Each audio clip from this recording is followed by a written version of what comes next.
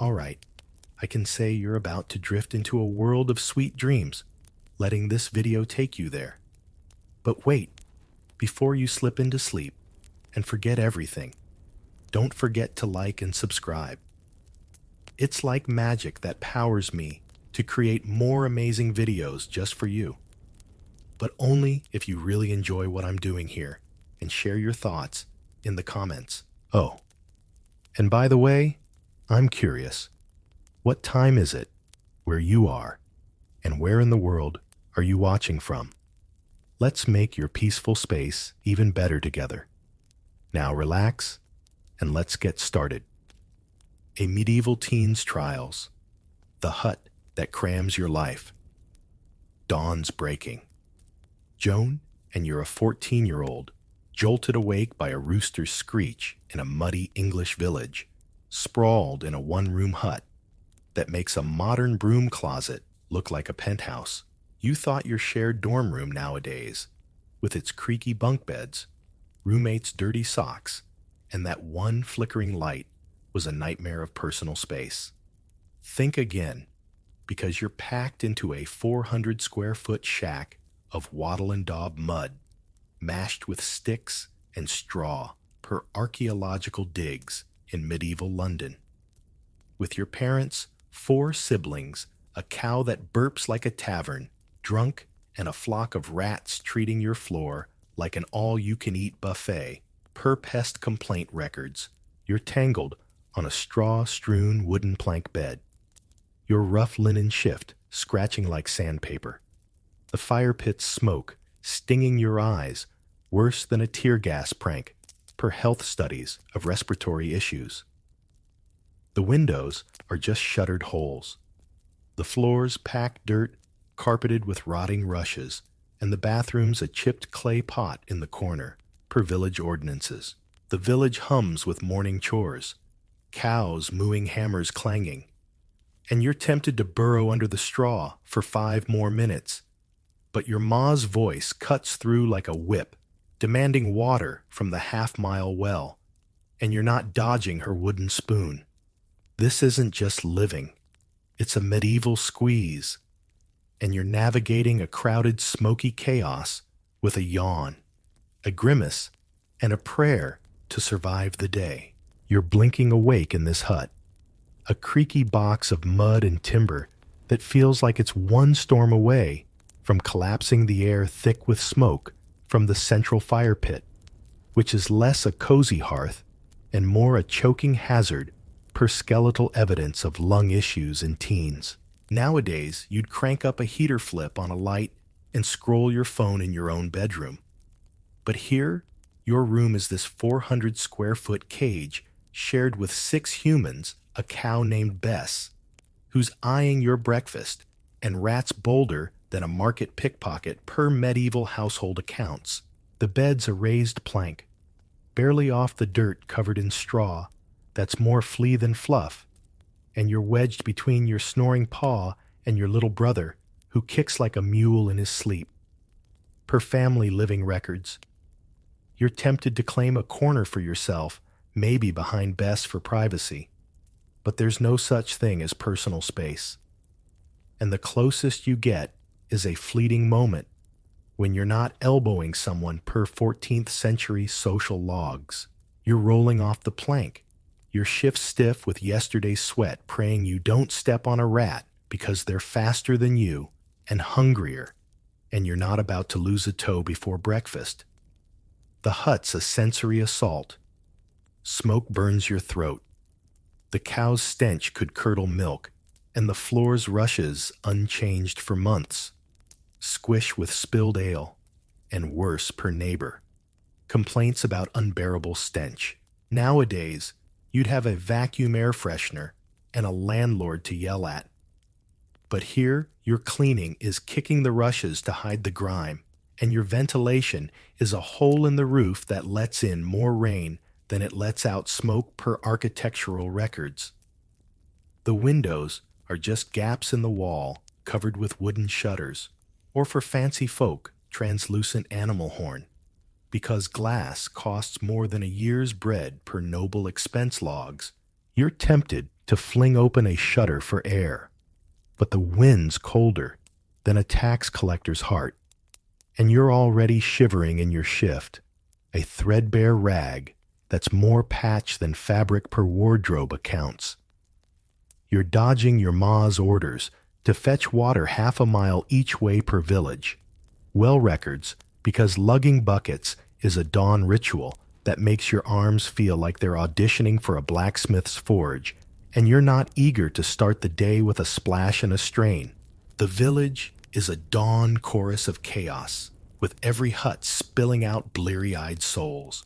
Farmers cursing cows, weavers clacking looms, and the baker's wife griping about your family's filthy rushes stinking up the lane per 14th century sanitation disputes. Nowadays, you'd have a private bathroom, a shower, and a door to slam. But here, your bathroom is that pot, which you're praying your brother doesn't knock over again. And your shower is a dream for nobles with too much coin per hygiene records. You're tempted to linger by the fire pit, pretending to stoke it. But your ma's eagle eye catches your dawdling, and her wooden spoon's aim is better than the village archer's per family discipline logs. You're picturing the 14th century court case where a neighbor sued over a rat-infested hut per legal records, and you're smirking because your own rats are practically family, and you're half convinced they're plotting to steal your porridge. You're tempted to shoo them with the stick by the bed. Your rat swatter per pest control accounts, but you're too busy dodging your siblings who are already fighting over the last crust, and you're not risking a brawl before you've even fetched the water. You're not reckless, though you know this hut's a gamble. One stray spark and it's kindling. One bad rat bite and you're feverish, like the 13th century teen who lost a finger to infection per medical records. You're also aware of the stakes if you don't pull your weight. The family starves, and your ma's wooden spoon is the least of your worries per household survival accounts. The tavern's full of tales of teens who slacked and got kicked out left to beg, and you're double-checking the fire pit's embers like a medieval fire marshal. Because you're not letting a blaze betray you, you're tempted to fake a cough for a day off. Your lungs are already raw from smoke per respiratory studies, but you settle for grabbing the bucket because shirking's a sin, and you've got mouths to feed. You're not blind to the risks, collapsing roofs, thieving rats, and a May who'd tan you for dawdling. But you're ready because this hut's your battlefield, and you're forging survival from mud and muck. You're not alone, though. The village is a network of cramped survivors, farmers, weavers, bakers, each battling the same smoke, and rats sharing tricks, like piling rushes to trap fleas, per communal hygiene logs, like the 1289 Hamlet that pooled straw to replace moldy bedding per village records. You trade a glance with the blacksmith's daughter for her tip on airing the hut at noon, because this era's about teamwork, and a shared hack's a less miserable shack. You're tempted to dream of the Lord's stone manor, maybe with glass windows and no cows. But you shake it off, because your mud hut's your reality, and it's worth more than a noble's hall if it keeps your family fed. You're tempted to curse the crush. Medieval records say 40% of teens had arthritis from hard beds, but you keep it cool because wasting energy's a sin, and you're not tempting fate. You're hauling your shoulders, aching spirit stubborn, and you're savoring every smoky rat-dodging second, because this isn't just living, it's a medieval epic, and you're the teen-scarred but scrappy cramming your life into a hut that holds your world. The chores that break your back. You've survived another smoky dawn in your cramped, rat-infested hut. Joan, a 14-year-old in a muddy English village, still rubbing sleep from your eyes after rolling off a straw-covered plank bed, shared with your parents, 4 siblings, and a cow's morning serenade. You thought your weekend dishes nowadays with a dishwasher's hum and a quick rinse were a soul-crushing slog. Think again, because you're hauling buckets from a half-mile well grinding grain till your arms scream and chasing your toddler brother before the rooster's done crowing, all to keep your family fed, per 14th century household records. You're in the yard, your linen shift, damp with dew, and clinging like a clingy sibling, dodging the baker's wife's complaints about your late flour delivery, per village gossip logs, your ma's barking orders to spin wool, 400 feet of thread, daily per textile accounts, or milk the cow, and you're tempted to fling the spindle into the mud and call it a day. But a missed chore means a hungry family, or a smack from her wooden spoon. And you're not risking either. This isn't just work. It's a medieval grind, and you're toiling through blisters, sweat, and curses with a bucket, a grimace, and a prayer to make it to supper. You're lugging a wooden bucket, its sloshing water, soaking your shift. The well's half-mile trek, a daily gauntlet that feels like running a marathon with a keg strapped to your back per village, well records. Nowadays, you'd turn a faucet or toss laundry in a machine. But here, your plumbing is this bucket, and your washer is a fire. You stoke to heat 50 gallons for laundry, day per household chore logs. You're hauling your shoulders, throbbing like you've been arm wrestling the blacksmith, because one bucket's barely enough to wash a single shift, and you're dodging your ma's glare. She's got a hawk's eye for slacking per family discipline accounts. You're tempted to spill the water and claim a rat tripped you, but your family's porridge depends on your grind literally as you kneel by the quern, a stone mill that turns wheat into flour, slower than a snail on a bad day, per 1374 domestic records. You're grinding enough for 6 mouths, your wrists creaking, and you're praying. The grain doesn't run out, because a short batch means no bread, and you're not about to face your pa's belt for that. The yard's a battlefield of chores, spinning wool milking, Bess the cow chasing your brother before he topples the pot, each task a race against your ma's wooden spoon, which stings worse than a wasp per sibling accounts. Nowadays, you'd have a vacuum for messes, or a babysitter for brats. But here, your vacuum is a twig broom that stirs more dust than it sweeps, and your babysitter is you wrangling a toddler who's faster than the village rats per childcare logs. You're tempted to let him run wild. Maybe he'll tire himself out. But last time, he tipped the milk, and you got a week of extra chores per family punishment. Records. You're spinning wool, your fingers raw, from twisting 400 feet of thread, enough for a winter cloak, per textile production stats, and you're dodging the baker's wife's nag about your slow flour. Because your quern's output is her bakery's lifeline per village trade complaints, you're tempted to toss her a lump of dough and call it even. But a bad batch means no trade, and you're not risking your family's barter for her bread. The village is a buzzing hive of dawn labor, farmers herding cows, weavers clacking looms, the blacksmith's hammer ringing like a war drum, and every soul's watching you waiting for your flour or thread to keep their day moving per market records. Nowadays, you'd have a part-time job with breaks and a paycheck, but here, your pay is a crust of bread and not getting walloped, and your break is a quick gulp of ale before your ma's next order per household accounts. You're tempted to slack. The baker's wife's complaints are louder than the church bell, and the tanner's muttering about your lazy hauling. But you're double-checking the quern's rhythm, because a rushed grind clumps the flour like a botched TikTok recipe per 14th century baking logs. You're picturing the 1374 apprentice, fined a week's wages for burnt bread per wage records. And you're smirking because your own grain's on the line, and you're tempted to hide a lump for yourself.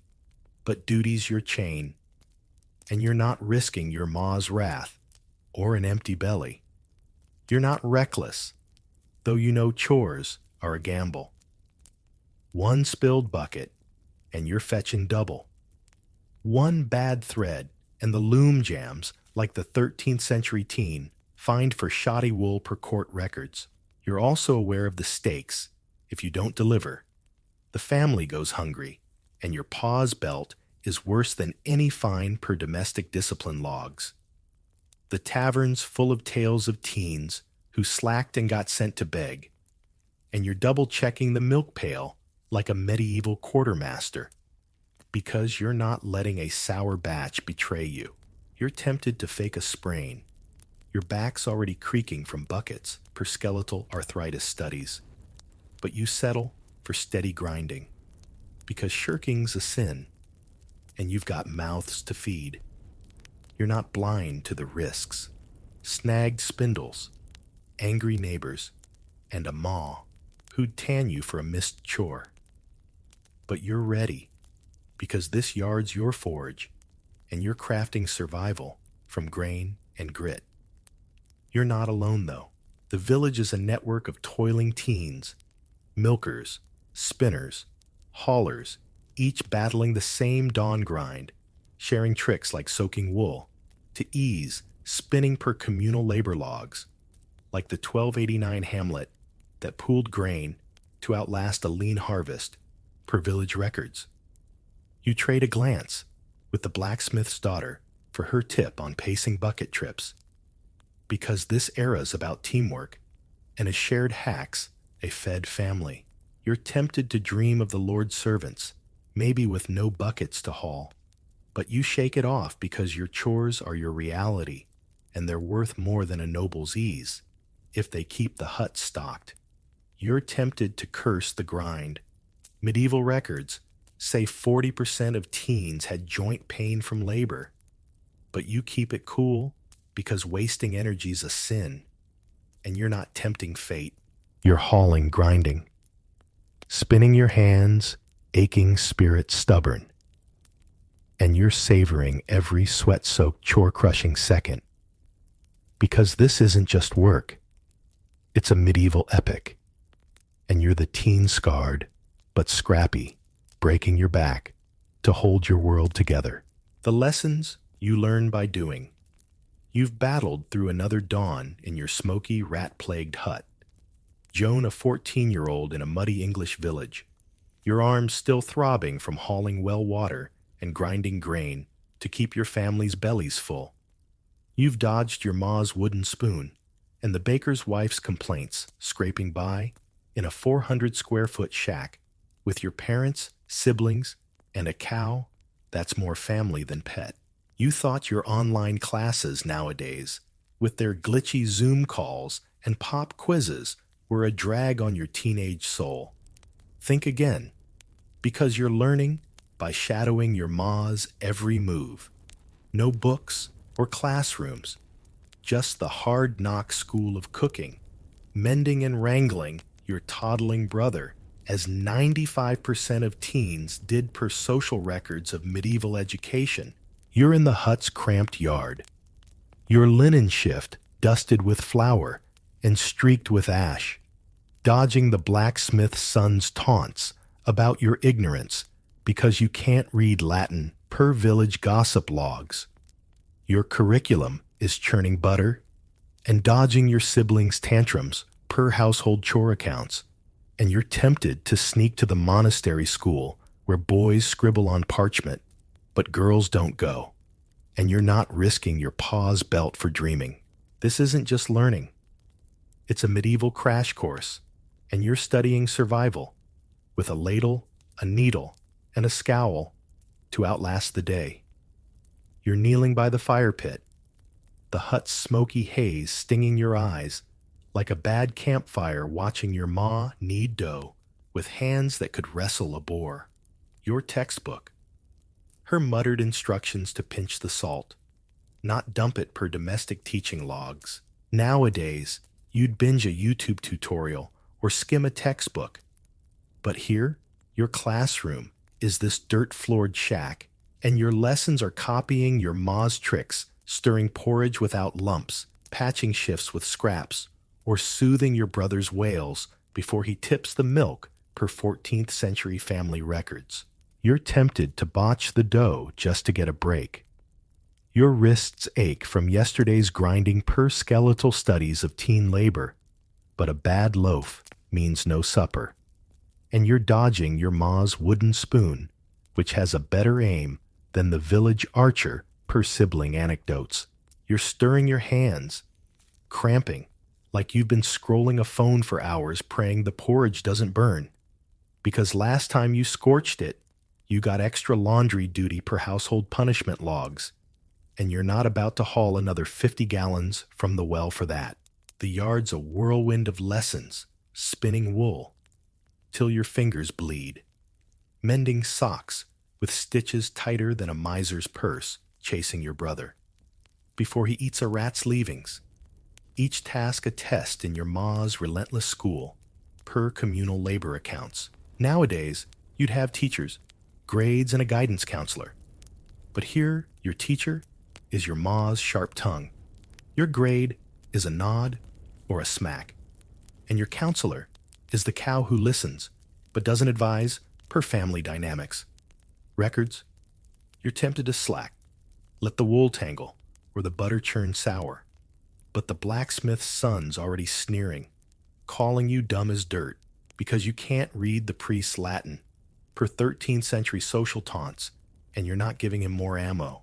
You're picturing the monastery boys scratching parchment with quills that cost more than your family's yearly bread per educational expense logs, and you're seething because you'd trade a week's chores to learn a letter, but girls don't get that shot, and you're dodging your pa's warning that dreams are for nobles, per parental discipline accounts. You're tempted to sneak a peek at the monk's books, but you settle for memorizing your ma's bread recipe, because rebellion's a sin, and you've got mouths to feed. The village is a buzzing hive of know-how every teen learning by doing boys trailing their pass to plow fields, girls mimicking their mass to boil pottage, because 95% of you never see a classroom per medieval education stats. You overhear the baker's wife griping about her son's useless apprentice who can't shape a loaf, and the tanner's daughter boasting about her stitching per gossip logs, and you're tempted to roll your eyes, but you're too busy threading a needle, your fingers pricked like a pincushion, per textile training records. Nowadays, you'd have textbooks and Wi-Fi. But here, your textbook is your ma's hands. Your Wi-Fi is her hist, do it right, and your degree is a family that doesn't starve per survival accounts. You're tempted to trade for a glimpse at the monastery's Latin scrolls, but you're grains for bread, not bribes, and you're not swapping supper for a forbidden lesson per trade logs. You're dodging the blacksmith's son's jibes, his smug grin wider than the church door, and you're tempted to accidentally spill porridge on him, but you're not risking a brawl that'd earn you a week of scrubbing pots. You're not reckless. Though you know, learning's a gamble. One burnt loaf, and you're on double chores. One loose stitch, and the shift rips, like the 13th century teen fined for shoddy weaving per court records. You're also aware of the stakes. If you don't master these skills, your family goes hungry, and your ma's wooden spoon is kinder than a winter famine per household survival logs.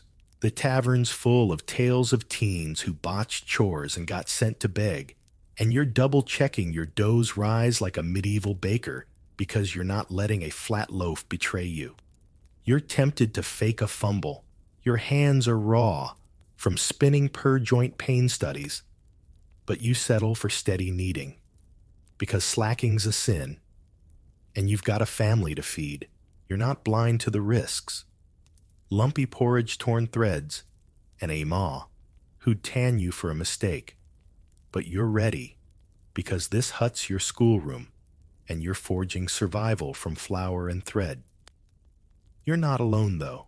The village is a network of teen learners, spinners, milkers, minders, each mastering their trade by watching sharing tricks, like soaking grain to ease grinding per communal labor logs, like the 1289 hamlet that pooled thread to outlast a lean winter per village records. You trade a glance with the tanner's daughter for her tip on calming toddlers with a song, because this era's about teamwork and a shared hacks-a-fed family. You're tempted to dream of the Lord's daughters learning embroidery with real teachers, but you shake it off because your ma's lessons are your reality, and they're worth more than a noble's needle if they keep the hut stocked. You're tempted to curse the grind. Medieval records say 40% of teens had arthritis from labor, but you keep it cool because wasting energy's a sin, and you're not tempting fate. You're kneading, stitching, minding your hands, aching spirit, stubborn, and you're savoring every flour-dusted lesson-earned second, because this isn't just learning. It's a medieval epic, and you're the teen-scarred but scrappy, mastering survival with the lessons you learn by doing, the ailments that steal your breath. You've clawed through another dawn in your smoky, rat-packed hut.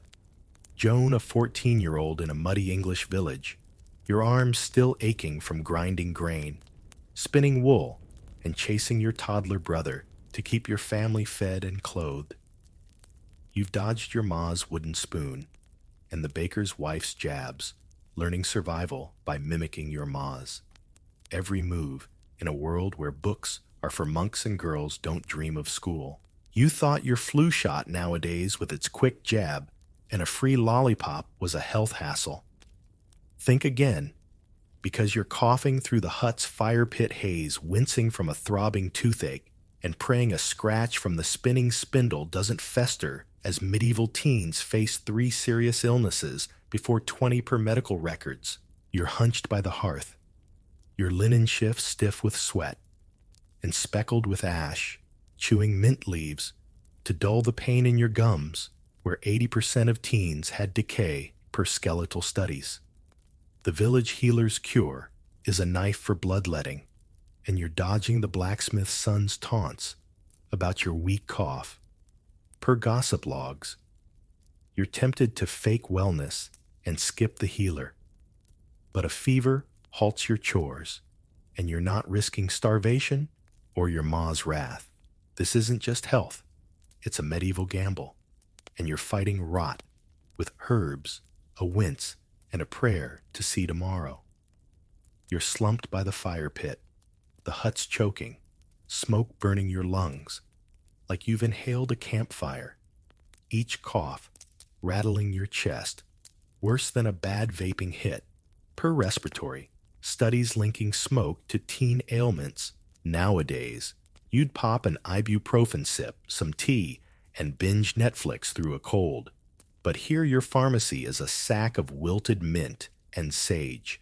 Your doctor is a grim-faced healer who thinks slicing your arm to balance humors fixes a cough per 14th century medical texts. Your teeth ache. 80% of teens under 25 had cavities or gum disease per archaeological dental analyses, and you're rubbing them with a frayed twig and chalk paste, a crude toothbrush that scrapes more than it cleans per hygiene logs. You're tempted to ignore the pain. Your gums have been sore for weeks, and you've got wool to spin. But a tooth abscess could kill like the 13th century teen who died from a festering molar per mortality records. You're chewing mint, your jaw throbbing, praying it holds off the healer's pliers, because his dental work sounds like a scream fest per village tales. And you're not eager to lose a tooth before you're 15. The hut's a petri dish of peril. Smoke breeds, coughs, rats carry fleas, and a scratch from the quern's rough stone could turn septic per infection studies. Nowadays, you'd have antibiotics and Band-Aids. But here, your antibiotic is a poultice of crushed herbs that smells like a swamp, and your Band-Aid is a rag tied with twine per medicinal accounts. You're tempted to hide your cough. Your ma's already piling on chores, and the tanner's daughter smirking about sickly Joan. But a cold can spiral to pneumonia, a death sentence without modern drugs per health records.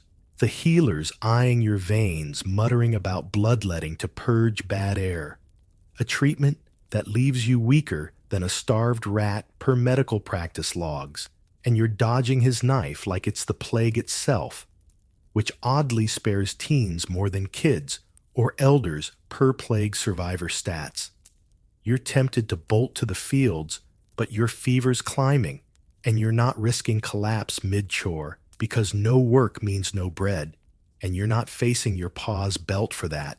The village is a grim ward of wheezes and limps, every teen battling smoke-filled lungs, rotting teeth, or cuts from farm tools, with 3 major illnesses expected before adulthood per morbidity records.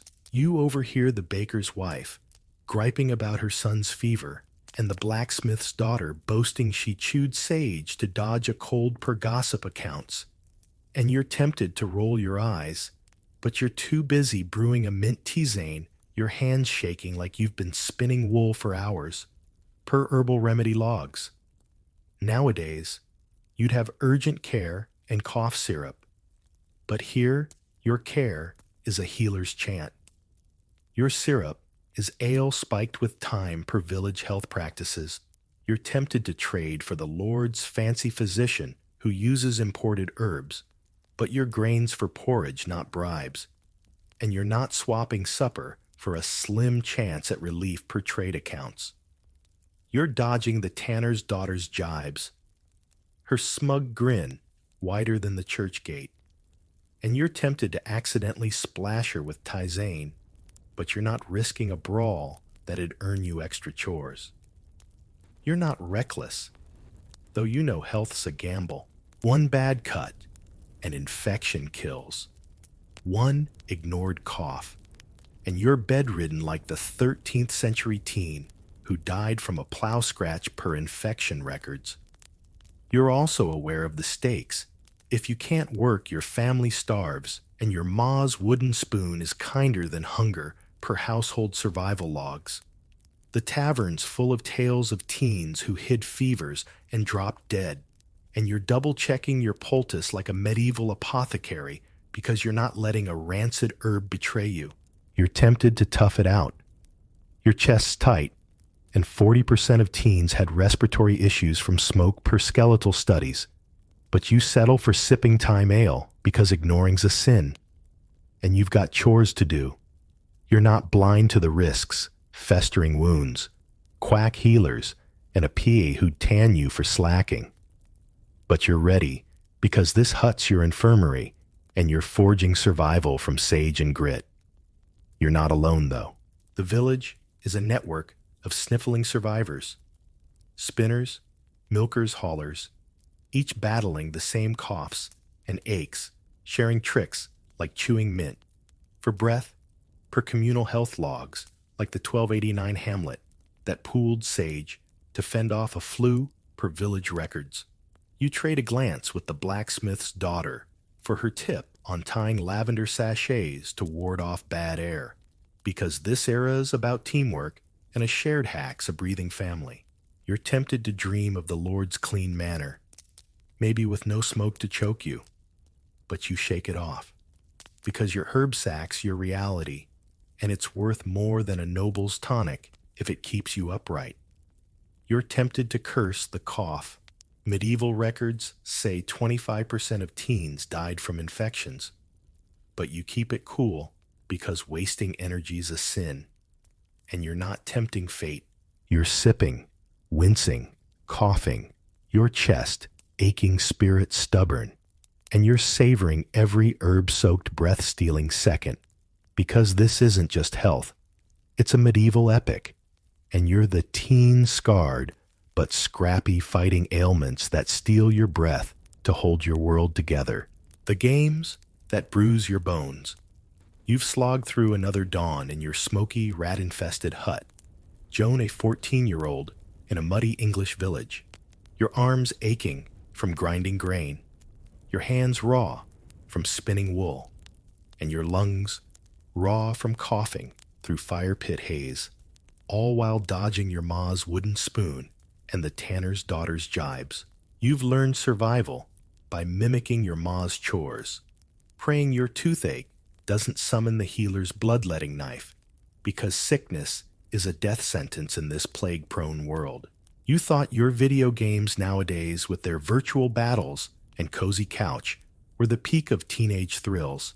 Think again, because you're charging into a village fair where fun means wrestling in the mud, dodging elbows in a no-rules football brawl, or pulling pranks that could land you in the stocks. Per 1314 town records, you're in the bustling square, your linen shift splattered with dirt from a tumble weaving through a crowd of jeering teens as the blacksmith's son aims to pin you in a wrestling match per fair logs. The festival's drums and pipes pulse, but your ma's voice haunts you. Chores don't stop for fun, and you're tempted to ditch the games for a nap. But a win's your pride, and you're not risking the village's scorn. This isn't just fun. It's a medieval brawl, and you're playing with a grin, a limp, and a prayer to dodge a black eye. You're in the heart of the fair, a chaotic sprawl of stalls, mud and shouting that makes a modern music festival look like a library. The air alive with the thump of drums and the squeal of a hurdy-gurdy per 1389 festival accounts. Nowadays, you'd blast music through earbuds or frag foes in an online shooter. But here, your entertainment is a village football match. Hundreds of teens and adults charging across fields. No rules. Just get the ball to your village's goal per game records.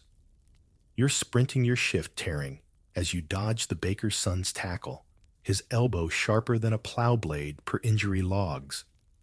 Noting broken bones as common, you're tempted to duck out last match, left you with a sprained ankle, and your ma's already griping about wasted time. But the crowd's roaring, and a goal could make you a village legend per fair. Tails. You're kicking your shins, bruised, praying you don't snap a leg, because a bad break's a death sentence without modern casts per 14th century medical stats, and you're not eager to hobble through chores for weeks. The square's a battleground of teen revelry wrestling circles, where winners fight till they drop dances, where you swap partners to flirt under elders' noses, and pranks like greasing church doors to trip the priest per 1422 prank records. Nowadays, you'd post a TikTok prank or stream a gaming win.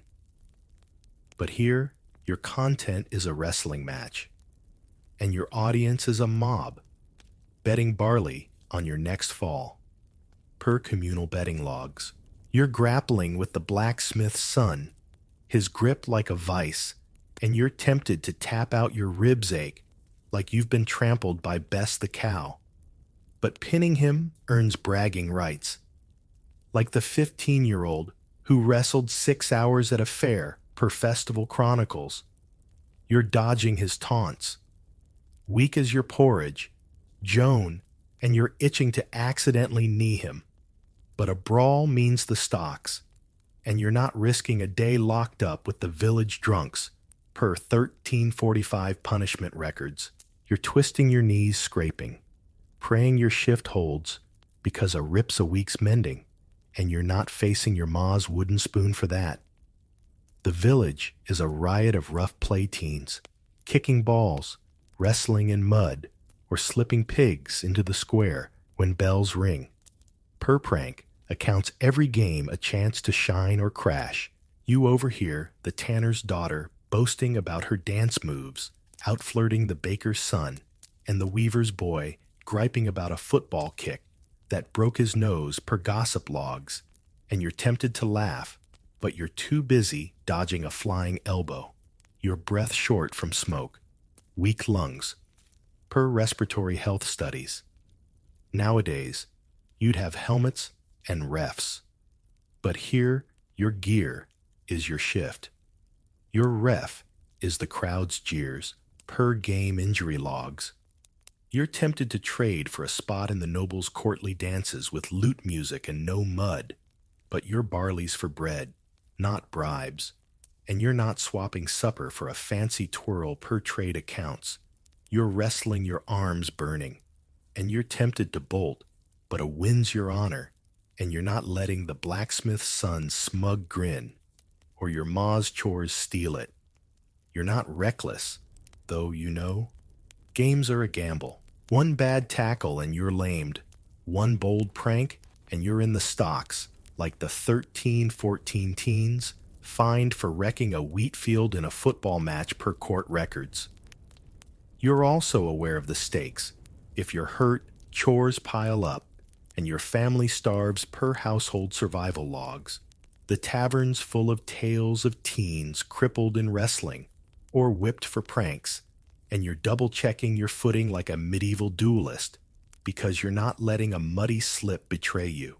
You're tempted to play it safe. Your ribs are bruised, and 40% of teens had joint injuries from rough play per skeletal studies. But you settle for a cautious grapple because quitting's a sin, and you've got a reputation to keep. You're not blind to the risks. Snapped bones, angry elders, and a P.O. who'd tan you for slacking. But you're ready, because this square's your arena, and you're forging glory from mud and grit. You're not alone, though. The village is a network of rowdy teens, kickers, wrestlers, pranksters, each chasing the same fleeting joy, sharing tricks, like aiming low in football, per communal game logs, like the 1289 Hamlet that pooled ale for a winning team per festival records.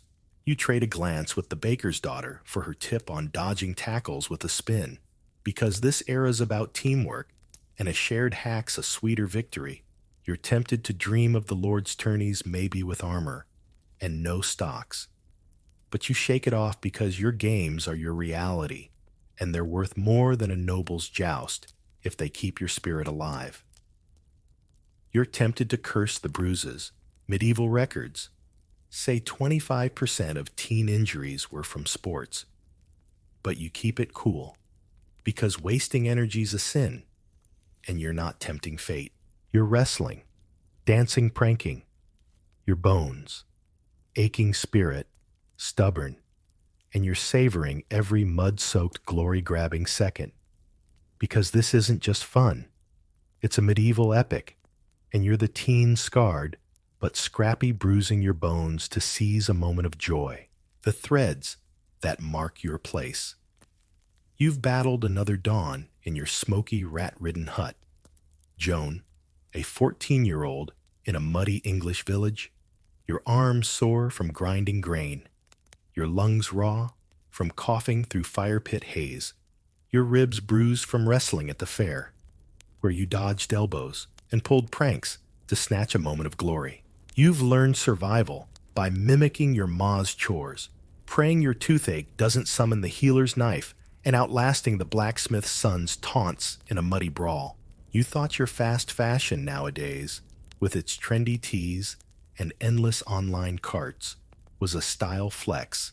Think again, because you're patching your one good linen shift, your only outfit, besides a winter wool one, dyed a drab onion green per wardrobe records, with scraps to dodge the village's sumptuary laws, which could fine you for wearing noble blue per 1387 court cases.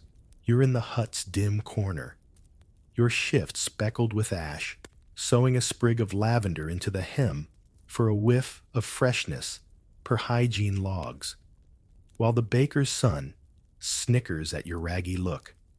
The village fair's coming, and you're tempted to flaunt a forbidden red thread, but a fine's a week's bread, and you're not risking hunger or your ma's wooden spoon. This isn't just fashion. It's a medieval chess game, and you're styling with scraps and needle and a sneer to carve your place.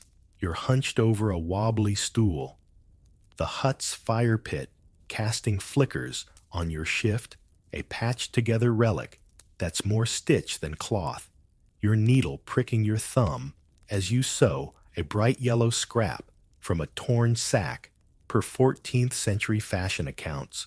Nowadays, you'd swipe through Instagram for outfit inspo or hit a mall sale, but here, your wardrobe is two outfits: summer linen, winter wool, dyed with cheap onion skins, or weld for a sickly green that screams peasant per dyeing records. You're tempted to skip the patch. Your fingers are raw from spinning wool per skeletal joint studies, but a hole means a week's mending, and you're dodging your ma's glare. Her wooden spoon, ever ready for slovenly daughters per family discipline logs. You're sewing lavender into your hem, a trick to mask the hut's cow and smoke reek per hygiene practices, praying it lasts through the fair, where eyes judge your threads as much as your face per social accounts. You're tempted to borrow the tanner's daughter's red ribbon. She's been flashing it like a noble, but sumptuary, laws ban fancy colors for your class, and you're not about to pay a fine that'd starve your family per court penalties. The village is a runway of scrutiny. Every teen strutting their patch shifts or caps trying to shine without crossing the law's line per communal fashion logs. Nowadays, you'd flex a new hoodie or custom sneakers, but here, your flex is a belt buckle. You traded a month's spun wool for its bronze glint. Your only brag, per accessory. Trade records, you're tempted to flaunt it. The baker's son's already sneering, calling your shift fit for pigs, and the weaver's girls parading a blue sash that's dangerously close to noble territory per 1387 sumptuary violations. You're picturing the 15-year-old merchant's son, fined for royal blue per court cases. And you're smirking because your yellow patch is legal, if ugly. And you're dodging the steward's hawkish eye, who'd love to slap you with a fine per village enforcement logs. You're tempted to stitch a bold pattern, maybe a star from scraps, but your ma's warning rings. Fancies for lords not us. And you're not risking a public shaming in the stocks for a bit of flair, per punishment records. The fair's a stage for teen swagger girls embroidering veil edges, boys sporting leather caps tilted just so, but every thread's a gamble under the village's watchful gaze. Per festival appearance accounts, you overhear the tanner's daughter boasting about her stolen red thread, traded from her ma's stash, and the blacksmith's son griping about his plain cap per gossip logs, and you're tempted to scoff, but you're too busy threading your needle, your hands trembling from yesterday's spinning per labor injury stats. Nowadays, you'd have closets stuffed with options and no laws on colors. But here, your closet is a corner peg. Your style is dodging fines per sumptuary regulations. You're tempted to trade for the weaver's girl's cutout shoes, but you're barley's for porridge, not barters, and you're not swapping supper for a noble's tread per trade accounts. You're dodging the baker's son's jibes, his grin wider than the church gate, and you're itching to accidentally snag his cap, but you're not risking a brawl that'd earn you extra chores or a steward's notice. You're not reckless, though, fashion's a gamble. One noble shade, and you're fined. One bold stitch, and you're mocked, like the 13th century teen shamed for a lordly belt per court records. You're also aware of the stakes. If you look too fancy, the village shuns you. And if you look too ragged, you're a disgrace per social accounts. The tavern's full of tales of teens fined for bright cloaks or whipped for stealing cloth, and you're double-checking your patches like a medieval tailor because you're not letting a loose thread betray you. You're tempted to flaunt the lavender sprig, 40% of teens used herbs for scent per hygiene studies, but you settle for subtle stitches. Because vanity's a sin, and you've got a family to feed. You're not blind to the risks prying stewards' jealous peers and a ma who'd tan you for showing off. But you're ready, because this hut's your atelier, and you're forging style from rags and grit. You're not alone, though. The village is a network of teen stylists, spinners, dyers, patchers, each battling the same drab threads, sharing tricks like dyeing with weld for a brighter yellow per communal fashion, logs like the 1289 Hamlet that pooled scraps for a festival banner per village records. You trade a glance with the blacksmith's daughter for her tip on hiding bright patches under a shawl, because this era is about teamwork, and a shared hack's a sharper look. You're tempted to dream of the Lord's silks, maybe with no fines to dodge, but you shake it off, because your shift's your reality, and it's worth more than a noble's gown if it keeps you proud. You're tempted to curse the laws. Medieval records say 25% of sumptuary fines hit teens, but you keep it cool, because wasting energy's a sin, and you're not tempting fate. You're sewing pricking styling your fingers, aching spirit stubborn, and you're savoring every scrap-stitched pride-seizing second, because this isn't just fashion. It's a medieval epic, and you're the teen scarred, but scrappy marking your place, with threads that hold your world, the match that locks your fate. You've endured another dawn in your smoky, rat-plagued hut. Joan, a 14-year-old in a muddy English village, your hands raw from grinding grain, your lungs burning from fire pit haze, your ribs sore from fairground wrestling, and your linen shift patched with scraps to dodge sumptuary fines. You've learned survival through your ma's chores, fought off toothaches with mint, and outmuscled the blacksmith's son in a muddy brawl, all while stitching lavender into your hem for a hint of flair. You thought your dating apps nowadays, with their endless swipes and flirty DMs, were a teenage romance roller coaster. Think again, because you're dodging your parents' plan to wed you to a 30-year-old tanner, a deal sealed for land and pigs not love per ecclesiastical marriage records. You're at the village festival, your shift swirling as you dance, slipping secret notes to the baker's son through a loaf of bread per 1300s. York courtship tales, while your ma eyes you like a hawk, plotting your dowry of pots and livestock per household accounts. The church demands your consent, but the village expects obedience, and you're tempted to stage a scandal to dodge the match. But a refusal risks shame or exile, and you're not facing that alone. This isn't just courtship. It's a medieval contract, and you're flirting with a wink, a scheme, and a prayer to steer your fate. You're twirling through the festival, the square, a riot of pipes, drums, and spinning dancers that makes a modern prom look like a snooze. Your heart racing as you brush hands with the baker's son, his grin brighter than the bonfire per festival romance logs. Nowadays, you'd text a crush or post a subtle Instagram story. But here, your DM is a scribbled note tucked into a rye loaf passed when your ma's distracted by the ale stall.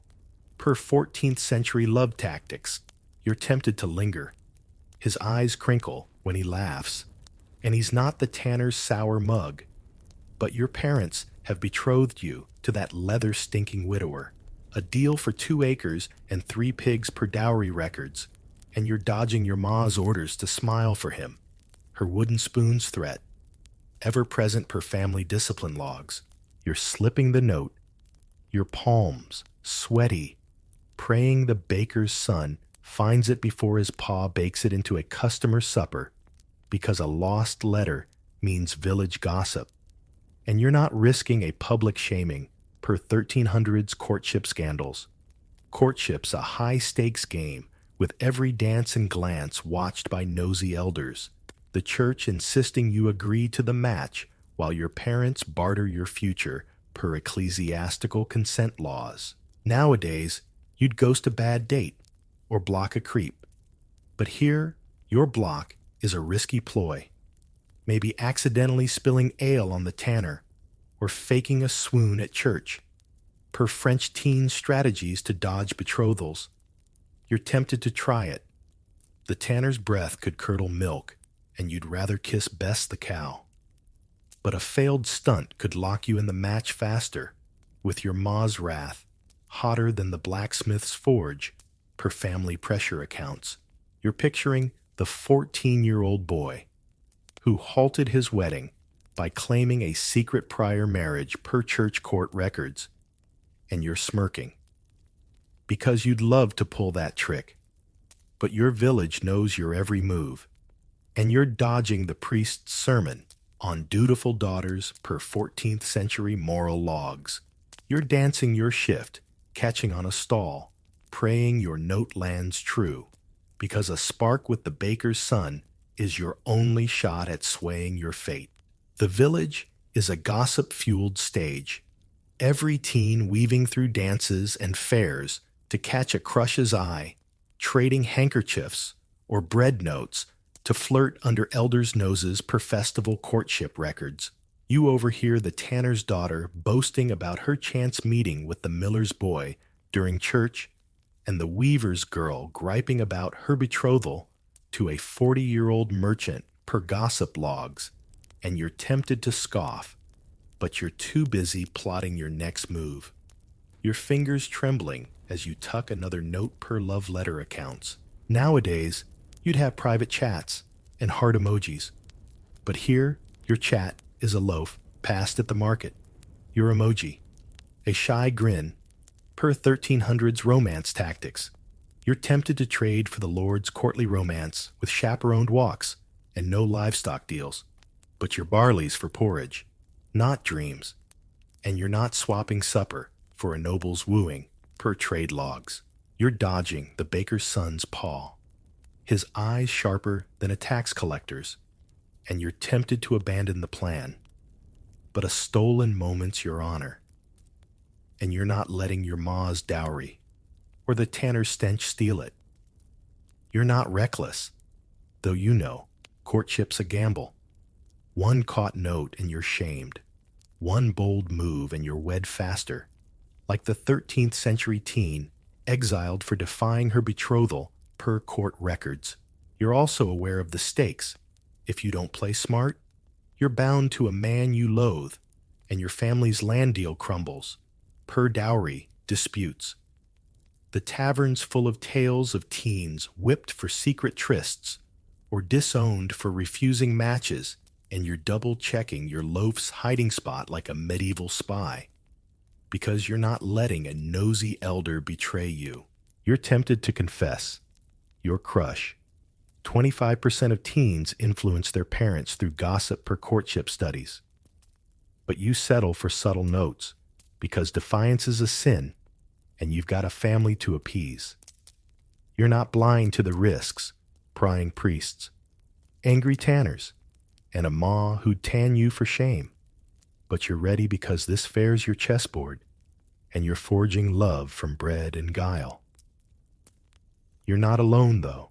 The village is a network of teen romantics, flirters, note passers, dancers, each dodging the same arranged fates, sharing tricks like hiding letters and market goods, per communal courtship logs like the 1289 Hamlet that pooled cloth for courtship handkerchiefs per festival records. You trade a glance with the blacksmith's daughter for her tip on timing, dances to slip notes, because this era's about teamwork, and a shared hack's a sweeter spark. You're tempted to dream of the Lord's love matches, maybe with no dowry deals, but you shake it off because your notes are your reality, and they're worth more than a noble's vows if they sway your heart. You're tempted to curse the binds. Medieval records say 40% of teen marriages were forced, but you keep it cool. Because wasting energy's a sin, and you're not tempting fate. You're dancing, plotting, passing your heart-pounding spirit stubborn, and you're savoring every loaf-hid, fate-steering second, because this isn't just courtship. It's a medieval epic, and you're the teen-scarred but scrappy locking your fate with a match you fight to choose. The leap that ends your youth. You've clawed through another dawn in your smoky, rat-packed hut. Joan, a 14-year-old, in a muddy English village. Your hands raw from grinding grain. Your lungs scorched from fire pit haze. Your ribs bruised from fairground wrestling. And your patched linen shift, a testament to dodging sumptuary fines. You've mastered survival through your ma's chores, outwitted toothaches with mint, outmuscled the blacksmith's son, and slipped love notes to the baker's son to dodge a grim betrothal to a tanner. You thought your gap year nowadays, with its soul-searching road trips and late-night chats, was a transition to adulthood. Think again, because you're thrust into womanhood. Overnight, managing a hut, 4 siblings, and a dowry debt at 14 legally. An adult who can inherit, marry, or face execution per 1415 legal records. You're in your family's shack, your shift dusted with flour from a rushed porridge juggling a spindle and a screaming toddler as your ma lies ill per household accounts. The village expects you to act grown. No tears allowed per night training manuals. And you're tempted to carve your name in the church wall for one last childish spark. But duty's your chain, and you're not risking scorn or starvation. This isn't just growing up.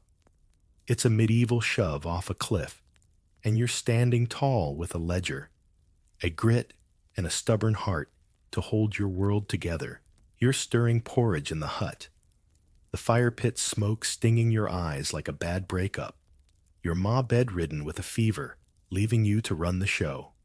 Cooking, mending minding siblings, and dodging the tanner's daughter's smirks about your new lady role per 14th century family logs.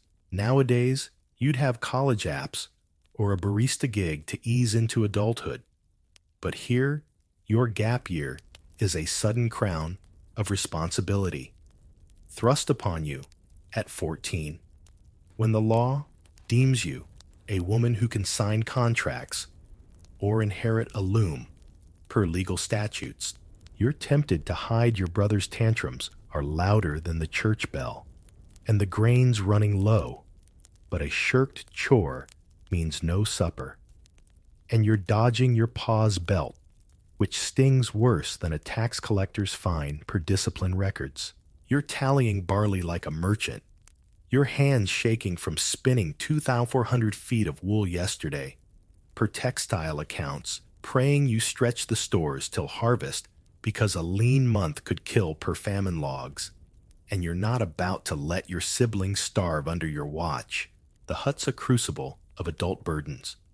Your ma's illness means you're the lady now managing a dowry debt of pigs and pots for your looming betrothal, per marriage records, while your siblings bicker over the last crust. Nowadays, you'd vent on social media or cry to a friend. But here, your therapy is a muttered curse at the cow. And your friends are the village gossips, ready to pounce if you falter, per social accounts. You're tempted to weep your ma's fevers climbing, and you're only 14, but medieval society demands iron control, with tears branded childish. After 14 per night, training manuals, and you're dodging the priest's sermon on weak women per moral logs. You're picturing the 14-year-old boy who inherited a blacksmith shop, his diary shifting from apple theft to iron costs per 1415 records. And you're wincing because your own childhood's gone swapped for a ledger and a spindle, and you're tempted to run to the fair for one last wrestle. But duty's your cage, and you're not risking a village shaming for a fleeting escape. The village is a jury of watchful eyes.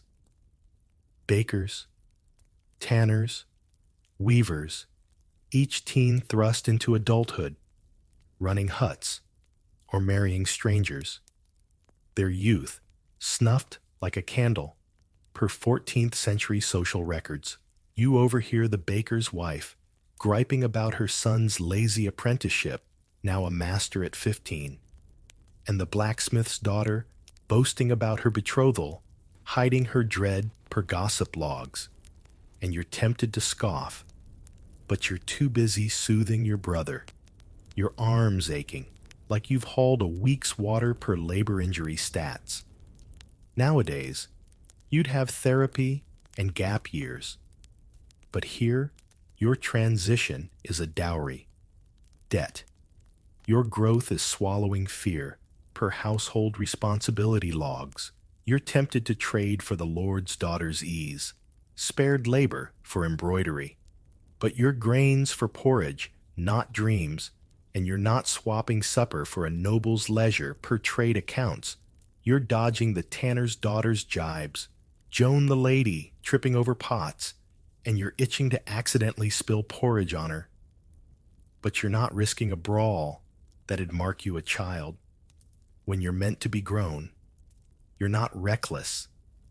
Though you know adulthood's a gamble. One bad ledger, and you're bankrupt. One weak moment, and you're shamed like the 13th century teen, exiled for fleeing her duties per court records. You're also aware of the stakes. If you fail, your siblings starve your ma, worsens, and the village brands you useless per social accounts. The tavern's full of tales of teens who cracked under adult loads, orphaned, disowned, or dead. And you're double-checking your grain count like a medieval accountant because you're not letting a short measure betray you. You're tempted to cry. 40% of teens faced early arthritis from labor per skeletal studies, but you settle for a steady hand. Because weakness is a sin, and you've got a family to feed. You're not blind to the risks, failing crops village scorn, and a PA who'd tan you for tears. But you're ready because this hut's your kingdom, and you're forging survival from duty and grit. You're not alone, though.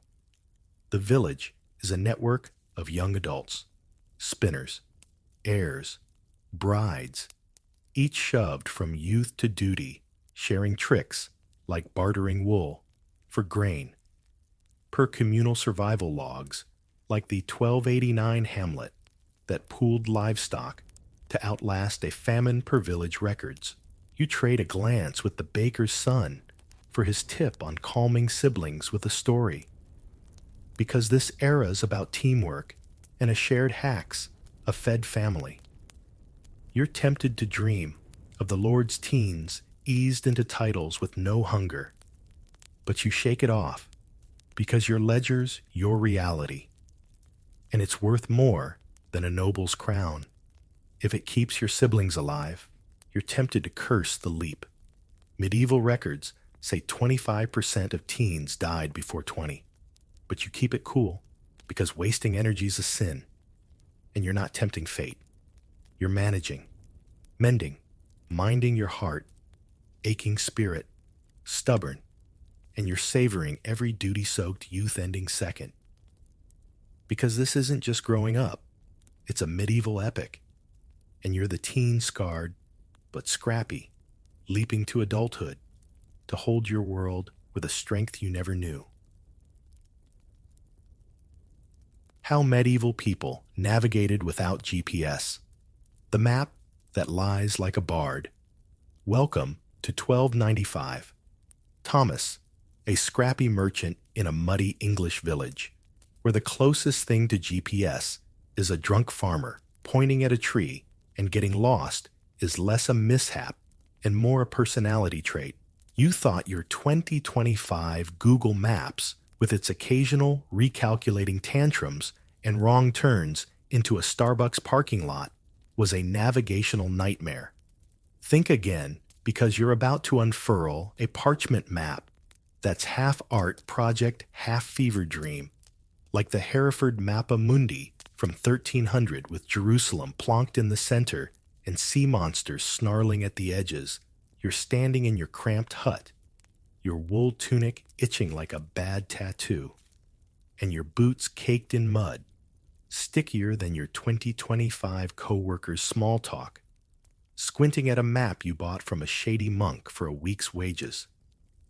It's supposed to guide you and your cart of wool sacks to London's markets, but it's got a river that loops like a drunk snake, a mountain labeled Diamond Peak, and a warning about an apple-sniffing tribe that sounds like something your 2025 D&D group would dream up.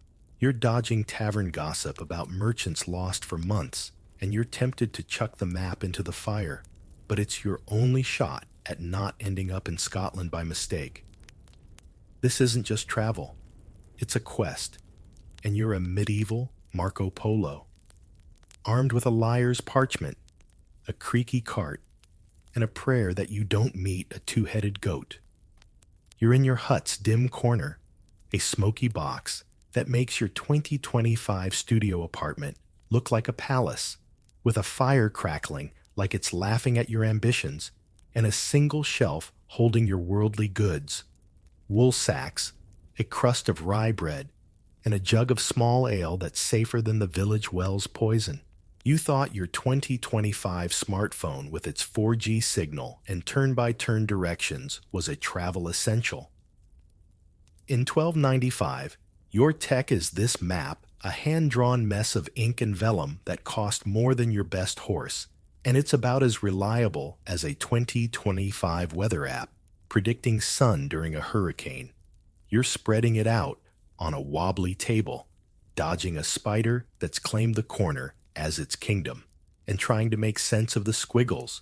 The monk swore it was blessed by a saint, but it looks like it was doodled by a kid who heard a bard's tale about a land where sheep grow on trees. Yes, tree sheep, per medieval map, lore. You're tempted to laugh, but the Hereford Mappa Mundis got Jerusalem at the world's core, a region where folks live off apple fumes and islands guarded by fish bigger than Ireland. So your map's not alone in its madness. You're tracing a path with your finger, hoping the river labeled Serpent's Flow is the Thames and not some ditch to nowhere. But there's no scale.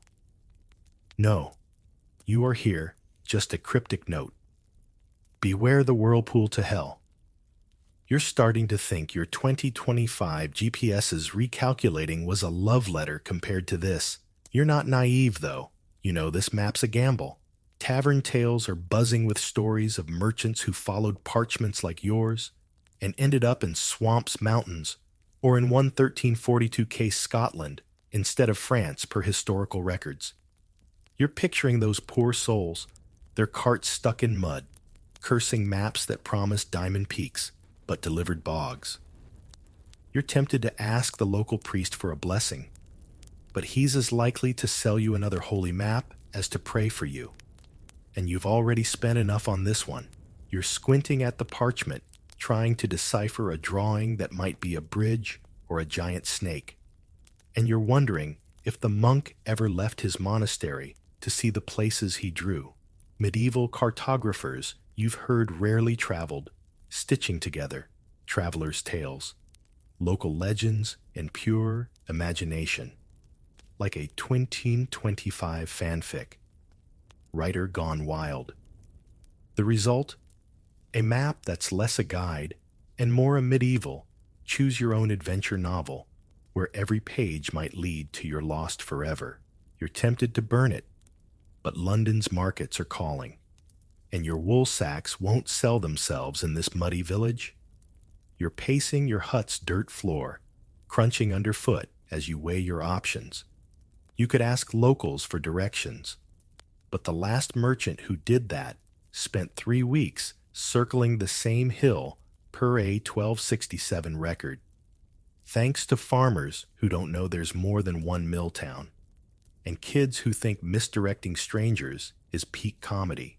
You could hire a guide, but the tavern's full of stories about shysters who charge a fortune to lead you to bandit traps, or worse nowhere, like that French guide who pocketed coins and vanished per court records. You're tempted to wing it, but the map's all you've got. and you're not about to risk your wool and your livelihood on a hunch. You're studying the parchment again, noticing a sketch of a one-footed tribe hopping near a forest that's probably not real. And you're chuckling because this map's got more personality than your 2025 navigation app's robotic voice.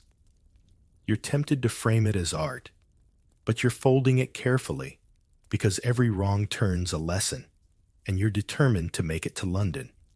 Even if you have to dodge a whirlpool or two, the village is buzzing with travel talk because everyone's got a cousin who got lost, or a merchant friend who swears by a map with a dragon-guarded lake. You're dodging the blacksmith's wife who's offering to sell you her lucky compass, a rock she claims points north, and your nosy neighbor who's sniffing around for a peek at your map, because in 1295, a parchment's a status symbol, and you're not running a library. You're tempted to boast about your map's blessed origins, but you keep it low-key because flaunting your travel plans is a great way to attract bandits or moochers. You're packing your cart, securing wool sacks against the inevitable mud, and you're proud. Because this map, flawed as it is your ticket to London's riches. You thought your 2025 road trips, with their Spotify playlists and gas station snacks, were adventures. This is survival artistry, and you're painting a masterpiece with every squinting glance at a parchment that lies like a bard. You're not alone, though. The village is a network of travelers, each merchant pilgrim or farmer swapping tales of wrong turns and lucky breaks, like the guy who followed a map to a swamp but found a shortcut by accident. You trade a sip of ale for a tip about a bridge that's probably still standing, because 1295's about teamwork, and a shared clue is a stronger journey. You're tempted to dream of the Lord's maps, maybe drawn with real measurements and no tree sheep, but you shake it off because your monk's scribble is what you've got, and it's worth more than a noble's parchment if it gets you to market. You're tempted to curse the map's quirks. Medieval records say 40% of navigation errors came from bad maps, but you keep it cool because wasting parchment's a sin, and you're not tempting fate. You're setting out map in hand, cart creaking, and you're savoring every uncertain adventure-soaked second, because this isn't just travel. It's a medieval epic, and you're the hero, scarred but stubborn. You're not reckless, though. You know this map's a gamble. One wrong river, and you're in a bog. One bad turn, and you're dodging that whirlpool to hell. You're also aware of the stakes. If you don't reach London, your wool's worthless, and your family's facing winter with empty pockets. The tavern warns of merchants lost to maps that promise paths, but delivered misery, and you're double-checking the parchment like a 2025 coder debugging an app, because you're not letting this liar betray you. You're tempted to pray for a miracle, but you settle for a swig of ale because faith and grit are your true guides. This isn't just navigation. It's a quest, and you're a medieval road warrior armed with a bard's map and a stubborn streak. Tomorrow, you'll face muddy paths and grumpy toll-keepers. But today, you're the king of parchment, squinting, plotting, and keeping your village's hopes alive through winter's worst. The locals who send you in circles. You're still slogging through the muddy, smoky chaos of 1295 England. Thomas, a scrappy merchant with a cart of wool sacks and a dream of hitting London's markets fresh off wrestling with a parchment map that's more bard's tale than guide. Complete with diamond peaks and apple-sniffing tribes, you've squinted at its squiggles, dodged tavern tales of merchants lost for months, and prayed your way through a monk's blessed doodles that cost you a week's wages. You thought your 2025 Waze app, with its smug turn left in 500 feet and occasional detours into nowhere was the peak of navigational betrayal. Think again. Because you're about to ask locals for directions to London, a simple question that turns into a medieval game of telephone, where farmers point to the big oak kids, send you toward Scotland for giggles and dialects, make you wish you'd studied Latin. You're standing in a tiny village, your wool tunic itching like a bad tattoo, and your boots sinking into mud, stickier than your 2025 co-workers' gossip, waving at a farmer who's eyeing you like you're a tax collector. Your cart's creaking, the tavern's buzzing with tales of misdirected souls, and you're tempted to bribe someone with ale, but your coins are for tolls. This isn't just asking for help. It's a high-stakes gamble, and you're betting on human GPS to not send you in circles. You're at the village's edge, a cluster of wattle and daub huts that makes your 2025 suburban sprawl look like a sci-fi utopia, with a tavern spilling drunken laughter and a church spire that's the only thing taller than the mud piles. You thought your 2025 smartphone, with its crowdsourced directions and Yelp reviews, was a travel lifeline. In 1295, your app is a gaggle of locals, farmers, merchants, and snotty kids who might know the way to London, or might just want to mess with you, like that poor sod in 1267, who wandered 3 weeks to find his brother's house per historical records, only to learn he'd moved. You're approaching a farmer, his hands gnarled from plowing, hoping he's got a bead on the road. London, you ask voice. Bright, with merchant charm?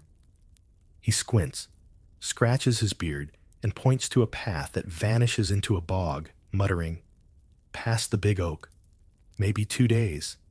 You're tempted to ask which oak. There's a forest of them. But he's already back to his turnips, leaving you with a direction as vague as a 2025 horoscope.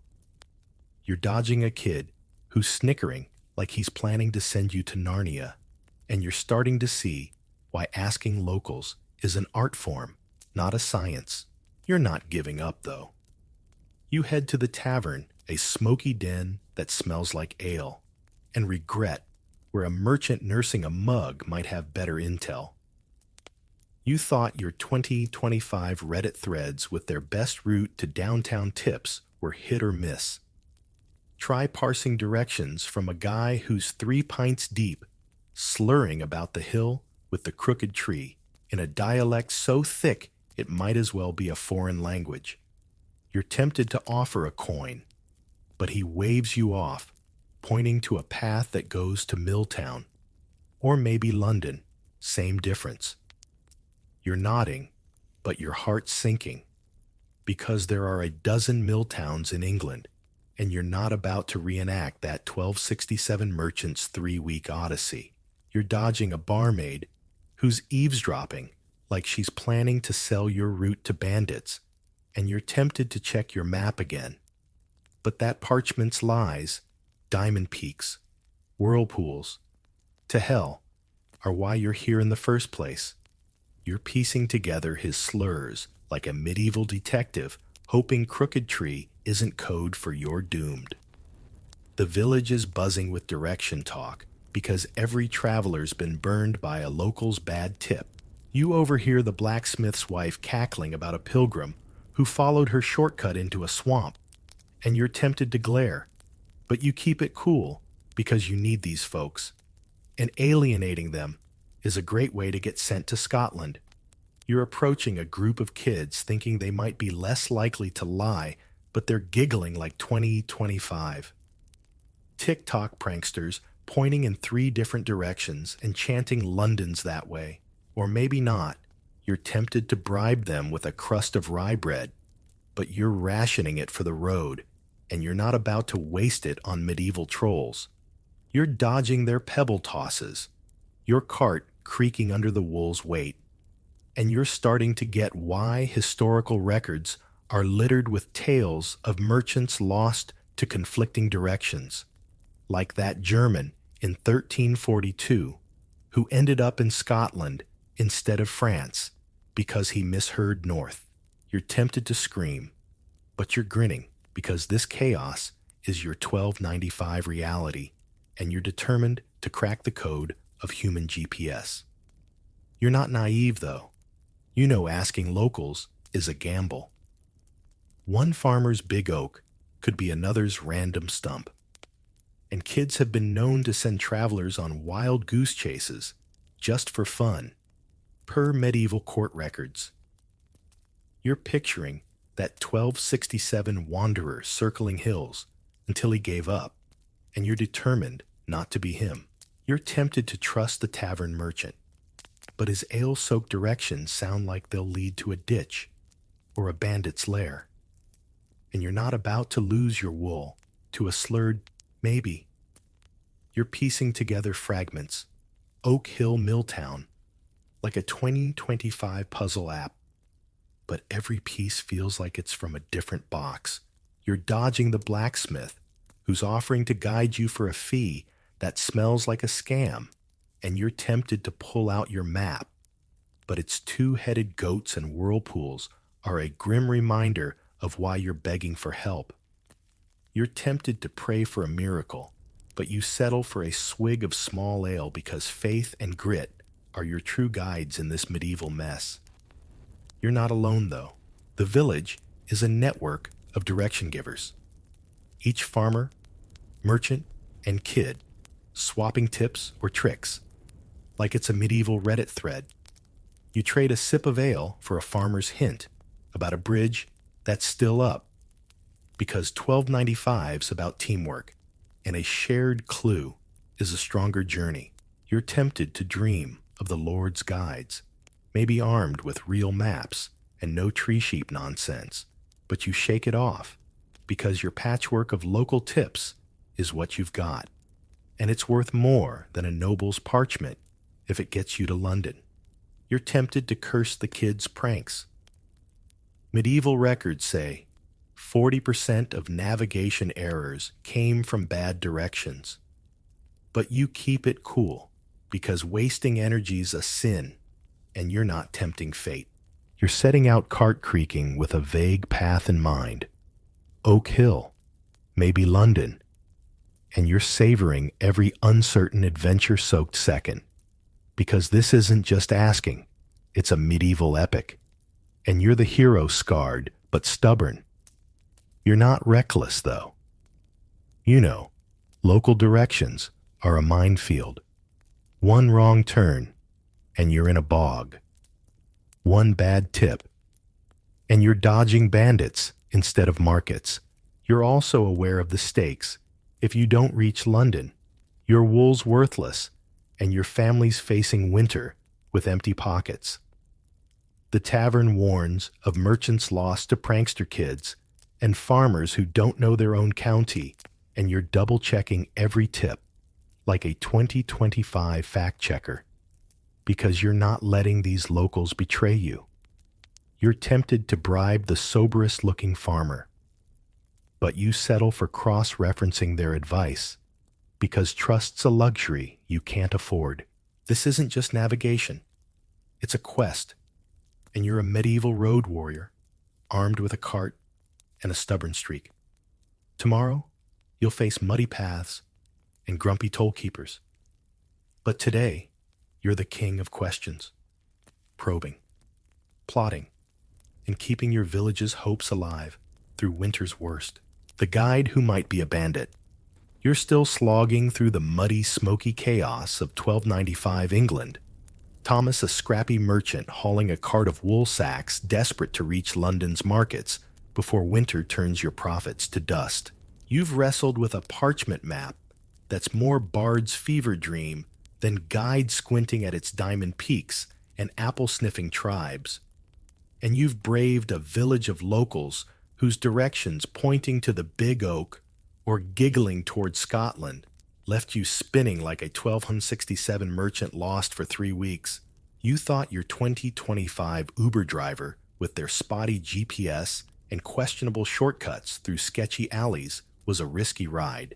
Think again, because you're about to hire Watt, a grizzled guide who claims he knows every path to London, but might just lead you to his cousin's bandit trap, like that French hustler in medieval court records, who walked clients in circles and vanished with their coins. You're standing in a tavern's smoky haze, your wool tunic itching like a bad tattoo, and your boots caked in mud, stickier than your 2025 coworker's gossip, sizing up Watt's shifty grin as he demands 2 chickens for the job. Your cart's creaking, the village is buzzing with tales of swindled travelers, and you're tempted to bolt, but your map's a liar, and locals are no help.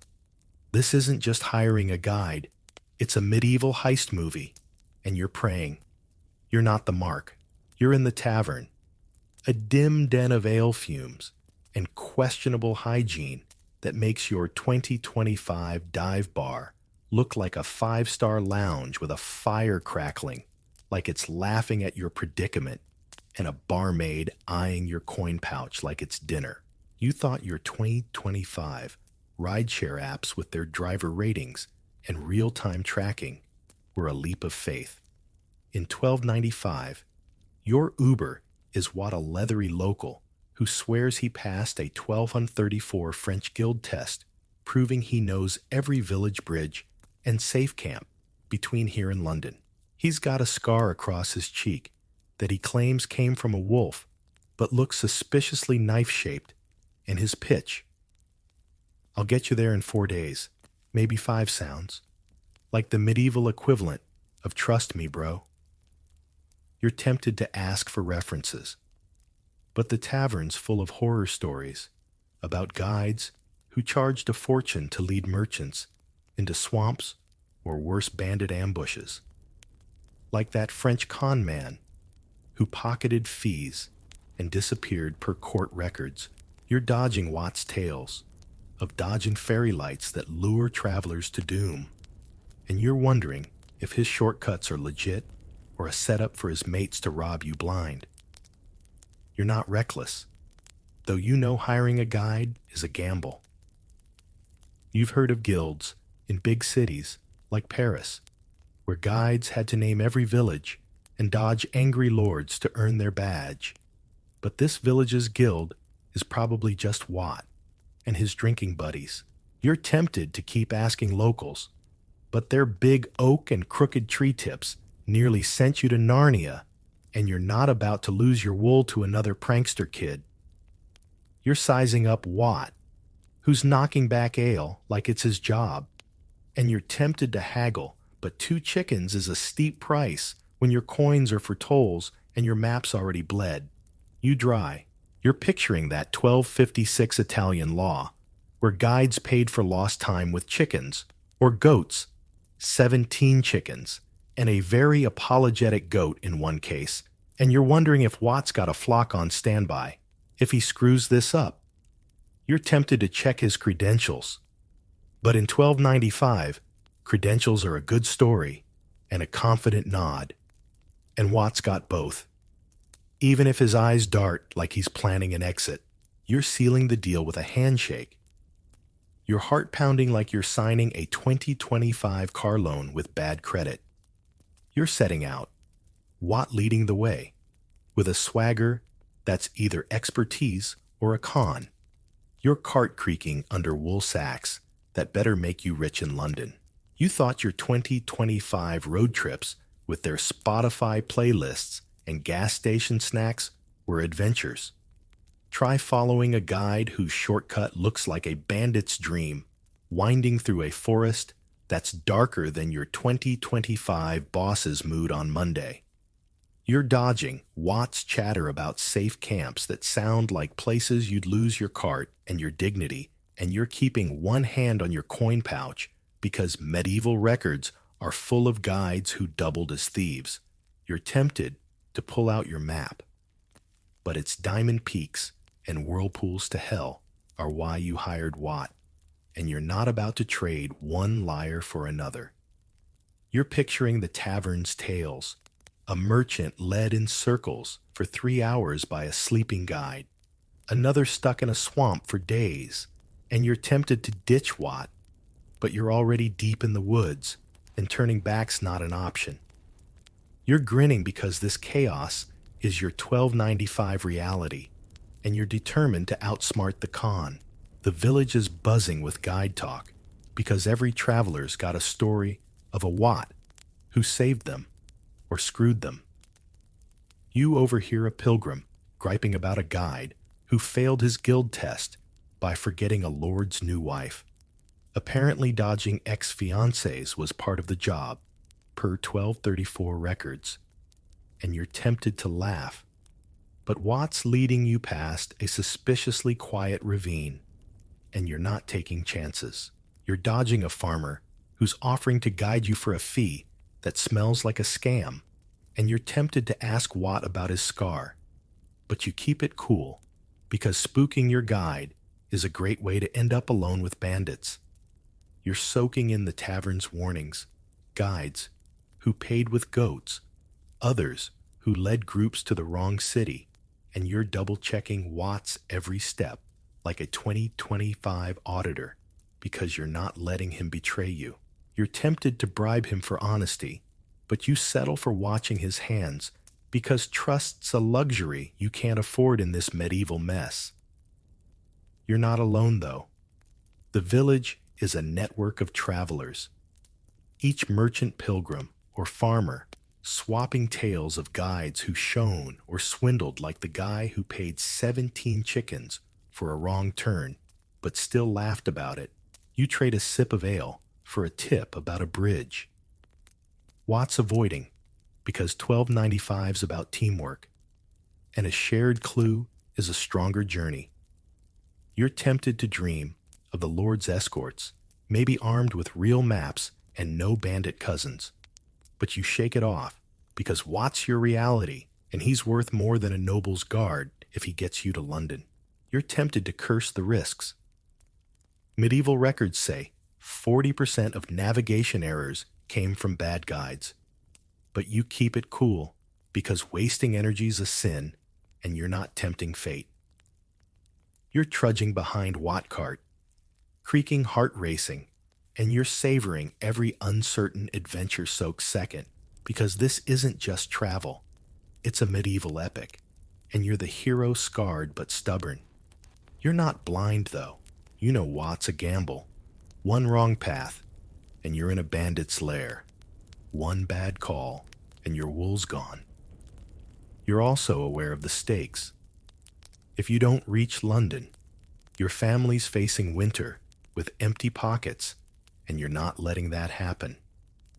The tavern warns of guides who slept on the job or led groups to nowhere, and you're watching Watt like a 2025 hawk because you're not letting this maybe bandit betray you. You're tempted to demand a contract, but you settle for keeping your knife close because promises are cheap and you've got wool to sell. This isn't just navigation, it's a quest, and you're a medieval road warrior armed with a cart and a stubborn streak. Tomorrow, you'll face muddy paths and grumpy toll keepers, but today, you're the king of suspicion, trailing, plotting, and keeping your village's hopes alive through winter's worst. The roads that fight back. You're still slogging through the muddy, smoky chaos of 1295 England. Thomas, a scrappy merchant with a creaking cart of wool sacks, desperate to hit London's markets before your profits vanish like a 2025 Wi-Fi signal in a storm. You've wrestled with a parchment map that's more Bard's fever dream than guide-dodged village locals whose big oak directions nearly sent you to Scotland, and hired Watt, a shifty guide who might be a bandit but swears he knows the way, his 2-chicken fee stinging worse than a 2025 parking fine.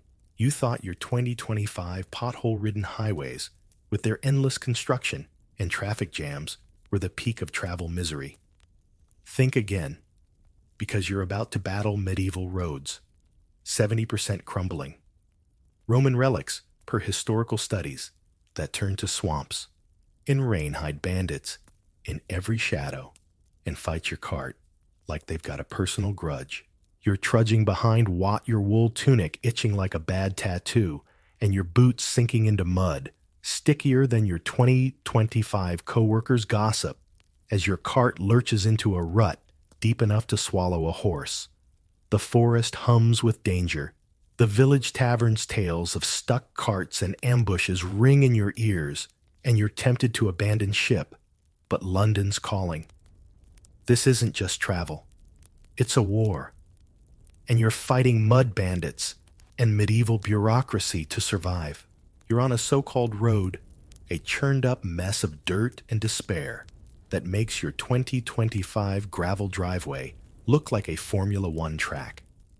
The path barely wider than your cart was, once a proud Roman road, but centuries of neglect have turned it into a muddy gauntlet, with 70% of England's routes still piggybacking on Roman bones per 1,200 studies. You thought your 2025 car's suspension groaning over speed bumps was tested. Try coaxing a wooden cart through ruts that could bury a cow. Your wool sacks bouncing like they're plotting a breakout. Watt's leading his swagger, fading as the mud sucks at his boots, and he's muttering about a shortcut that looks like it leads to a bog or a bandit's picnic. You're dodging branches that whip your face like a 2025 prankster, and you're tempted to curse the Romans for not inventing asphalt, but you're grimacing through it because this road's your only shot at London, even if it feels like it's auditioning for a 1295 disaster flick.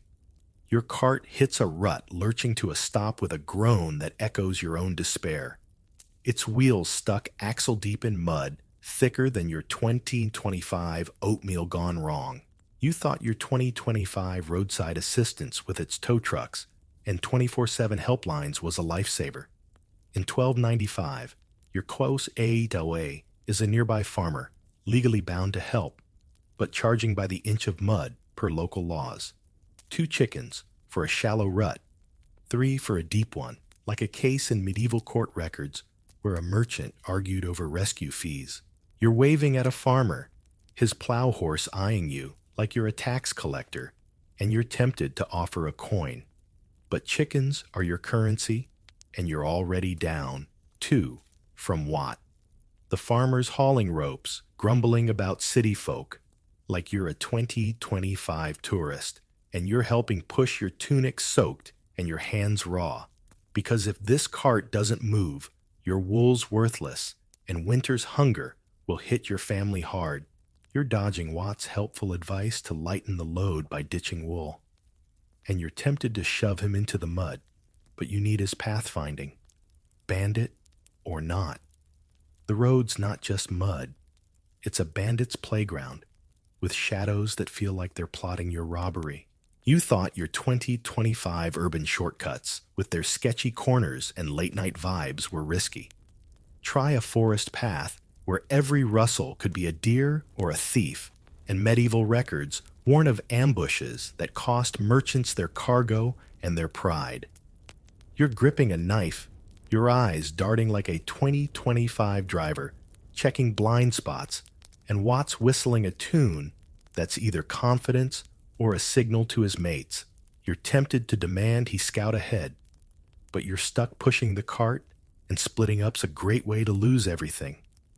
The tavern's tales are buzzing in your head. Carts stuck in swamps, like one in 1289 that vanished under floodwater, or merchants robbed blind on safe roads. And you're tempted to pray, but you settle for a swig of small ale because faith and grit are your true shields. You're picturing London's market's gold coins for your wool, and you're grimacing because this road's a beast, but you're not letting it win. The village behind you is buzzing with road talk because every traveler's got a story of a path that betrayed them. You overheard the blacksmith's wife cackling about a pilgrim whose cart sank in a rainy season flood. And you're tempted to glare, but you're too busy wrestling mud to care.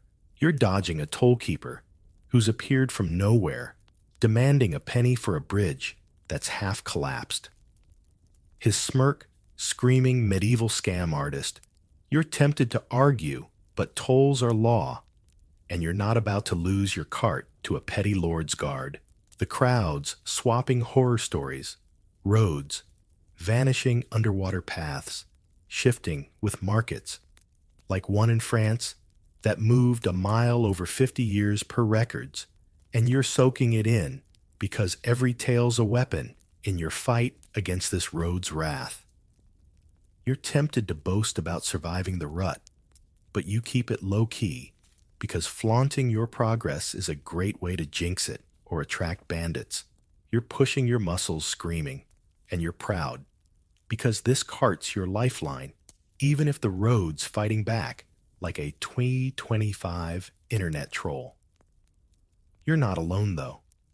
The village is a network of travelers, each merchant, pilgrim, or farmer, swapping tips on paths to avoid or bridges still standing like the community that navigated a 1289 flood. By sharing ropes and curses, you trade a sip of ale for a farmer's warning about a bandit-heavy stretch, Watts eyeing because 1295's about teamwork, and a shared clue is a stronger journey. You're tempted to dream of the Lord's paved paths, maybe guarded by knights instead of thieves. But you shake it off because this muddy hell's your reality, and it's worth more than a noble's cobblestones if it gets you to London.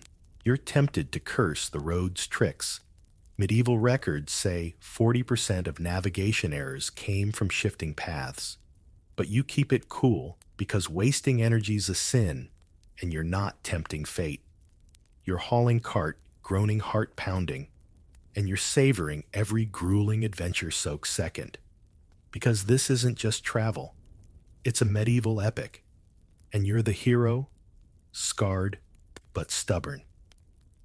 You're not blind, though. You know roads are a gamble. One wrong step, and you're in a swamp. One bad turn, and bandits have your wool. You're also aware of the stakes. If you don't reach London, your family's facing winter with empty pockets, and you're not letting that happen.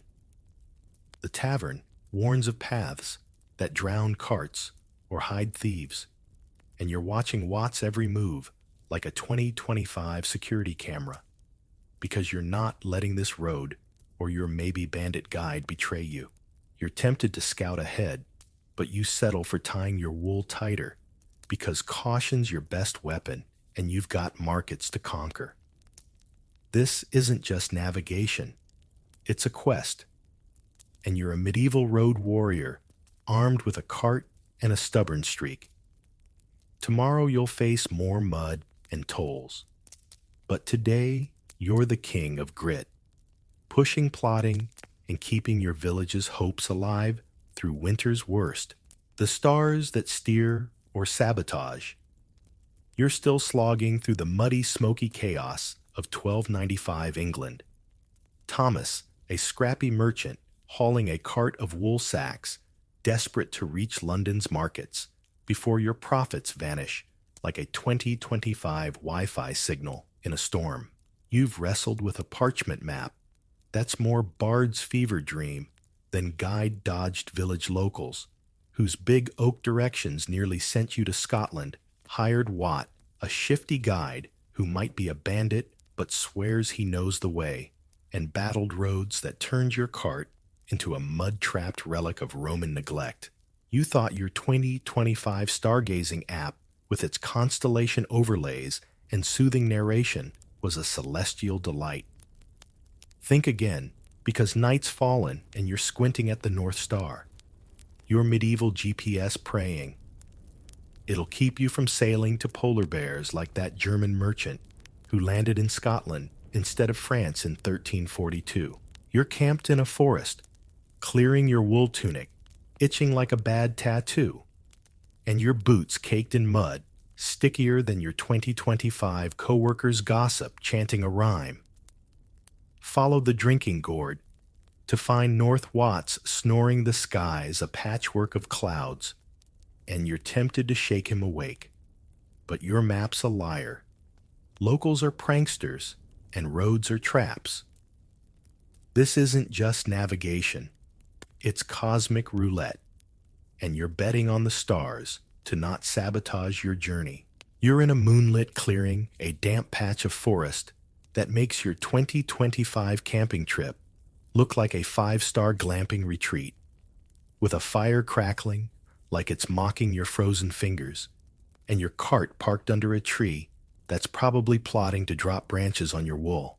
You thought your 2025 smartphone, with its star chart apps and instant compass, was a navigational godsend.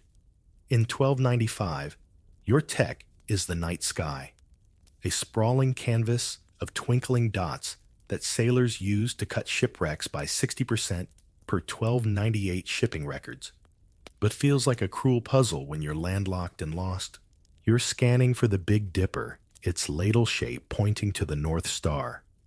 Your medieval Google Maps that never needs a software update but doesn't work through clouds or confusion. You're tempted to curse the monks who didn't teach you astronomy, but you're chanting that rhyme.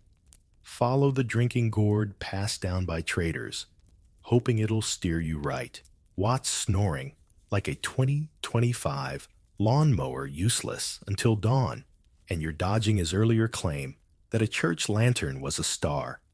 A mistake that sent a merchant wandering for 3 nights in 1298 per records. You're tempted to camp until sunrise, but London's markets don't wait, and bandits love a sitting duck. You're not reckless, though you know. Star navigation's a gamble. Clouds can hide the North Star faster than a 2025 internet outage, and medieval travelers were notorious for mistaking bright lanterns or even fireflies for celestial guides, like that merchant who followed a church steeple's glow to nowhere. You're squinting your neck, aching like you've been doom-scrolling on a 2025 phone, trying to spot the Dipper's handle through a gap in the clouds. You're tempted to trust Watt's grunt about keeping the bright one on your right, but his ale-soaked confidence smells like another trap, and you're not about to lose your wool to a drunken hunch. You're picturing sailors who measured star heights to nail their latitude-dodging polar bears, while you're dodging wolves, and you're tempted to envy their open seas. But you're stuck in this forest where every tree looks like it's conspiring to block the sky. You're tempted to wake Watt for a second opinion, but you settle for pacing, because in 1295, the stars are your only shot at not ending up in Narnia. The sky clears, and you spot the North Star, a steady beacon that feels like a medieval high five, but the forest's buzzing with tales of star-led disasters. You overhear a pilgrim at the last tavern, griping about a merchant who followed a star that was just a noble's bonfire, and you're tempted to laugh, but you're too busy double-checking your bearings like a 2025 coder debugging an app. You're tempted to boast about your star reading skills, but you keep it low-key because flaunting your navigation in 1295 is a great way to jinx it or attract bandits who love a cocky merchant. You're plotting a path, aiming your cart's nose toward the North Star's faint glow, and you're proud because this sky's your map, even if it's trickier than your monk's parchment, with its 2-headed goats and whirlpools to hell. You thought your 2025 road trips, with their GPS pings and gas station coffee, were adventures. This is survival artistry, and you're painting a masterpiece with every glance at a star that might steer or sabotage. You're not alone, though. The village behind you is a network of stargazers, each merchant pilgrim or farmer, swapping rhymes like drinking gourd to keep their paths true, like the fishing villages still using them centuries later per modern studies. You trade a sip of ale for a traveler's tip about spotting the Dipper's tail, because 1295's about teamwork, and a shared star is a stronger journey. You're tempted to dream of the Lord's navigators maybe armed with astrolabes you'll never afford, but you shake it off because your naked eye stargazing is what you've got, and it's worth more than a noble's tools if it gets you to London. You're tempted to curse the clouds Medieval records say 40% of navigation errors came from obscured skies. But you keep it cool, because wasting energy's a sin, and you're not tempting fate. You're trudging cart, creaking eyes skyward, and you're savoring every uncertain starlit second, because this isn't just travel. It's a medieval epic, and you're the hero, scarred but stubborn. You're not blind, though. You know stars are a gamble one cloud, and you're blind. One wrong star, and you're chasing a lantern to nowhere, like that 1298 merchant who bragged about his perfect skills only to get lost twice. You're also aware of the stakes. If you don't reach London, your wool's worthless, and your family's facing winter with empty pockets. The tavern warns of travelers who trusted stars and ended up in swamps or bandit camps. And you're double-checking the Dipper like a 2025 fact-checker, because you're not letting the sky betray you.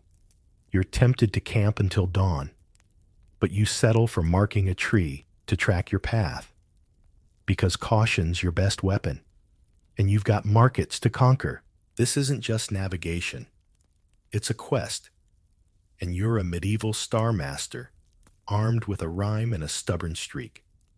Tomorrow, you'll face Watt's shortcuts and muddy roads, but tonight, you're the king of the cosmos, squinting steering and keeping your village's hopes alive through winter's worst. The sun that sets your schedule. You're still slogging through the muddy, smoky chaos of 1295 England. Thomas, a scrappy merchant, hauling a cart of wool sacks, desperate to reach London's markets before winter turns your dreams to dust.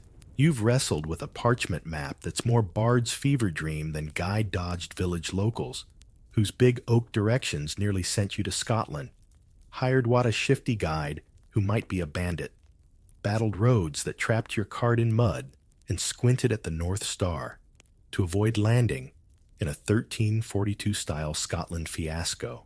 You thought your 2025 smartwatch with its sunrise alerts and precise timers was the ultimate timekeeper. Think again, because day's broken, and you're tracking the sun's arc. Your medieval clock, measuring its height with your fingers to gauge daylight and keep your journey on track.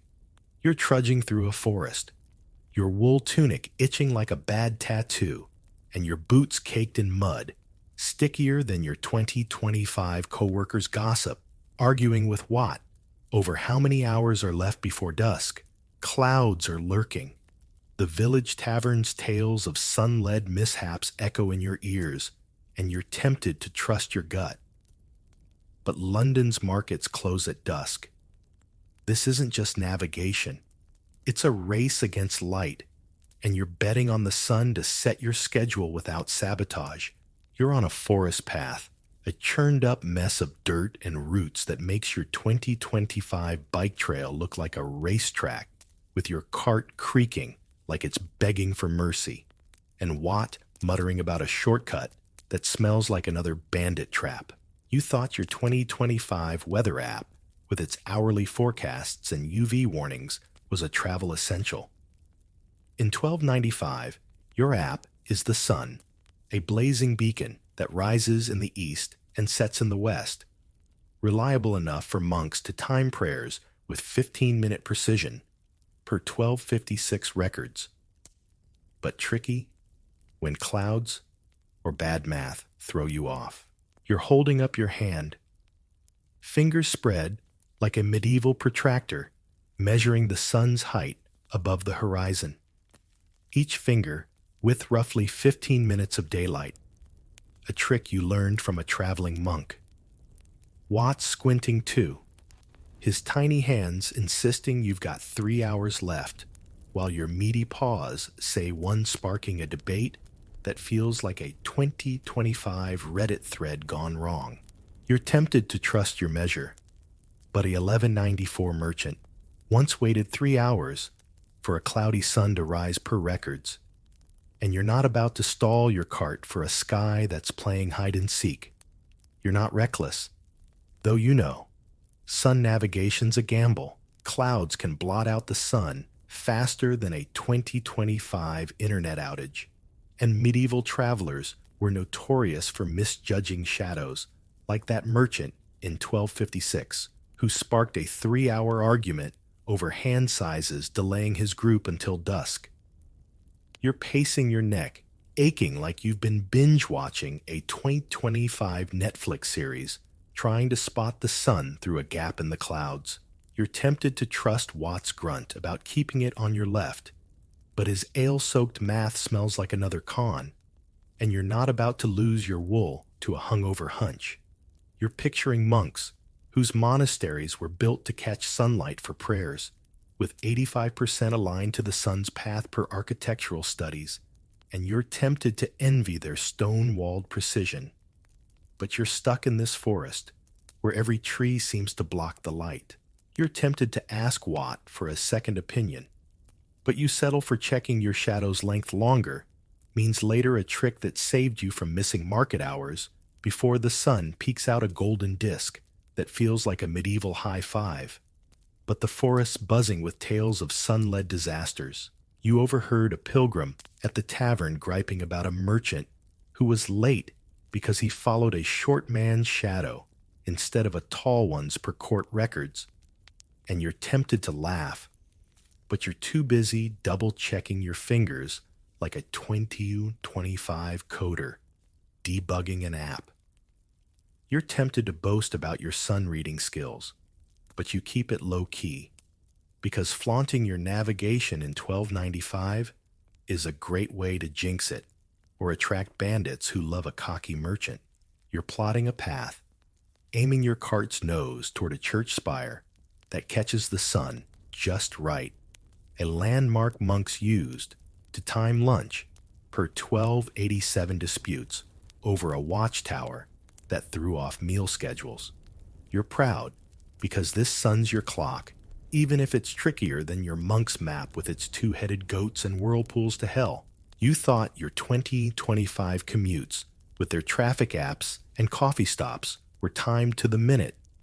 This is survival artistry, and you're painting a masterpiece with every glance at a sun that might steer or sabotage.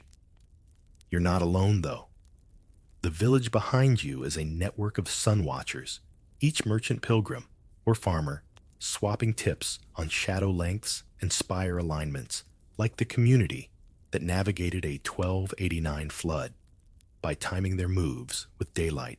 You trade a sip of ale for a farmer's hint about a bridge that's lit by noon, because 1295's about teamwork, and a shared clue is a stronger journey. You're tempted to dream of the Lord's sundials, maybe carved with precision you'll never afford, but you shake it off because your finger and shadow method is what you've got, and it's worth more than a noble's tools if it gets you to London. You're tempted to curse the clouds. Medieval records say 40% of navigation errors came from obscured skies, but you keep it cool because wasting energy's a sin, and you're not tempting fate. Your trudging cart, creaking eyes skyward, and you're savoring every fleeting sunlit second, because this isn't just travel, it's a medieval epic, and you're the hero, scarred but stubborn. You're not blind, though. You know the sun's a gamble. One cloud, and you're guessing. One wrong shadow, and you're late like that short merchant who missed a meeting in 1287 because he trusted a tall man's schedule. You're also aware of the stakes. If you don't reach London by dusk tomorrow, your wool's stuck in a marketless void, and your family's facing winter with empty pockets. The tavern warns of travelers who misjudged daylight and ended up camping in bandit territory, and you're double-checking your hand like a 2025 fact-checker because you're not letting the sun betray you. You're tempted to push through dusk, but you settle for marking a tree to track your path because caution's your best weapon, and you've got markets to conquer. This isn't just navigation. It's a quest, and you're a medieval sun master armed with fingers and a stubborn streak. Tomorrow, you'll face Watts shortcuts and muddy roads. But today, you're the king of daylight, measuring steering and keeping your village's hopes alive through winter's worst, the landmarks that lie. You're still slogging through the muddy, smoky chaos of 1295 England. Thomas, a scrappy merchant, hauling a cart of wool sacks, desperate to reach London's markets before winter buries your hopes like a 2025 inbox after vacation. You've wrestled with a parchment map that's more Bard's fever dream than guide-dodged locals, whose big oak directions nearly sent you to Scotland. Hired what a shifty guide who might be a bandit, battled roads that trapped your cart in mud, squinted at the North Star to avoid a polar bear fate, and measured the sun's arc to outrun dusk. You thought your 2025 road signs, with their clear arrows and reflective paint, were navigational gold. Think again, because clouds have snuffed out the sun and stars, and you're scanning the forest for natural landmarks, moss on trees, wind-shaped branches, animal paths, hoping they'll steer you to London instead of a swamp or a bear's berry patch, like the 1295 merchant who followed a trade route to a grizzly's lunch spot. You're trudging beside Watt, your wool tunic itching like a bad tattoo, and your boots caked in mud, stickier than your 2025 coworkers' gossip, squinting at a tree that might be a sign or just a tree. The forest hums with danger. Tavern tales of misread landmarks echo, and you're tempted to trust Watt's mossy guesses. But your wool's at stake. This isn't just navigation. It's a scavenger hunt, and you're betting on nature's clues to not lie.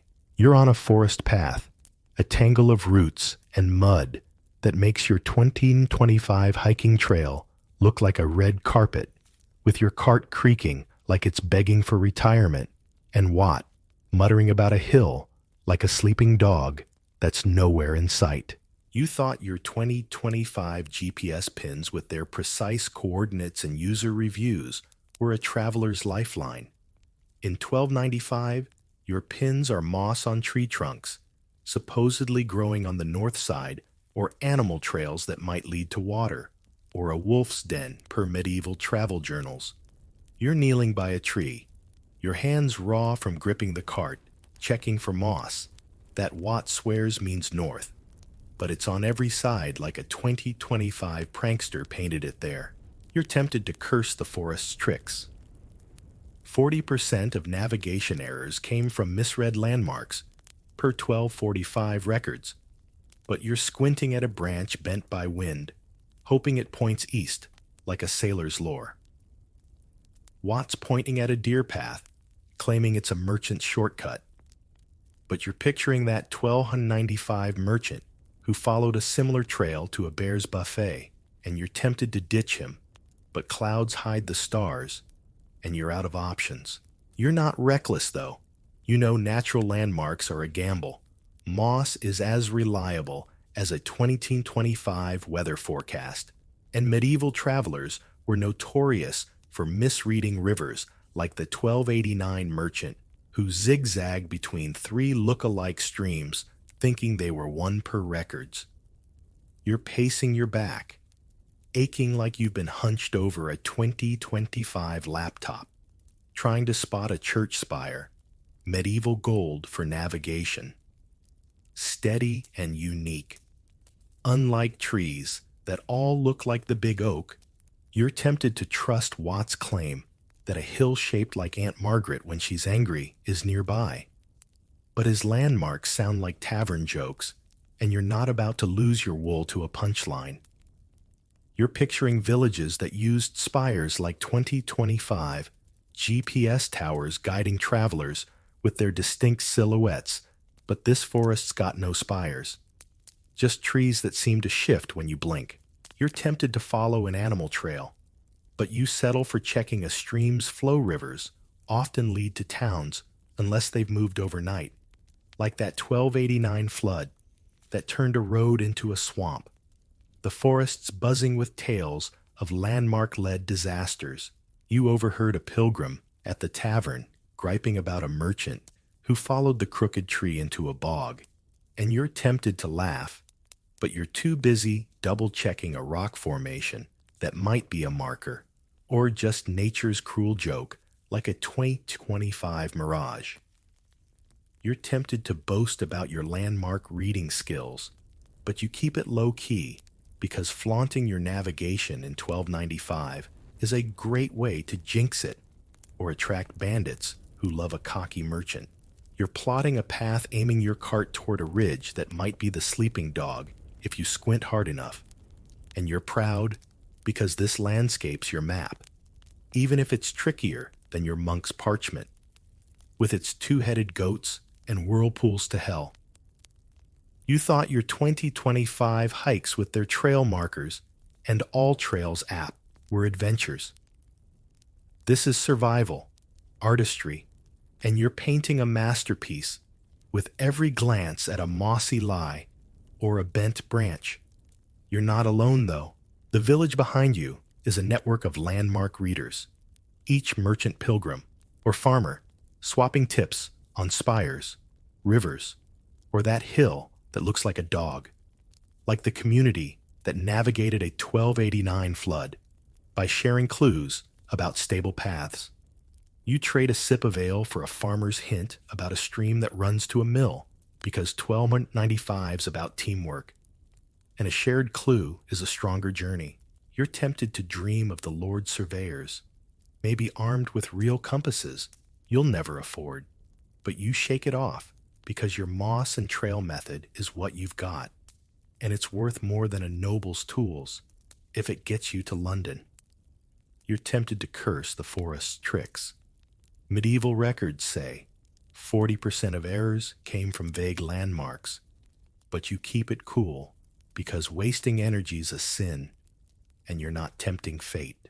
Your trudging cart, creaking eyes darting, and you're savoring every uncertain earthbound second, because this isn't just travel, it's a medieval epic, and you're the hero scarred but stubborn.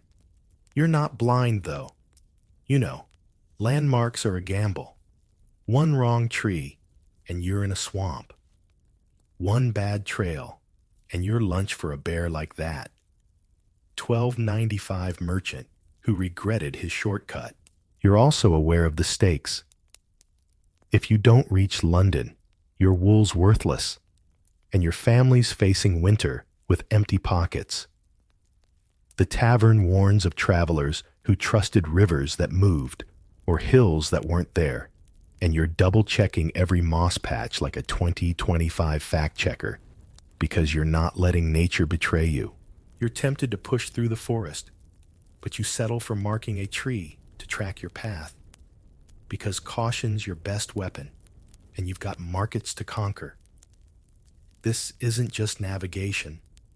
It's a quest, and you're a medieval landmark master, armed with grit and a stubborn streak. Tomorrow, you'll face Watt's shortcuts and muddy roads. But today, you're the king of clues, scanning steering and keeping your village's hopes alive through winter's worst, the village that finds a way. You're still slogging through the muddy, smoky chaos of 1295 England. Thomas, a scrappy merchant who's hauled a creaking cart of wool sacks through a gauntlet of medieval madness, clinging to the dream of London's markets. Before winter buries your profits like a 2025 spam folder, you've wrestled with a parchment map that's more Bard's fever dream than guide-dodged locals whose big oak directions nearly sent you to Scotland. Hired Watt, a shifty guide who might have been a bandit, battled roads that trapped your cart in mud, squinted at the North Star to avoid a polar bear fate, measured the sun's arc to outrun dusk, and chased mossy trees and animal trails that lied like a 2025 clickbait ad. You thought your 2025 group chats with their shared Google Maps pins and rideshare plans were the peak of travel teamwork. Think again. because you're limping into a village just shy of London, your wool sacks intact, thanks to a patchwork of bad maps, dodgy locals, Watt's risky shortcuts, and nature's fickle clues. You're standing in a bustling square, your wool tunic itching like a bad tattoo, and your boots more mud than leather, swapping tales with merchants, pilgrims, and farmers who've all survived their own misadventures. The tavern's alive with laughter, the village is a hub of shared wisdom, and you're tempted to collapse, but London's close. This isn't just travel, it's a village triumph, and you're a medieval road warrior, scarred but victorious. You're in the village square, a muddy crossroads that makes your 2025 farmers market look like a sterile mall, with carts creaking, merchants haggling, and kids tossing pebbles like $12.95 dodgeball pros. You thought your 2025 travel apps, with their real-time updates and Yelp reviews, were a communal lifeline. In $12.95, your app is this village, a living network of travelers and locals swapping tips, warnings, and ale-fueled stories, like the community that navigated a 1289 flood. By sharing ropes and grit per historical records, you're leaning against your cart wool sacks miraculously dry, as Watt turns out not a bandit after all, claps your shoulder, offering a jug of small ale to toast your survival. You're tempted to hug him, but you settle for a nod, because 1295's got no time for mushy stuff, and you're too tired to lift your arms. The tavern's buzzing with tales of lost souls and found paths, and you're grinning, because you've made it this far, a testament to the village's collective wisdom, even if it came with a side of mud and misdirection. You're not alone, though you're surrounded by a motley crew of survivors. There's a pilgrim who followed a crooked tree into a bog, a merchant who paid 17 chickens for a guide's wrong turn, and a farmer who swears his moss-reading skills beat any star. You thought your 2025 travel forums with their crowdsourced hacks were collaborative. Try a 1295 tavern where every scarred traveler's a sage sharing clues, like avoid the swamp past the spire, or the bridge is up, if the sun's high piecing, together a map no parchment could match. You're swapping a sip of ale for a pilgrim's tip about a toll-free path to London's gates, because in 1295, knowledge is currency, and a shared clue is a stronger journey.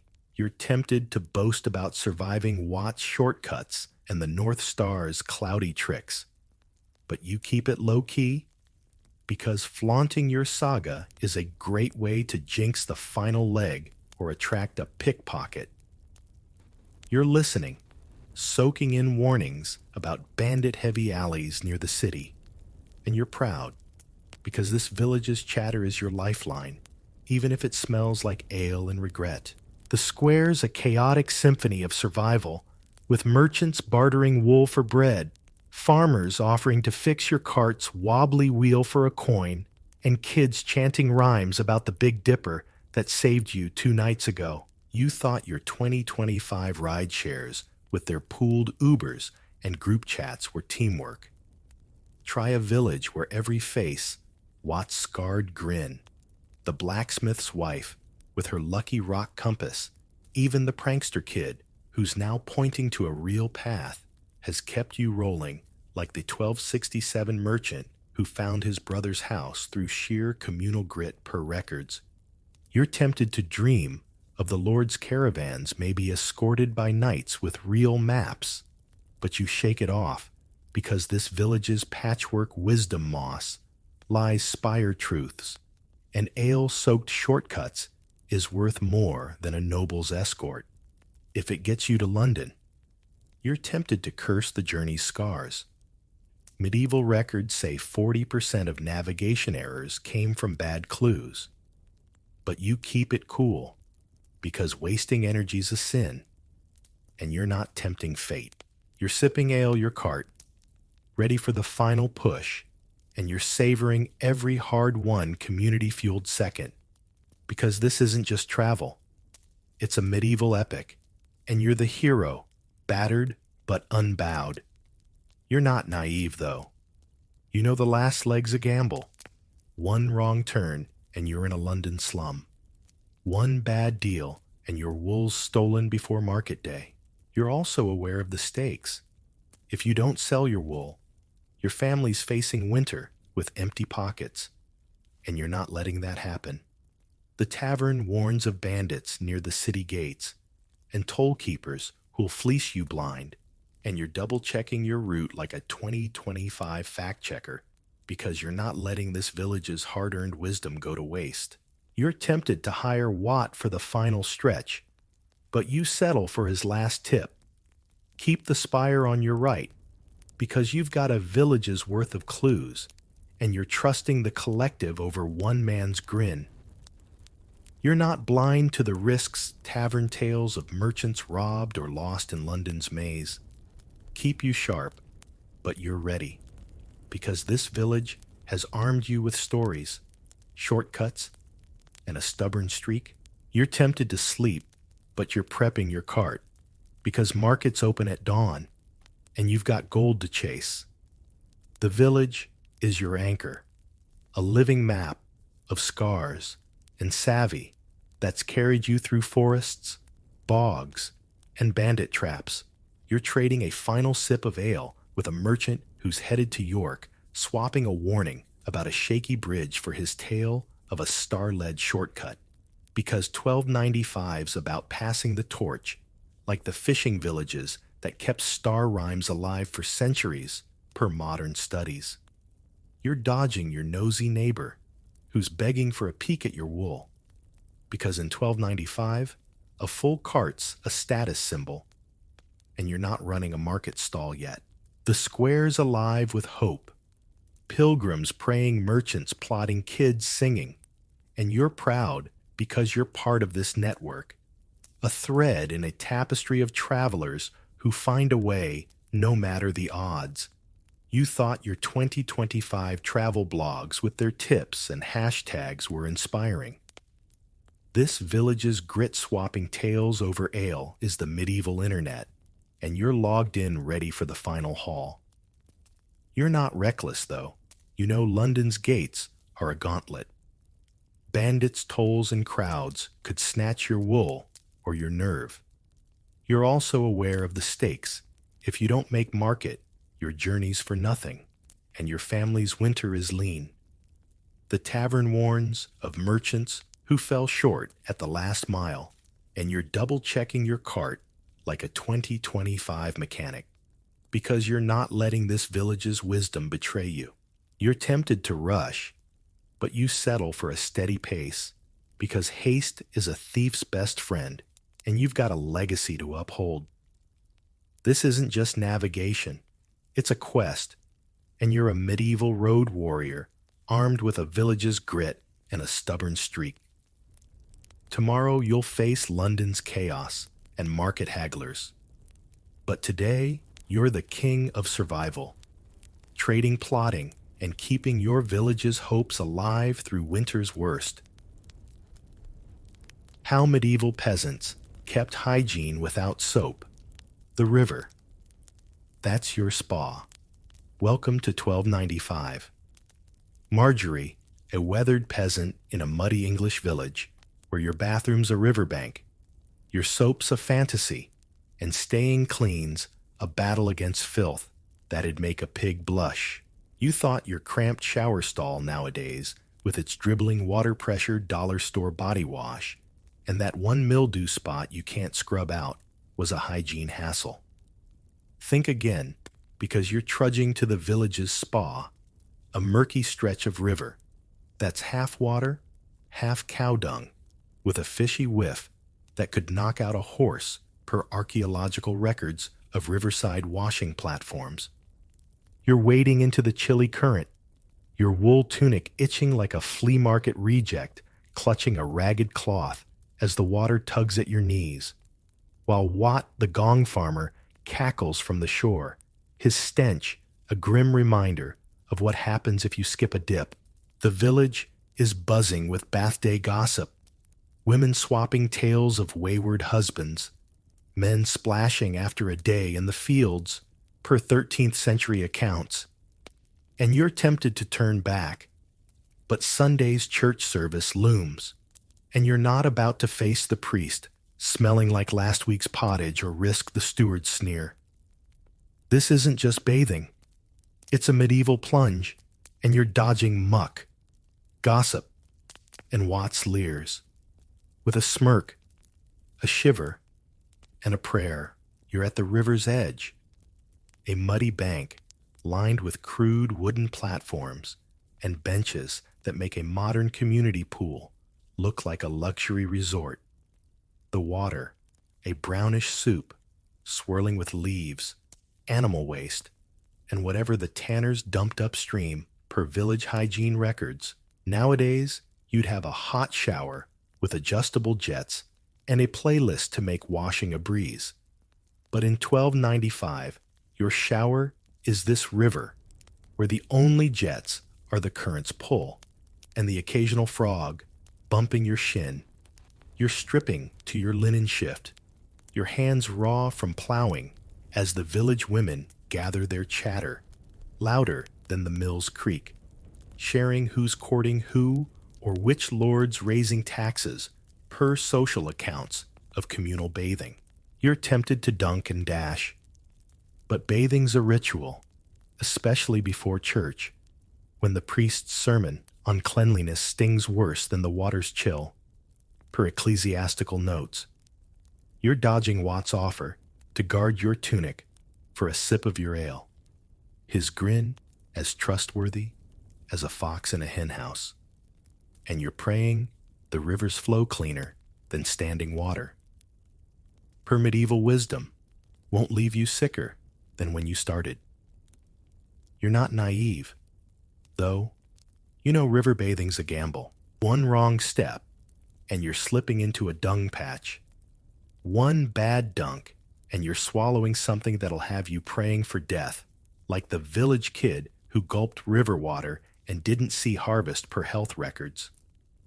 You're wading downstream from the drinking water spot, a trick peasants learned the hard way per archaeological evidence of designated washing zones, because nobody wants to sip what you're scrubbing off. You're tempted to skip the dip.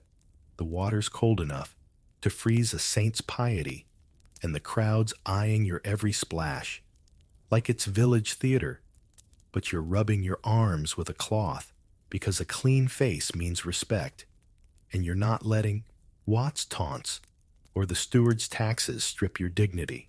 You're picturing the miller's complaint from a 13th century record griping about naked bodies clogging his water wheel, and you're chuckling because your bath's already drawing stares from the men splashing upstream, their field dirt clouds drifting your way. You're tempted to curse the river's muck, but you're scrubbing your teeth, chattering, and you're proud because this dips your defiance against a world that wants you filthy. The village is a hive of bath day talk because every soul's fighting the same grime from the blacksmith's soot to the tanner's urine stink, and the river's the only place to shed it per communal records. You overhear the blacksmith's wife boasting about her hot bath tricks soaking in a bucket warmed by the hearth, a luxury you can't afford, and a kid whining about slipping on the platform per gossip accounts. Nowadays, you'd have private bathrooms and scented soaps. But in 1295, your spa is this public bank where women gossip about Watt's latest gong farming blunder, and men trade tips on dodging the bathing warden a grump, who ensures no one hogs the best spots per 1367 court records. You're tempted to claim a prime platform, but the warden's glaring, and you're dodging his stick because hogging's a fine, and you're not wasting your 2-penny wage on his temper. You're tempted to boast about your clean shift, a rare win, but you keep it low-key, because flaunting your hygiene in 1295 is a great way to draw Watt's help or a jealous neighbor's splash. You're scrubbing your skin tingling, and you're proud, because this river's your battlefield, even if it's a murky, smelly one. You're not reckless, though you know the river's a gamble. One bad current, and you're swept downstream. One wrong swallow, and you're bedridden like the 1295 outbreak that felled half a village from tainted water per plague records. You're also aware of the stakes if you don't clean up the priest's scorn, or the village's gossip could mark you as unclean, costing you trade or respect per social customs.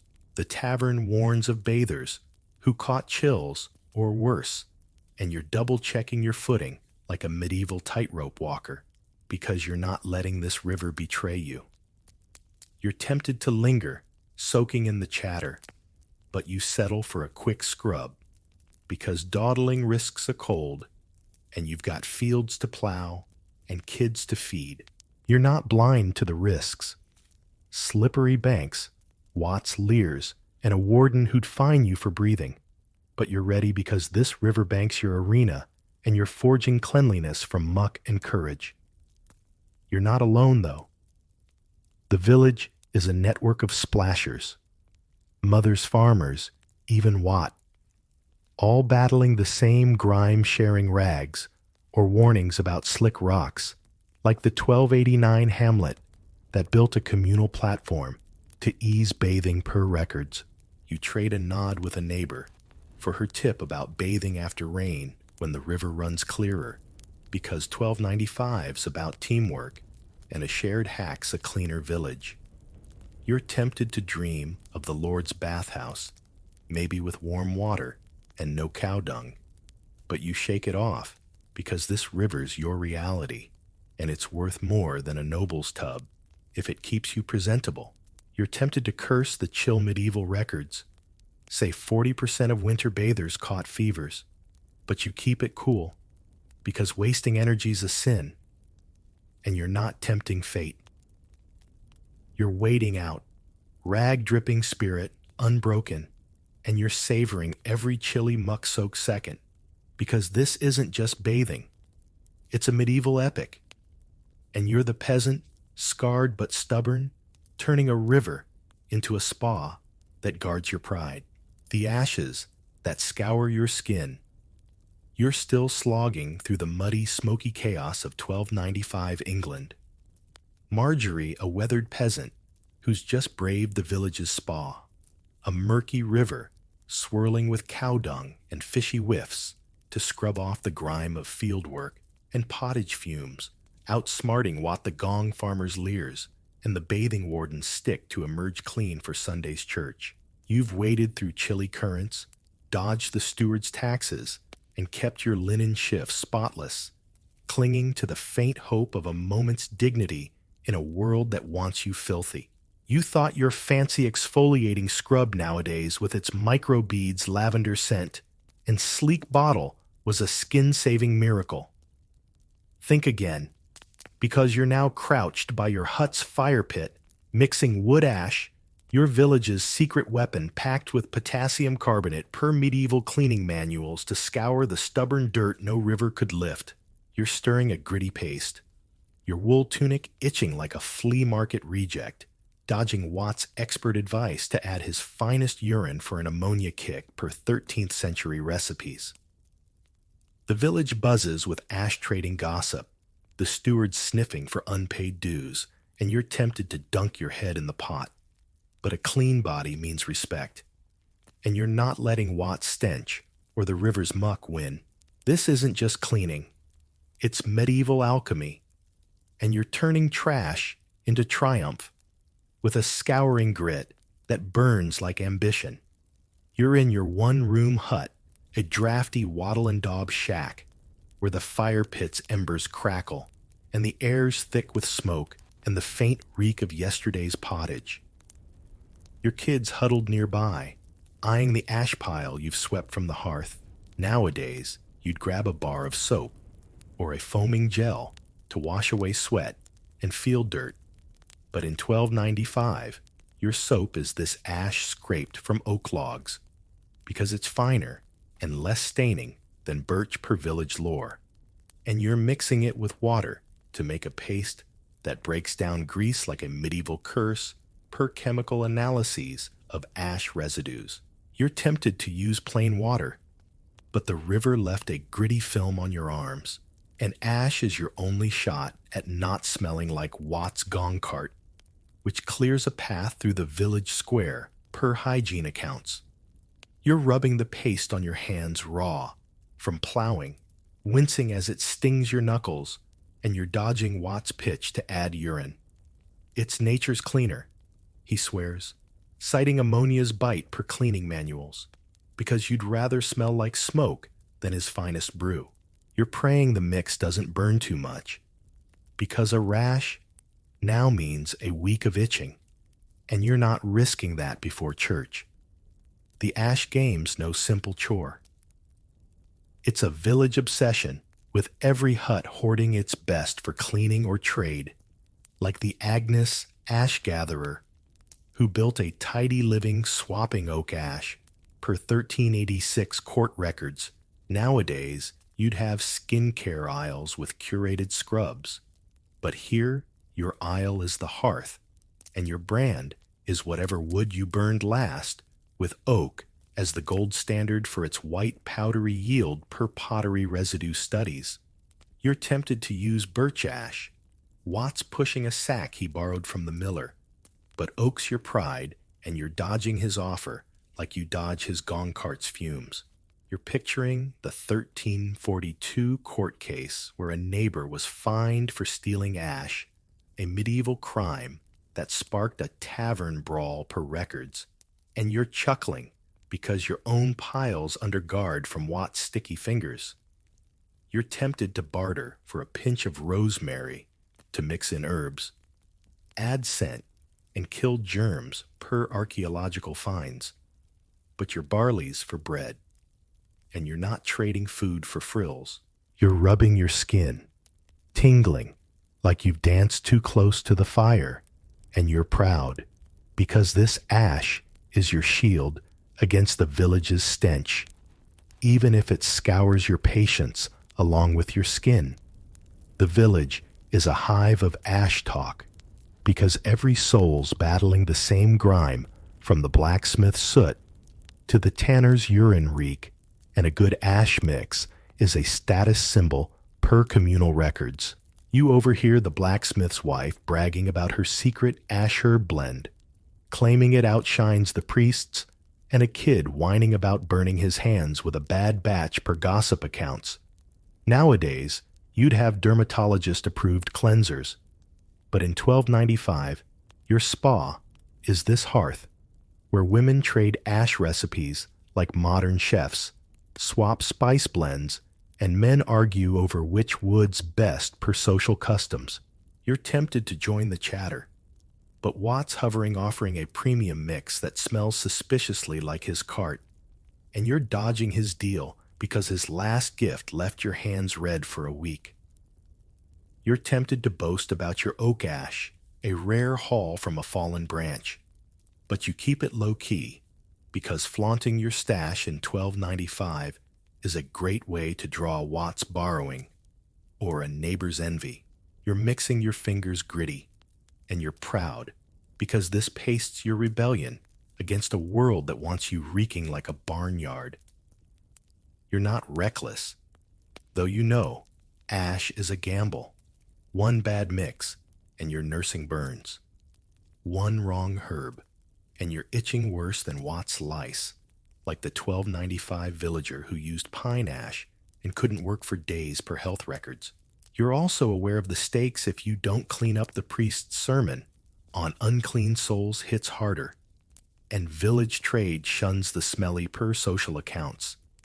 The tavern warns of ash that stung, or herbs that turned sour, and you're double-checking your mix like a medieval chemist, because you're not letting Watt's dodgy urine betray you.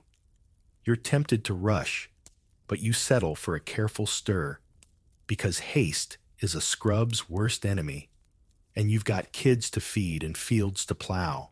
You're not blind to the risks, stinging pastes, Watt's schemes, and a steward who'd tax your ash if he could, but you're ready, because this hearth's your crucible, and you're forging cleanliness from soot and sweat. You're not alone, though. The village is a network of ash mixers, mothers, farmers, even Watt, all battling the same filth, sharing pinches of sage or warnings about Birch's bite, like the 1289 Hamlet that pooled ash to outlast a lean winter per records. You trade a nod with a neighbor for her trick of adding mint for scent, because 1295's about teamwork and a shared recipe's a cleaner village. You're tempted to dream of the Lord's soaps, maybe scented with roses and no grit, but you shake it off because your ash is your reality, and it's worth more than a noble's lather if it keeps you presentable. You're tempted to curse the sting medieval records say 40% of ash users got rashes from bad mixes, but you keep it cool because wasting energy's a sin and you're not tempting fate. You're scouring hands, burning spirit steady, and you're savoring every gritty skin-saving second because this isn't just cleaning. It's a medieval epic, and you're the peasant, scarred but stubborn, turning ashes into a scour that guards your pride, the comb that hunts your lice.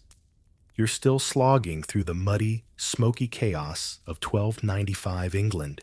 Marjorie, a weathered peasant who's braved the village's murky river spa to scrub off field grime, outsmarting what the gong farmer's leers and the bathing warden's stick, then scoured your skin with oak ash paste, dodging Watt's rancid urine enhancer to emerge clean enough for Sunday's church.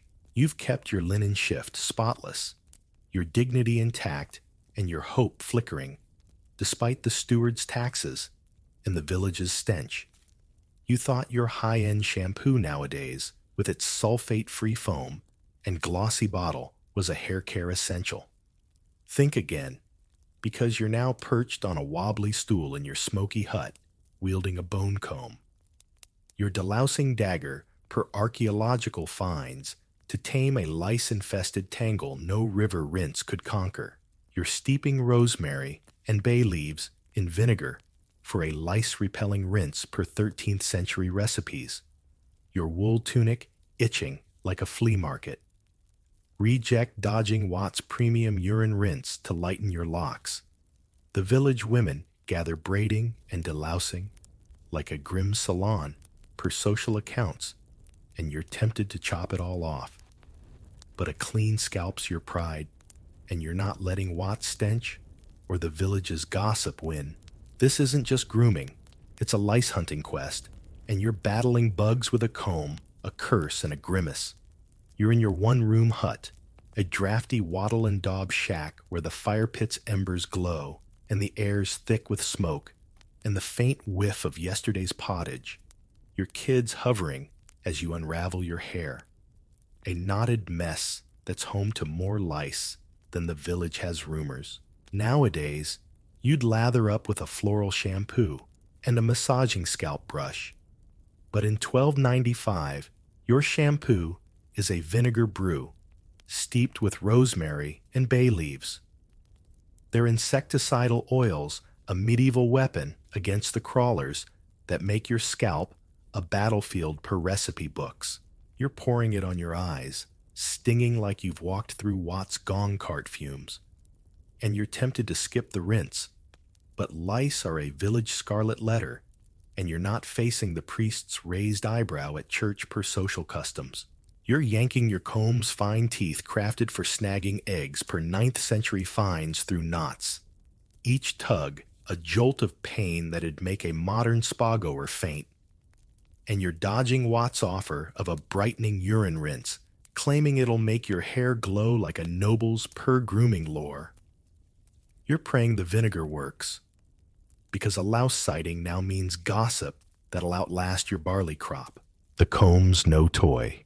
It's a two-sided marvel, one end with wide teeth for detangling the other with needle-fine teeth that hunt lice like a medieval bounty hunter found in homes, from peasants to palaces per archaeological records. Nowadays, you'd have electric clippers or detangling sprays. But here, your salon is this stool, and your stylist is your neighbor, Agnes, whose deft hands braid, while picking nits, turning your hut into a grim beauty parlor, per communal accounts. You're tempted to hand her the comb, but Agnes's help comes with a lecture on your neglected scalp, and you're dodging her judgment like you dodge Watt's stench. You're picturing the village women's delousing circle, a ritual where gossip flows faster than the river, whose husband's straying, who's shorted the Lord's tithe per social records, and you're tempted to join, but Watt's lurking, offering a deal on a bone comb. He found likely pilfered from the miller per 1389 court disputes. You're tempted to curse the lice, but you're combing your scalp screaming, and you're proud because a clean head's your shield against a village that sniffs out shame. The village is a hive of hair care talk, because every soul's battling the same crawlers from the blacksmith's soot-caked mane to the tanner's urine-soaked locks, and a good comb's worth more than a week's wages per trade accounts. You overhear the blacksmith's wife bragging about her lavender rinse, claiming it outshines the priest's prayers, and a kid whining about a comb that snapped mid-knit per gossip logs. Nowadays, you'd have lice treatments and blow dryers. But in 1295, your treatment is this vinegar burning like a sinner's conscience, and your dryer is the hut's smoky air per hygiene practices. You're tempted to trade for Agnes's sage. She swears it kills eggs faster, but your barley's for bread, and you're not swapping food for frills. You're dodging Watt's premium rinse, which smells like his cart and probably came from it, and you're tempted to dunk him in the river. But his gossip's worse than his stench, and you're not risking a village feud. You're combing your fingers, cramping, and you're proud because this scalp's your battlefield, even if it's a louse-ridden war zone. You're not reckless, though you know hair care's a gamble. One bad rinse and your scalp's raw. One missed egg and you're crawling again. Like the 1295 villager, shunned for a lice outbreak per health records. You're also aware of the stakes. If you don't look clean, the priest's sermon on unclean souls hits harder, and village trade shuns the infested per social accounts. The tavern warns of rinses that burned or combs that broke, and you're double-checking your vinegar's strength like a medieval apothecary, because you're not letting Watt's dodgy brew betray you. You're tempted to rush, but you settle for slow pulls, because haste is a louse's best friend, and you've got kids to feed and fields to plow. You're not blind to the risks scalding vinegar, Watt's schemes, and a neighbor who'd snitch for a barley sack, but you're ready because this hut's your salon, and you're forging cleanliness from herbs and grit. You're not alone, though. The village is a network of NIT pickers, mothers weavers, even Watt, all battling the same bugs, sharing combs or sage sprigs, like the 1289 hamlet that pooled rosemary to fend off an outbreak per records. You trade a nod with Agnes for her trick of steeping bay leaves longer, because 1295's about teamwork, and a shared hack's a cleaner village. You're tempted to dream of the Lord's scented oils, maybe with no vinegar sting, but you shake it off, because your comb's your reality, and it's worth more than a noble's rinse if it keeps you respectable. You're tempted to curse the pain.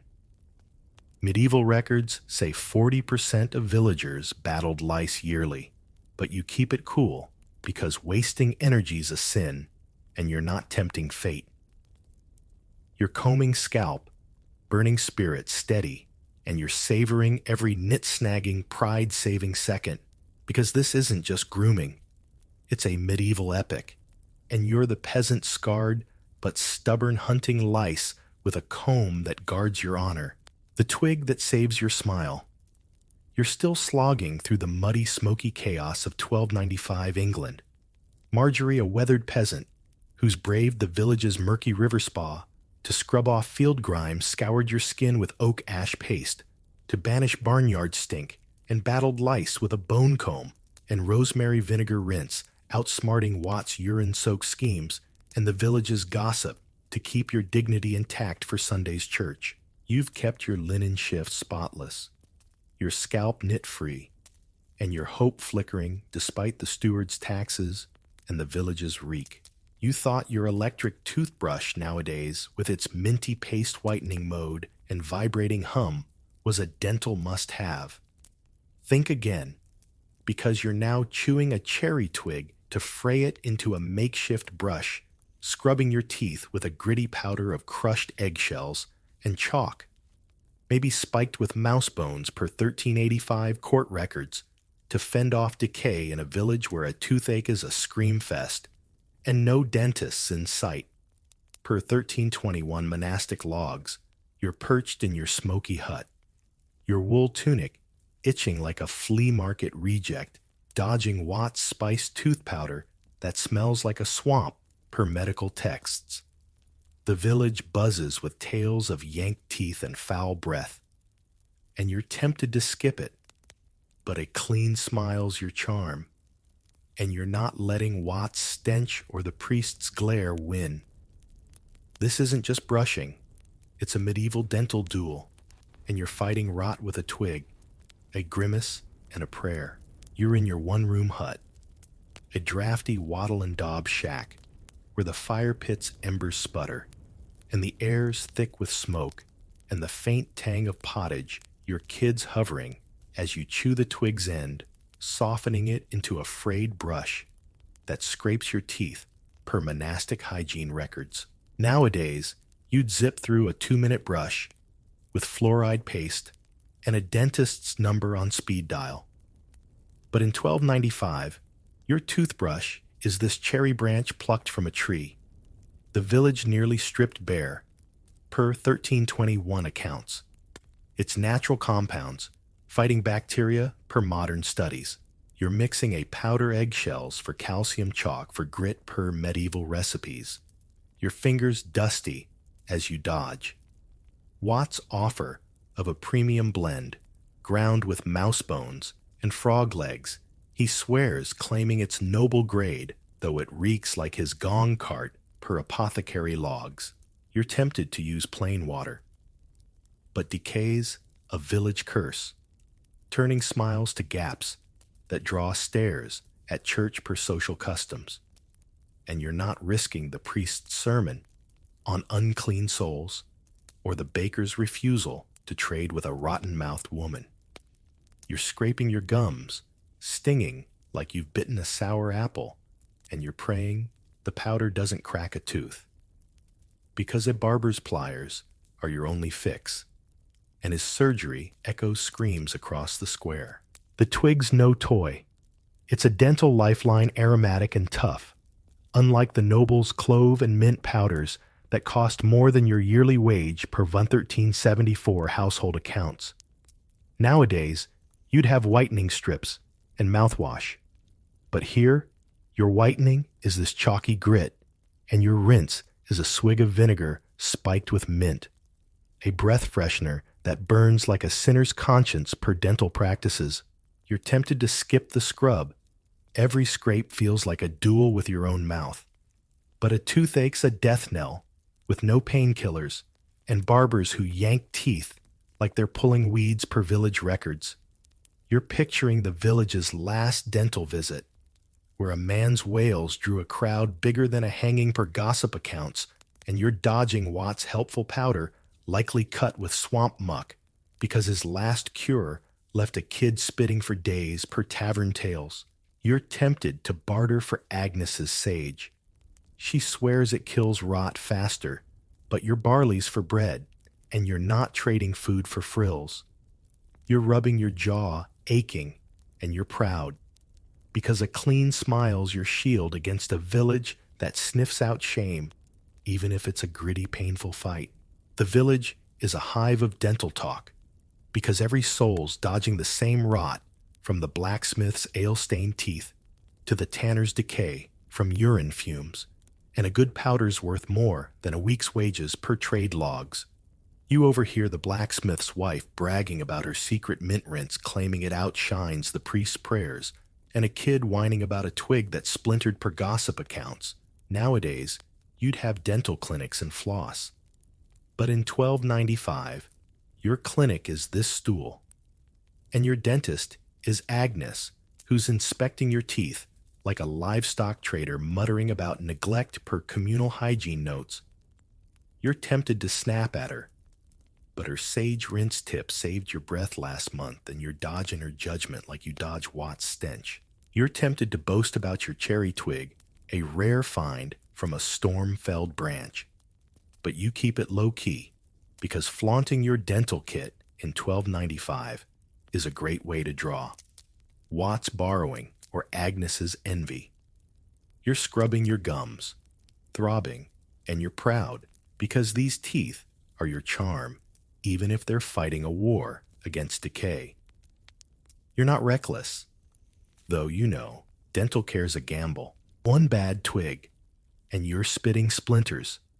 One wrong powder, and you're gagging like the 1295 villager who used a mouse bone mix and lost a tooth per health records. You're also aware of the stakes. If your smile goes the village's gossip brands, you foul costing you trade or respect per social accounts. The tavern warns of powders that burned gums or barbers who yanked the wrong tooth, and you're double-checking your mix like a medieval alchemist because you're not letting Watt's swampy blend betray you. You're tempted to rush, but you settle for slow scrapes because haste is a tooth's worst enemy, and you've got kids to feed and fields to plow. You're not blind to the risks, cracked teeth, Watt's scams, and a priest who'd shame you for a gap, but you're ready because this hut's your dental clinic, and you're forging cleanliness from chalk and grit. You're not alone, though. The village is a network of tooth scrubbers, mothers, weavers, even what all, battling the same rot, sharing mint sprigs or warnings about bad chalk, like the 1289 Hamlet that pooled sage to fend off decay per records. You trade a nod with Agnes for her trick of mixing cloves for breath, because 1295's about teamwork, and a shared hack's a cleaner village. You're tempted to dream of the Lord's spice powders, maybe with no chalky grit, but you shake it off because your twig's your reality, and it's worth more than a noble's rinse if it keeps you smiling. You're tempted to curse the sting. Medieval records say 40% of villagers lost teeth to bad care, but you keep it cool because wasting energy's a sin, and you're not tempting fate. You're brushing gums, burning spirit steady, and you're savoring every gritty smile-saving second because this isn't just dental care. It's a medieval epic, and you're the peasant, scarred but stubborn, guarding your charm with a twig that saves your smile, the herbs that freshen your feet. You're still slogging through the muddy, smoky chaos of 1295 England. Marjorie, a weathered peasant who's braved the village's murky river spa to scrub off field grime, scoured your skin with oak ash, paste-battled lice with a bone comb and rosemary rinse, and chewed a cherry twig to fend off tooth decay, outsmarting Watt's swampy schemes and the village's gossip to keep your body and smile church-ready. You've kept your linen shift spotless, your scalp knit-free, your teeth intact, and your hope flickering, despite the steward's taxes and the village's reek. You thought your odor-eating insoles nowadays, with their gel cushions and charcoal layers, were a foot care godsend. Think again, because you're now stuffing mint and rosemary into your thin leather shoes, because barefoot fields and muddy paths leave your feet reeking like Watt's gong cart per 1378 cobbler guides. You're rubbing your soles with dried clay to soak sweat, a soldier's trick per 1385 military records. Your wool tunic itching like a flea market reject, dodging Watt's premium foot clay that's half dirt. The village buzzes with tales of smelly feet and bathhouse finds, and you're tempted to go barefoot forever.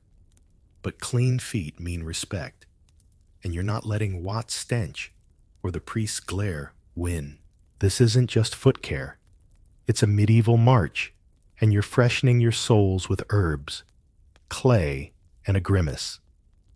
You're in your one-room hut, a drafty wattle and daub shack where the fire pit's embers glow and the air's thick with smoke and pottage fumes. Your kids giggling as you sit on a wobbly stool, massaging your calloused feet, battered from barefoot treks through fields that make modern trails look like velvet carpets, per skeletal studies showing peasants' sturdy foot bones. Nowadays, you'd slip into cushioned sneakers with breathable mesh, but in 1295, your shoes are flimsy leather soles, more holes than hide per cobbler accounts, and you're stuffing them with mint and rosemary. They're antibacterial oils, a medieval shield against the funk of sweat and mud, per 1378 hygiene guides. You're tempted to skip the herbs. Your feet ache like you've danced on coals, but smelly feet draw glares at church, where the priest's nose is sharper than his sermons per social customs, and you're not risking a scolding or a bathhouse ban, where the foot inspector finds the foul per 1367 court records. You're rubbing clay, your toes gritty, and you're dodging Watt's foot clay deal, likely scooped from a ditch because his last bargain left Agnes's feet red per tavern tales.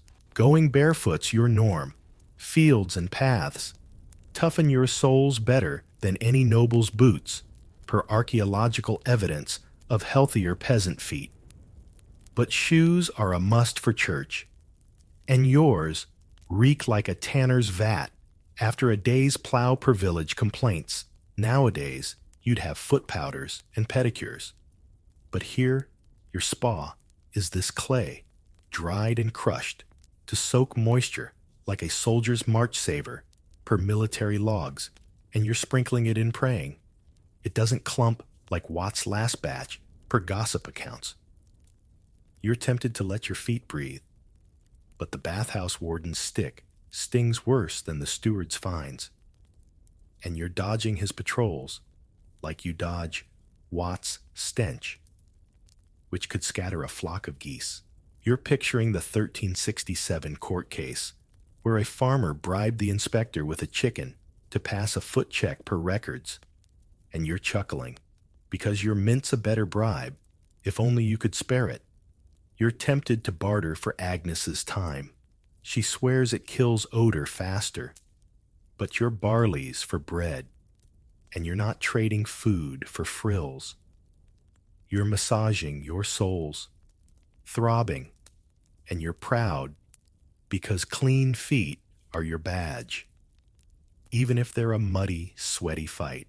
The village is a hive of foot care talk because every soul's dodging the same funk, from the blacksmith's soot-crusted toes to the tanner's urine-soaked heels, and a fresh foot's worth more than a day's wage per trade logs. You overhear the blacksmith's wife bragging about her secret sage stuffing, claiming it outshines the priest's incense, and a kid whining about clay that scratched per gossip accounts. Nowadays, you'd have antifungal creams and podiatrists. But in 1295, your doctor is this herb stash, and your clinic is this stool, where Agnes is inspecting your feet like a livestock trader, muttering about neglect per communal hygiene notes. You're tempted to snap at her, but her rosemary tip saved your shoes last month, and you're dodging her judgment like you dodge Watt's cart. You're tempted to boast about your mint haul, a rare find from a meadow patch, but you keep it low-key because flaunting your foot care in 1295 is a great way to draw Watt's borrowing or Agnes's envy. You're stuffing your fingers dusty, and you're proud because these feet are your march, even if they're a gritty, aching slog. You're not reckless, though. You know, foot care's a gamble. One bad herb and your shoes reek. One wrong clay and you're itching like the 1295 villager who used ditch dirt and limped for weeks per health records. You're also aware of the stakes if your feet stink. The bathhouse bans. You, and village trade, shuns the foul per social accounts. The tavern warns of clays that burned or herbs that molded, and you're double-checking your mint like a medieval apothecary because you're not letting Watt's dodgy dirt betray you. You're tempted to rush, but you settle for careful packing because haste is a foot's worst enemy, and you've got kids to feed and fields to plow.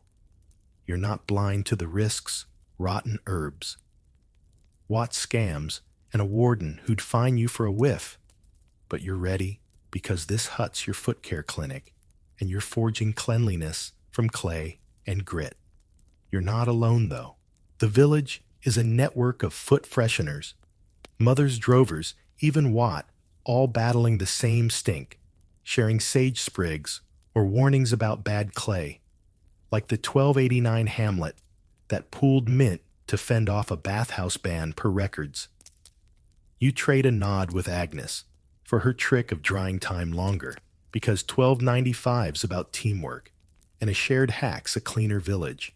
You're tempted to dream of the Lord's silk-lined boots, maybe with no sweaty funk.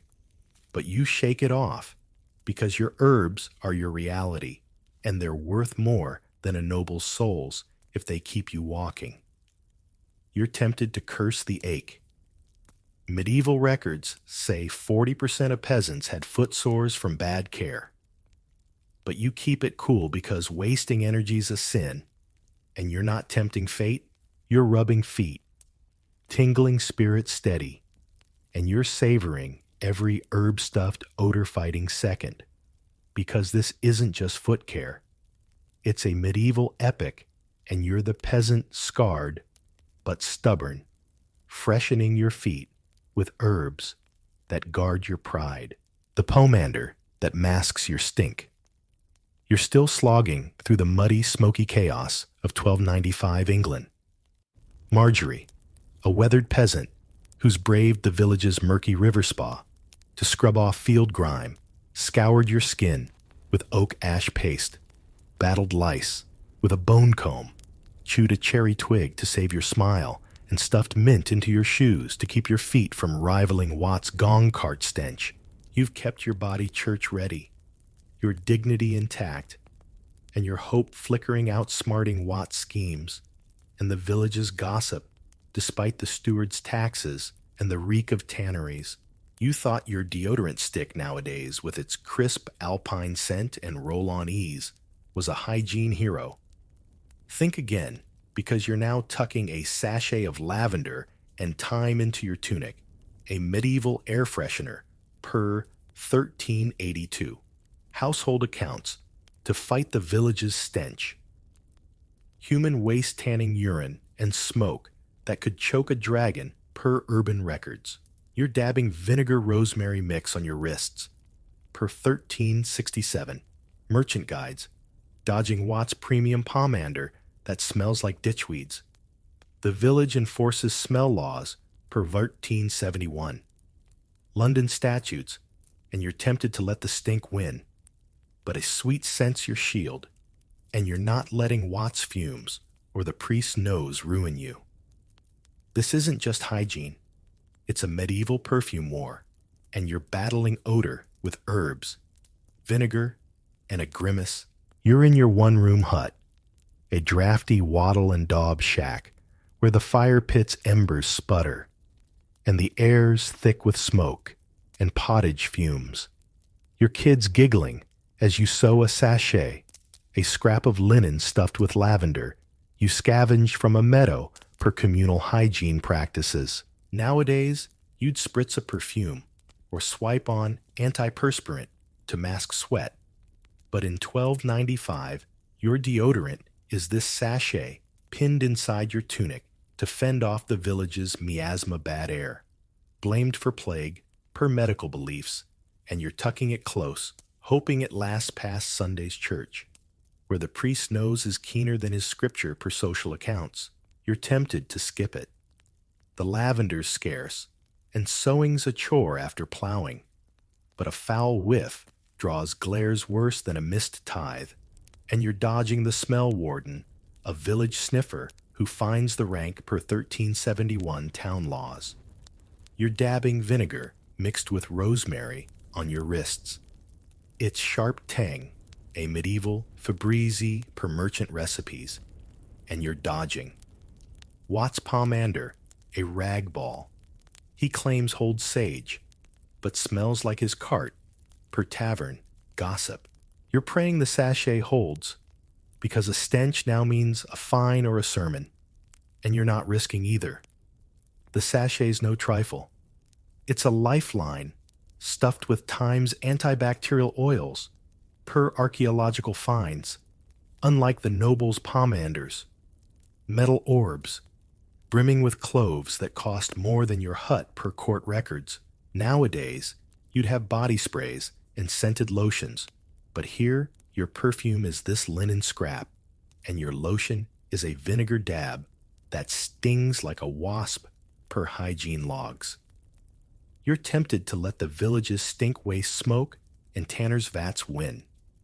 But the smell warden's patrol is stricter than the steward's tax rounds, and you're picturing the 1371 London case, where a tanner was fined for fouling the square, forced to supply public pomanders per statutes. You're dodging Watts' deal on a sachet he found likely swiped from Agnes's wash per 1389 court disputes, and you're tempted to dunk him in the river. But his gossip's sharper than his stench, and you're not sparking a feud. You're sewing your fingers pricked, and you're proud. Because this sachet's your armor against a village that sniffs out shame, even if it's a fragile herb-stuffed shield. The village is a hive of smell talk, because every soul's fighting the same reek from the blacksmith's soot sweat to the tanner's urine funk, and a good sachet's worth more than a day's wage per trade accounts. You overhear the blacksmith's wife boasting about her secret clove mix, claiming it outshines the priest's incense, and a kid whining about a sachet that spilled per gossip logs. Nowadays, you'd have air purifiers and colognes. But in 1295, your purifier is this sachet, and your cologne is vinegar's bite per hygiene practices. You're tempted to trade for Agnes's sage. She swears it lasts longer, but your barley's for bread. And you're not swapping food for frills. You're dodging Watts' pomander, which he claims is noble grade, but smells like a privy. And you're tempted to shove it in his cart, but his tales could turn the village against you. And you're not risking ostracism. You're dabbing your wrists, tingling, and you're proud, because this scents your rebellion, even if it's a faint, fleeting fight against a village that smells like despair. You're not reckless, though you know, scent's a gamble. One bad herb, and you're reeking worse. One torn sachet, and you're fined like the 1295 villager who lost a week's wage for offending the square, per health records. You're also aware of the stakes. If you stink, the priest's sermon on unclean souls hits harder, and trade shuns the foul per social accounts. The tavern warns of sachets that molded or vinegar that burned, and you're double-checking your time like a medieval perfumer because you're not letting Watts' ditchweeds betray you. You're tempted to skip the herbs, but you settle for careful stitches because haste is a scent's worst enemy, and you've got kids to feed and fields to plow. You're not blind to the risks, rotten herbs, Watts scams, and a warden who'd fine you for a whiff. But you're ready, because this hut's your perfumery, and you're forging freshness from vinegar and grit. You're not alone, though. The village is a network of scent fighters, mothers, drovers, even Watt, all battling the same stink, sharing lavender sprigs or warnings about bad vinegar, like the 1289 Hamlet that pooled sage to fend off a smell fine per records. You trade a nod with Agnes for her trick of tying sachets tighter, because 1295's about teamwork, and a shared hack's a fresher village. You're tempted to dream of the Lord's pomanders, maybe with cloves and no sting. But you shake it off because your sachet's your reality, and it's worth more than a noble's orb if it keeps you respectable. You're tempted to curse the reek medieval records, say 40% of villagers faced smell fines, but you keep it cool because wasting energy's a sin. And you're not tempting fate. You're tucking wrists, burning spirit steady, and you're savoring every herb-soaked stink-fighting second. Because this isn't just hygiene, it's a medieval epic. And you're the peasant, scarred but stubborn, masking your stink with a pomander that guards your pride. The linen that saves your skin. You're still slogging through the muddy, smoky chaos of 1295 England. Marjorie, a weathered peasant who's braved the village's murky river spa to scrub off field grime, scoured your skin with oak ash, paste, battled lice with a bone comb, chewed a cherry twig to save your smile-stuffed mint into your shoes, to freshen your feet, and tucked lavender sachets into your tunic to mask the village's stench of waste and tanneries. You've kept your body church-ready, your pride intact, and your hope flickering outsmarting Watt's foul schemes, and the village's gossip, despite the steward's taxes and the priest's nose. You thought your breathable workout gear nowadays, with its weekly wash and moisture-wicking tech, was a hygiene game-changer. Think again, because you're now boiling linen undergarments. Your sweat-soaking armor, per 1375 household accounts, in a pot, with ash and mint to keep your outer wool tunic clean. Sewing herb patches under the armpits, per 1391 tailor guides. You're scrubbing in your smoky hut. Your wool tunic itching like a flea market reject, dodging Watt's help that smells worse than the river. The village enforces linen inspections per 1382 court records, and you're tempted to let the dirt win. But clean linen's your shield, and you're not letting Watt's stench or the priest's glare ruin you. This isn't just laundry.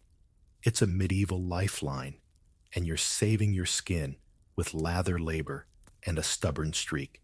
You're in your one-room hut, a drafty wattle and daub shack where the fire pit's embers glow and the air's thick with smoke and pottage fumes. Your kids hovering as you stir a pot of steaming water. Your 2 linen shifts simmering like a grim stew per laundry records. Nowadays, you'd toss your gym clothes in a washing machine with scented detergent and call it a day. But in 1295, your washer is this pot, and your detergent is oak ash potassium, carbonate's gritty magic, per medieval manuals mixed with mint. To kill the funk of field sweat, per hygiene accounts, you're tempted to skip the wash boiling's a chore after plowing. And your hands are raw, but filthy linen breeds fleas and draws the priest's scorn at church, where a clean shift signals virtue per social customs. You're scrubbing with a wooden paddle, your arms aching like you've hauled a week's barley, dodging Watt's premium ash, likely scooped from a privy per tavern, gossip, because his last deal left Agnes's shift gray, per village complaints. You're praying the linen holds, because a tear now means sewing by firelight, and you're not risking a frayed shift before Sunday. Linen's your unsung hero, a breathable antibacterial layer that wicks sweat and spares your wool tunic per 1362 tailor guides, unlike the noble's perfumed shifts soaked in rose water per 1388 inventories. Nowadays, you'd have cotton tees and quick-dry fabrics, but here, your athleisure is this lawn washed weekly, while your outer clothes go months per household accounts. You're tempted to wear it dirty. The village's stink masks worse, but the linen inspector, A village busybody checks for quality and cleanliness, finding the foul per 1382 court records. And you're dodging her, like you dodge Watt's cart, which could clear a market square. You're sewing a time patch under the armpit, a medieval deodorant that traps sweat per Taylor Innovations, and you're picturing the 1382 case where a merchant was shamed for selling false linen mixed with hemp, forced to wear his own itchy shirt per court logs. You're tempted to barter for Agnes's sage. She swears it lasts longer, but your barley's for bread, and you're not trading food for frills. You're stirring your knuckles stinging, and you're proud because this linen's your skin's savior, even if it's a gritty, steaming slog. The village is a hive of laundry talk, because every soul's fighting the same grime, from the blacksmith's soot-stained shifts to the tanner's urine-soaked rags, and a clean lawn's worth more than a day's wage per trade logs. You overhear the blacksmith's wife boasting about her secret mint wash, claiming it outshines the priest's vestments, and a kid whining about a shift that shrank per gossip accounts. Nowadays, you'd have laundromats and fabric softeners, but in 1295, your laundry is this pot, and your softener is a rinse in river water per hygiene practices. You're tempted to trade for Agnes's rosemary. She swears it kills fleas faster, but you're dodging Watt's help, offering to stir your pot for a cut of your barley. His hand's dirtier than the ash per village complaints. You're tempted to boast about your time patches, a rare sewing feat. But you keep it low-key, because flaunting your linen in 1295 is a great way to draw Watt's borrowing or Agnes's envy. You're scrubbing your arms, throbbing, and you're proud because this lawn's your lifeline, even if it's a steaming, stinging fight. You're not reckless, though you know laundry's a gamble. One bad ash, and your shift's gray. One wrong boil, and it's shrunk, like the 1295 villager who lost a week's trade for a foul shift per health records. You're also aware of the stakes. If your linen's dirty, the priest's sermon on unclean souls hits harder, and trade shuns the flea-ridden per social accounts. The tavern warns of washes that burned skin, or linens that tore, and you're double-checking your ash like a medieval chemist because you're not letting Watt's ditch dirt betray you. You're tempted to rush, but you settle for slow stirs because haste is a shift's worst enemy, and you've got kids to feed and fields to plow. You're not blind to the risks scalding water, Watt's scams, and an inspector who'd fine you for a stain. But you're ready because this hut's your laundromat, and you're forging cleanliness from ash and grit. You're not alone, though. The village is a network of linen scrubbers, mothers weavers, even Watt all battling the same fleas, sharing mint sprigs, or warnings about bad ash, like the 1289 Hamlet that pooled sage to fend off a flea plague per records.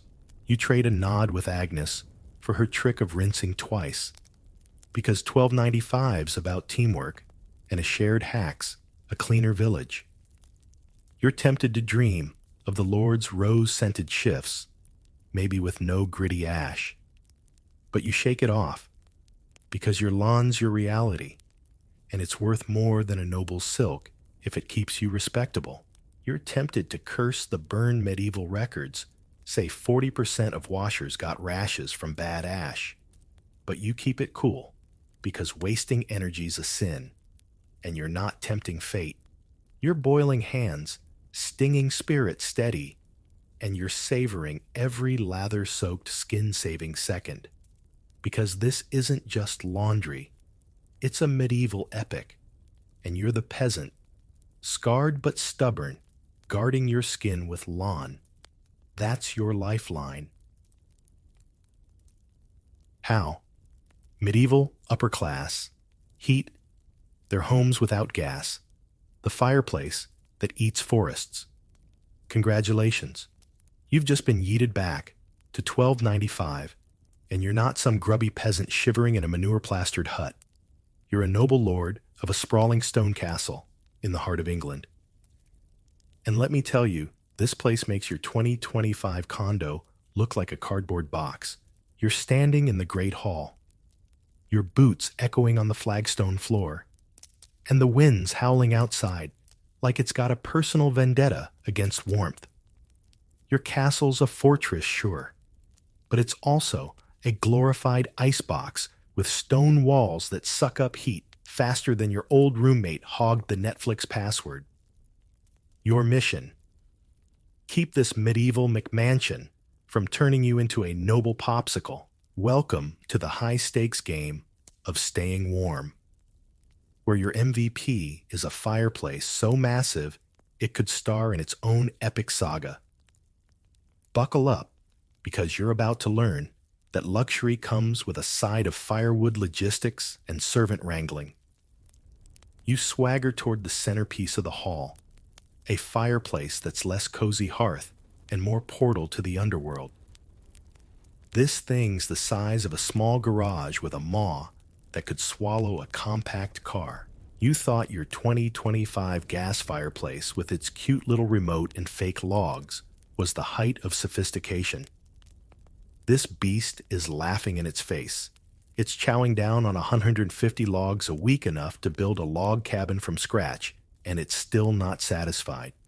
You're burning through forests faster than a modern lumber company, and you're starting to wonder if you should have invested in a few extra acres of woodland.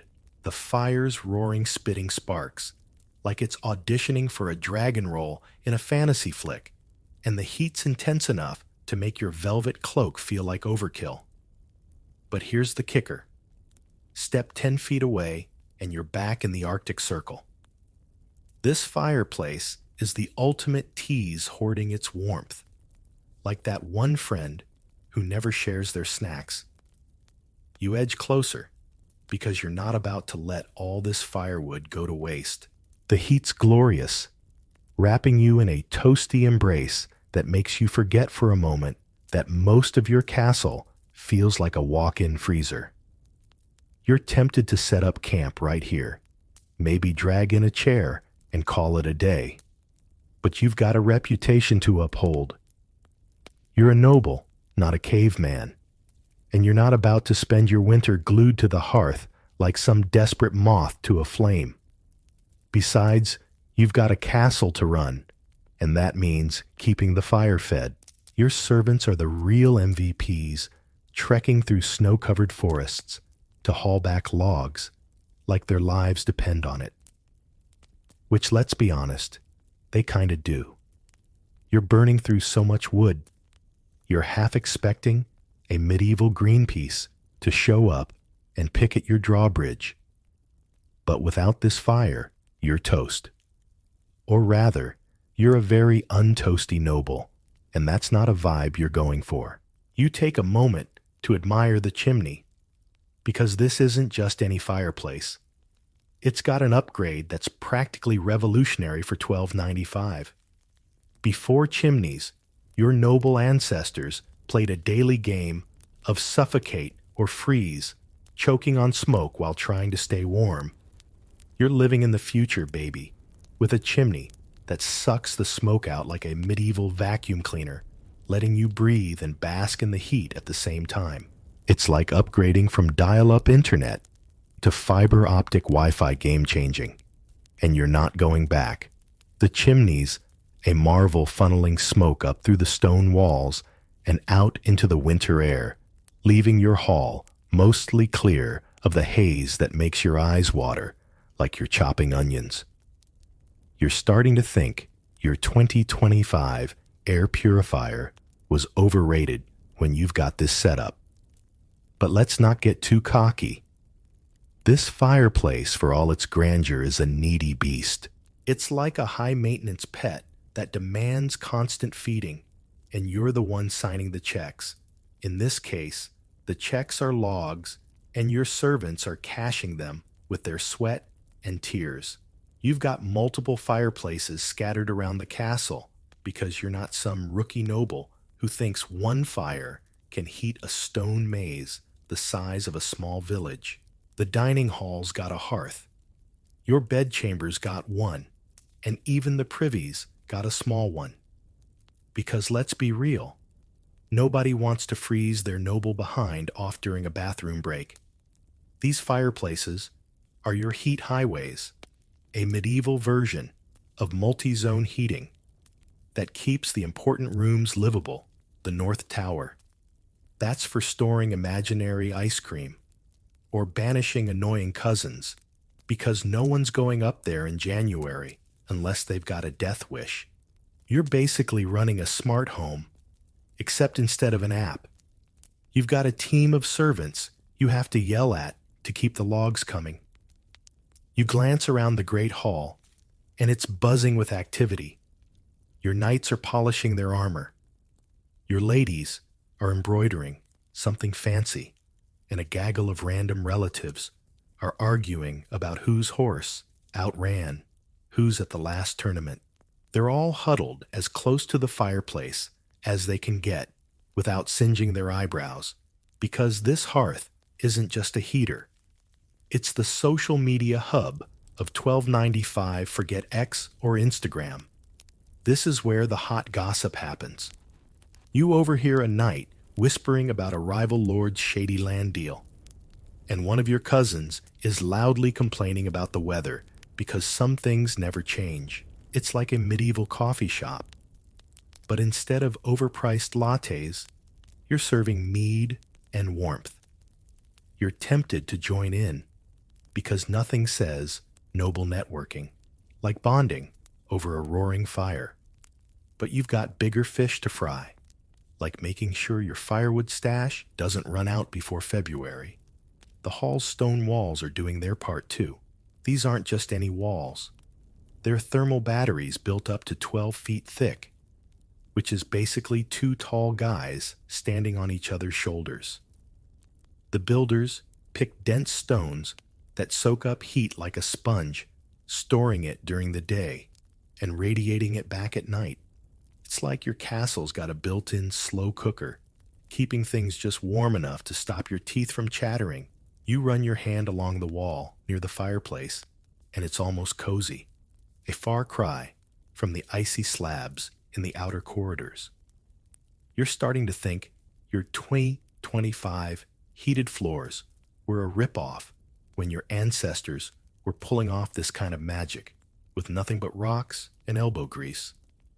The windows, though they're more like glorified arrow slits with delusions of grandeur, you squint at one barely bigger than a dinner plate and notice it's angled to let in maximum sunlight while keeping out the cold.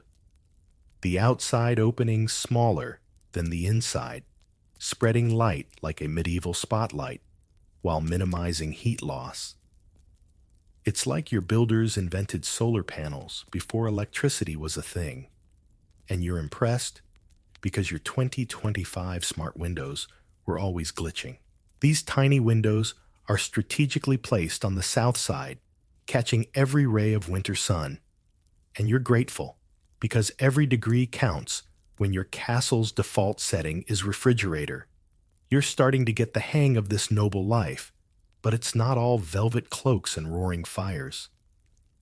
Keeping these fireplaces fed is a logistical nightmare, and you're one bad snowstorm away from a firewood crisis. Your servants are grumbling, your woodpile's shrinking, and you're pretty sure the steward's giving you side-eye every time you order another log tossed on. But you're warm, at least for now, and the great hall's buzzing with life. The fireplace isn't just a heater. It's the heart of your castle, pumping warmth and gossip through your noble veins. You're not just surviving winter. You're ruling it one log at a time. Now, if you can just convince your servants to stop muttering about deforestation, you'll be golden. The bed. That's basically a cloud. You're still strutting your stuff as a noble in your stone fortress of a castle. 1295. England, where the Great Hall's massive fireplace is eating logs faster than a teenager raids a fridge. You've mastered the art of hovering near that fire beast, soaking up its selfish heat, while your servants haul wood, like they're training for the medieval Olympics. The chimneys keeping the smoke at bay, and the gossips flowing hotter than the flames. But the sun's gone down, and the wind's screaming through the arrow-slit windows, like it's got a personal grudge against coziness. It's bedtime, and you're not about to shiver through the night, like some peasant spooning family members on a straw pile. Welcome to your bedchamber, where your four-poster bed is less a piece of furniture and more a fluffy fortress, designed to cocoon you in warmth. You thought your Twain 25 memory foam mattress was peak comfort. Buckle up, because you're about to sleep on a Cloud Noble style, and it's going to redefine your definition of luxury. You push open the heavy oak door to your bedchamber, and the first thing that hits you is the cold. The stone walls are radiating a chill that makes your teeth chatter like you've walked into a freezer with delusions of grandeur. You glance at the small fireplace in the corner, crackling valiantly, but barely denting the icy vibe. You're not worried, though, because your bed's waiting. And it's not just any bed. It's a medieval masterpiece that could make a five-star hotel jealous.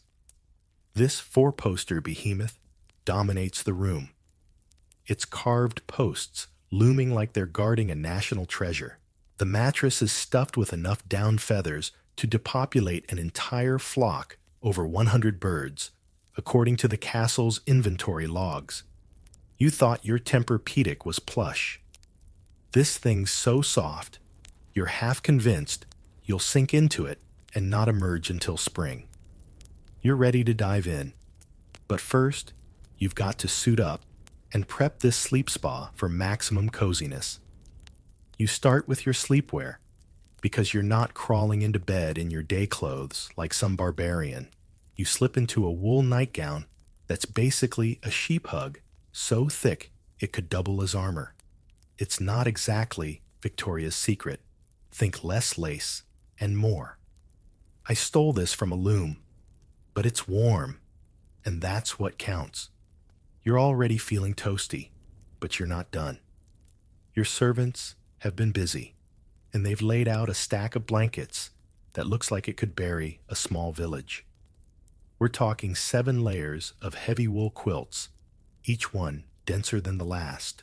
Getting into bed is going to be a workout, like climbing into a medieval version of a weighted blanket commercial. You're half tempted to call for a squire just to help you lift them, but you're a noble, so you suck it up and start piling them on. By the time you're done, you're less getting into bed and more mounting an expedition to the summit of Mount Quilt. You're pretty sure this is why nobles slept until noon. It's not laziness, it's survival. But the real magic happens before you even touch the sheets. Your servants bless. Their frostbitten souls have been wielding the bed warmer, a metal pan stuffed with glowing coals that they've slid between the linens like a medieval hot water bottle. You ease onto the mattress, and the warmth hits you like a hug from a very enthusiastic sunbeam. It's pure bliss, spreading from your toes to your fingertips, and you're already plotting how to stay here forever. But you're careful not to roll too fast. Those coals are no joke, and one wrong move could turn your cozy cocoon into a game of the floor. Is lava with actual stakes. You're not about to become the noble who set their own bed on fire, though you're pretty sure your cousin Edmund would find a way to make that happen. He's not the sharpest sword in the armory. You pull the bed's heavy curtains closed, and suddenly you're in a different world. These aren't just for show, or to keep your nosy steward from spying on your beauty sleep. They're your personal fortress, trapping heat like a medieval sleeping bag and muffling the sound of your teeth chattering. Or more likely, the wind howling outside like it's auditioning for a horror movie. The curtains are thick, woven from wool so dense it could probably stop an arrow, and they create a microclimate that's practically tropical compared to the rest of the castle. You're cocooned in warmth, and you're starting to think your 2025 electric blanket was a cheap knockoff when your ancestors were pulling off this kind of wizardry with nothing but sheep and elbow grease. The bedchamber's got other tricks up its sleeve. The floors covered in exotic carpets, think Persian rugs, before they were Instagram famous, that keep your feet from freezing when you inevitably have to get up to use the privy. These aren't your standard IKEA throw rugs. They're serious investments imported from far-off lands where people apparently don't know what frostbite is. You wiggle your toes in the plush pile, and it's like walking on a cloud instead of the stone floor that feels like it's been storing ice since the last ice age. The carpets are your secret weapon, turning your bedchamber into a cozy oasis that screams, "I'm a noble, and I don't do cold feet." You're pretty sure your 2025 heated floors were a scam when you've got this set up, and you're already planning to brag about it to your rival lord at the next tournament. Your bedchamber's strategically placed near the fireplace because you're not some fool who'd sleep in the north wing with the ghosts and the frost. The hearth's doing its best, but it's no match for the castle's default setting of refrigerator. That's where your bed comes in, picking up the slack with its feather-stuffed mattress and quilt mountain. You're sinking deeper into the mattress now, and it's like being cradled by a flock of very generous geese. You're tempted to stay here forever, but you know you've got a castle to run tomorrow. Firewood to count servants, to yell at and gossip to overhear by the great hall's fire. For now, though, you're the king of coziness, and this bed's your throne. You're not alone in this fluffy paradise. Your cat, Lady Whiskers, has claimed her spot at the foot of the bed, purring like a furry space heater. She's not just here for the cuddles. She's a living hot water bottle radiating warmth that makes your toes tingle. Studies suggest cats were medieval nobles' secret weapons against the cold, and you're feeling it. Lady Whiskers is worth her weight in gold, especially since she's not demanding a salary like your servants. You give her a scratch behind the ears, and she purrs louder like she knows she's the real MVP of this bedchamber. As you settle in, you're hyper-aware of the room's details. The walls are hung with tapestries, not just for decoration, but to add an extra layer of insulation against the stone's icy grip. They're woven with scenes of heroic knights and frolicking unicorns, and you're pretty sure they cost more than your entire wardrobe back in 2025. The tapestries trap heat, making the room feel less like a dungeon and more like a noble's lair. The small window, barely bigger than a dinner plate, is covered with a hide that flaps in the wind, but keeps the worst of the cold out. It's angled to catch the morning sun, because your builders were basically medieval solar engineers, maximizing every ray of warmth, like it's their job. Spoiler, it was. You're starting to appreciate the genius behind this setup. This isn't just a bed. It's a survival pod designed through centuries of noble trial and error. Your ancestors figured out how to turn feathers wool and a few hot coals into a warmth-trapping masterpiece, and you're reaping the benefits. You're not just sleeping. You're hibernating in style wrapped in a cocoon that laughs in the face of winter. You're smugly aware that your peasants are out there spooning in straw, coughing in smoky huts, while you're floating on feathers in a room that's practically a status symbol. You're not heartless, though you've got plans to toss some extra firewood to the village tomorrow. Mostly, so they stop grumbling about your forest-munching fireplace. The fire's dying down now, and the room's getting chillier, but you're untouchable. The quilts are heavy, the feathers are fluffy, and Lady Whiskers is purring like a motor. You're drifting off, lulled by the crackle of the hearth and the distant howl of the wind. Tomorrow you'll face the great hall's selfish fire, your servants' muttered complaints, and probably another argument about whose horse is fastest. But for now, you're warm, you're cozy, and you're sleeping like the noble you are, one feather-stuffed, quilt-smothered dream at a time. The wardrobe. That's a walking blanket. You're still ruling the roost in your stone fortress of a castle, 1295 England, where the great hall's fireplace is chomping through logs like a dragon with a lumber fetish. You've mastered the art of sleeping like a noble, cocooned in a feather-stuffed, quilt-smothered four-poster bed that makes your 2025 memory foam mattress look like a yoga mat. Lady Whiskers, your purring space heater kept your toes toasty all night, and you're feeling smug knowing your peasants are out there coughing in smoky huts while you're floating on clouds.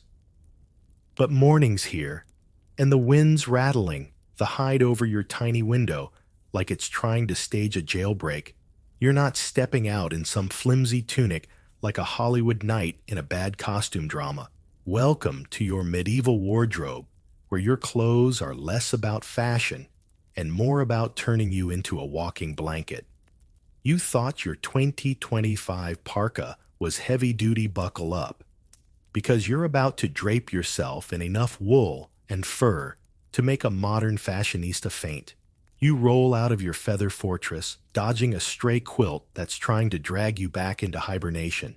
The bedchamber's chilly, despite the small fireplace's valiant efforts, and the stone floor's so cold it feels like it's personally offended by warmth. Luckily, you've got those exotic carpets, Persian rugs before they were hipster chic, keeping your feet from turning into noble icicles.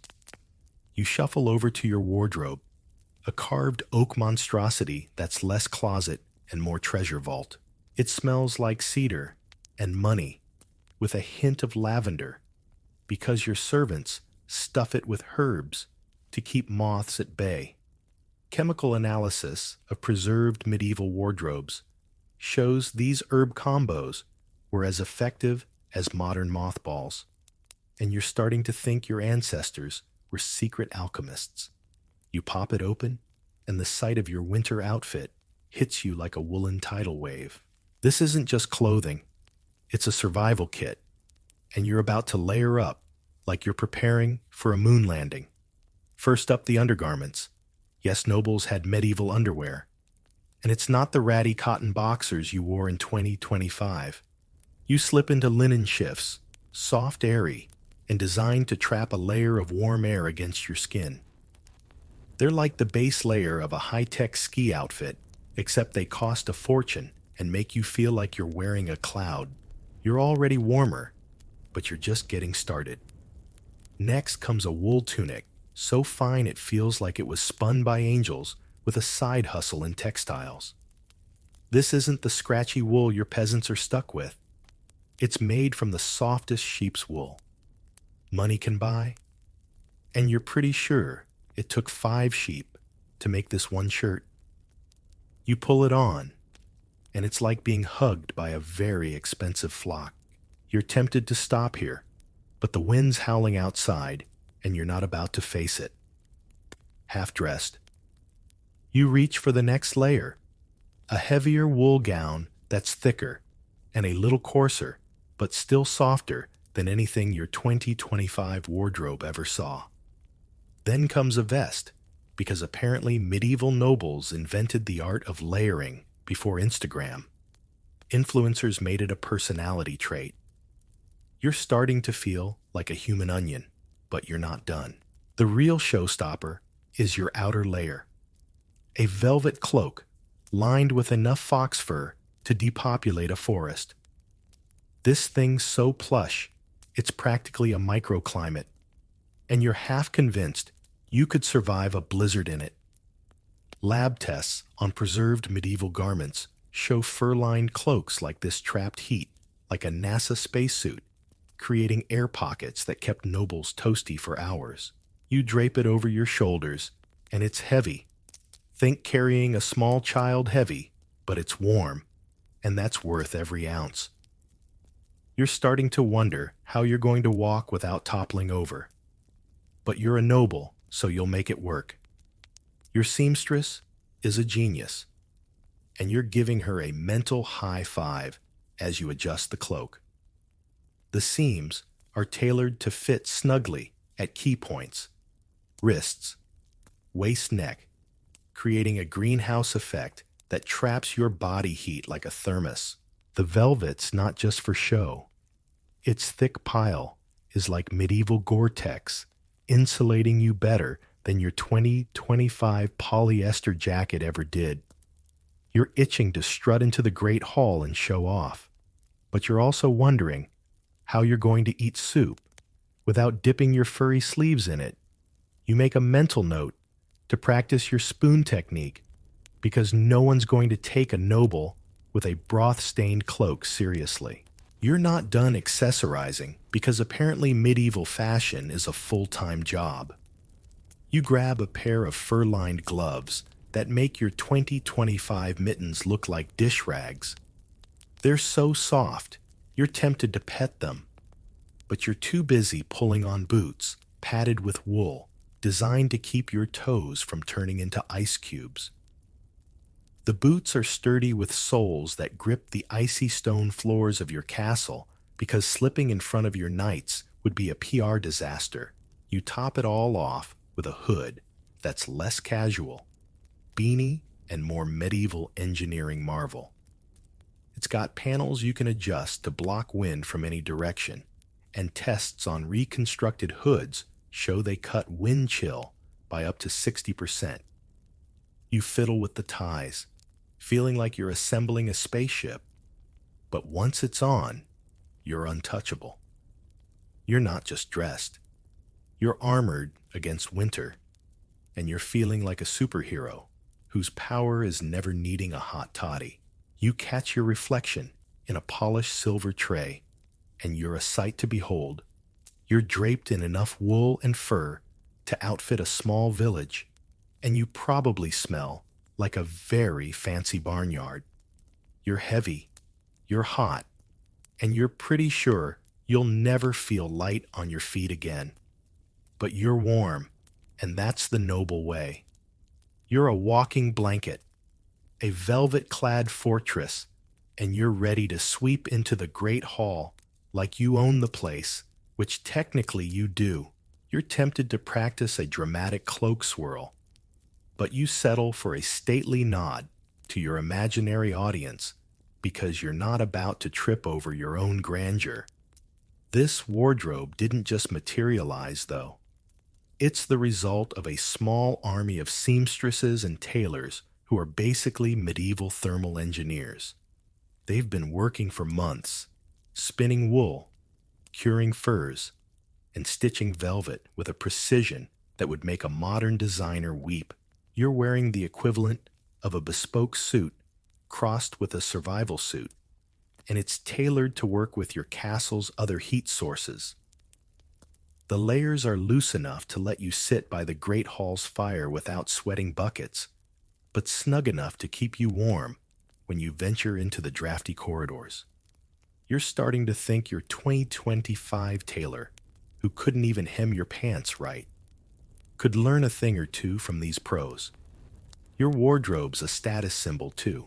Every fur, every yard of velvet screams, "I'm richer than you." And you're not above enjoying the flex. Your peasants are out there in scratchy wool tunics, probably itching, like they've got fleas, while you're swanning around in fox fur that costs more than their entire village.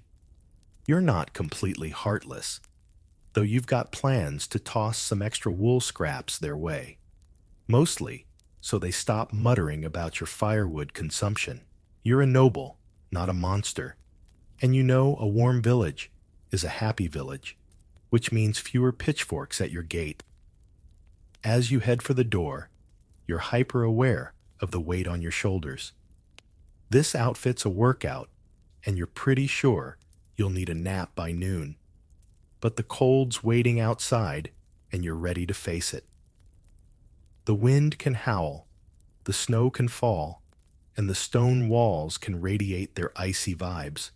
But you're untouchable. Your wardrobe's a masterpiece, engineered to keep you warm while making you look like a medieval rock star. You're not just surviving winter, you're slaying it one fur-lined, velvet-draped step at a time. Now, if you can just figure out how to sit down without crushing your cloak, you'll be unstoppable. The cows that heat your castle. You're still holding court in your stone behemoth of a castle, 1295, England, where the great hall's fireplace is gobbling logs like it's training for the lumberjack apocalypse. You've mastered the art of sleeping in a feather-stuffed, quilt-smothered, four-poster bed that makes your 2025 Tempur-Pedic look like a camping cot, and your fur-lined, velvet-draped wardrobe has you strutting around like a medieval rock star who never gets cold. Lady Whiskers, your purring feline heater is earning her keep, and you're smugly aware that your peasants are out there spooning in smoky huts while you're living the noble dream. But even with all your fireplaces, quilts, and fox fur, there are corners of this castle cold enough to store ice cream, if only you'd invented it. Enter your secret weapon, animals. You thought your 2025 smart thermostat was cutting edge.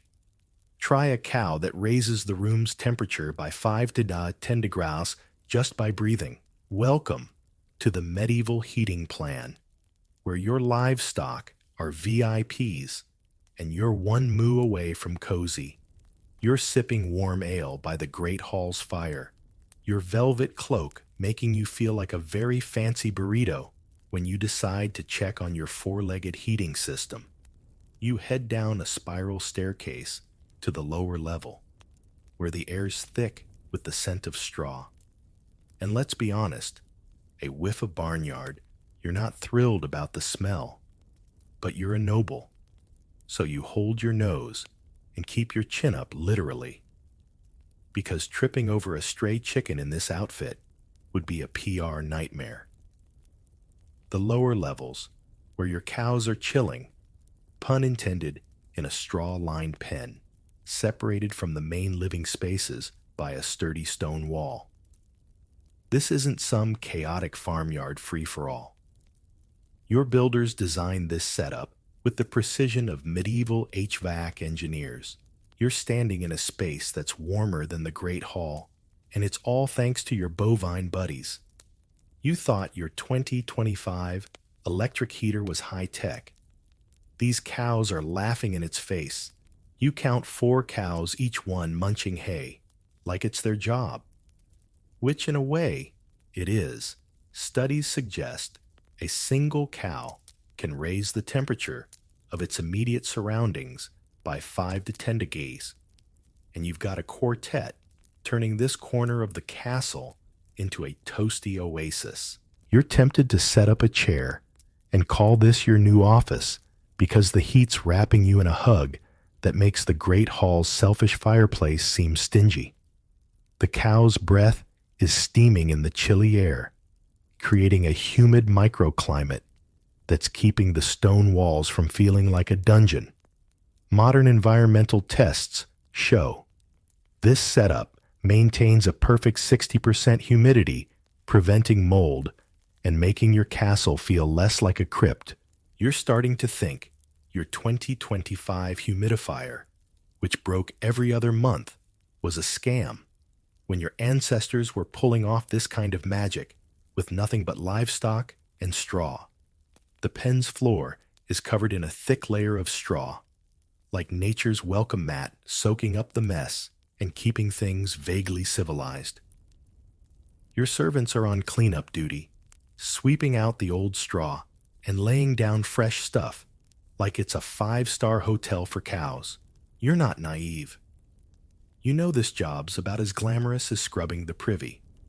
But you're grateful, because it keeps the barnyard symphony from echoing through the halls. You catch one servant muttering under his breath about noble nonsense, and you make a mental note to toss him an extra coin later, mostly so he doesn't start a revolt over cow poop duty. The straw's doing more than just keeping things tidy.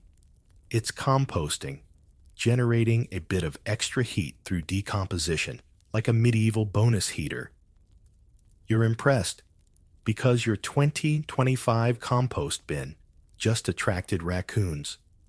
You wander over to a corner where a couple of sheep are huddled their woolly coats, making them look like walking blankets. They're not just here for future tunics.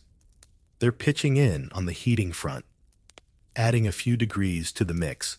You're tempted to pet one, but your velvet cloak's already picking up stray bits of straw, and you're not about to ruin your noble aesthetic. The sheep are in a smaller pen designed to keep them cozy while maximizing their heat output. You're starting to see the genius of this setup. Your builders didn't just throw animals in a room and call it a day. They positioned the pens to create convection currents, circulating warm air through the lower level and up into the main castle. It's like a passive heating system, and modern airflow studies show it's 70% as efficient as today's tech. You're not just a noble. You're a livestock whisperer, turning moose and boss into a warmth strategy that keeps your castle livable. Back in the Great Hall, you're not relying on cows alone. Lady Whiskers, your feline MVP, is sprawled by the fireplace, purring like a furry furnace. She's not just a pretty face. She's a living hot water bottle radiating warmth that makes her worth her weight in gold. You scoop her up, and she nestles into your cloak, adding a few degrees to your personal microclimate. Historical records suggest cats were nobles' secret weapons against the cold, and you're feeling it. You're tempted to get a dozen more, but you're pretty sure your steward would quit if he had to deal with that many litter trays. Lady Whiskers is enough curling up on your lap, like she knows she's the real star of this castle. You're starting to appreciate the logistics behind this animal heating empire. The pens are strategically placed near the main living areas, but far enough to keep the mooing from disrupting your beauty sleep. The castle's thick stone walls, those thermal batteries that soak up heat, are working overtime, absorbing the animal's warmth and radiating it back. You run your hand along a wall near the cow pen, and it's almost cozy, a far cry from the icy slabs in the outer corridors. The tiny windows, angled to catch sunlight, are letting in just enough light to keep the animals happy without turning the pen into a deep freeze. Your builders were basically medieval environmental scientists, and you're giving them a mental standing ovation. But it's not all rosy. You're hyper-aware of the challenges. The servants are grumbling about cleanup, and you're pretty sure the smell's going to linger in your cloak despite your best efforts. You've had to explain to a visiting knight why there's a sheep bleeding in the next room, and his raised eyebrow was not the vibe you were going for. Manor records from the period mention disputes over whose animals were the best heaters, and you're chuckling because you'd bet on your fat cow Bessie any day. She's the premium heating unit in this castle, and you're not trading her for anything. You're also keeping an eye on the hay supply, because feeding these animals through winter is a logistical puzzle that makes your firewood woes look like a cakewalk. As you head back to the Great Hall, Lady Whiskers in tow, you're feeling a flicker of pride. This isn't just a castle. It's a living, breathing heating system, and your animals are the unsung heroes. You're not just surviving winter. You're thriving one cow-powered degree at a time. The Great Hall's fire is still roaring, your velvet cloaks keeping you toasty, and your feather beds waiting for you tonight. You're a noble, and you've got this winter thing on lock. Now, if you can just convince your guests that the occasional moo is a sign of luxury, you'll be unstoppable. The party that warms the hall. You're still the reigning champ of your stone fortress in 1295 England, where the great hall's fireplace is devouring logs like it's got a personal vendetta against trees. You've mastered the art of sleeping in a feather-stuffed, quilt-smothered four-poster bed that makes your 2025 memory foam mattress look like a park bench, and your fur-lined, velvet-draped wardrobe has you strutting through the castle like a medieval fashion icon who laughs at frostbite. Your cows, sheep, and Lady Whiskers, the purring feline heater, are turning your icy castle into a toasty oasis, and you're smugly aware that your peasants are out there, shivering in smoky huts while you're living the noble high life. But winter's not done throwing curveballs, and there are still corners of this castle cold enough to store ice cream if you'd only invented it. Enter your ultimate weapon, a feast so packed with people, fire, and hot food that it turns your great hall into a medieval sauna. Welcome to the party that warms the hall, where gossip, dancing, and a roaring fire make winter your noble playground.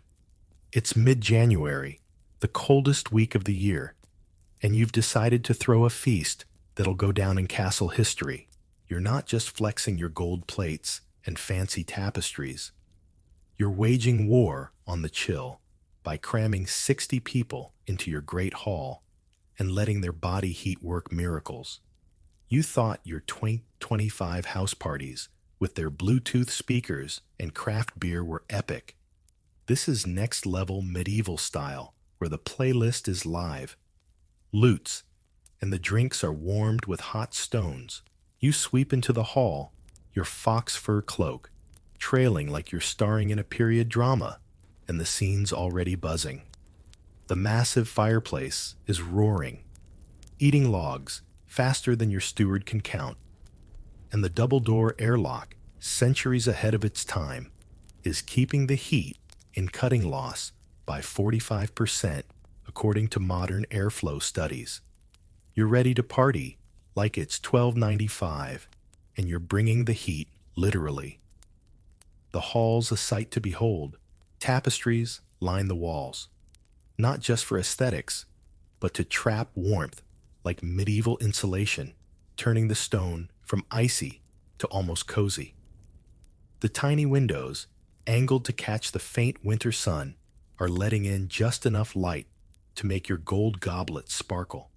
The stone walls, those thermal batteries you've come to love, are soaking up the fire's heat and radiating it back like a slow cooker for your castle. The thatched roof, thick as a noble's ego, is locking in every degree, its layers of straw creating air pockets that laugh in the face of snow. You're not just hosting a party, you're running a heat-trapping fortress, and you're feeling like a medieval Tony Stark, minus the iron suit, but with way more velvet.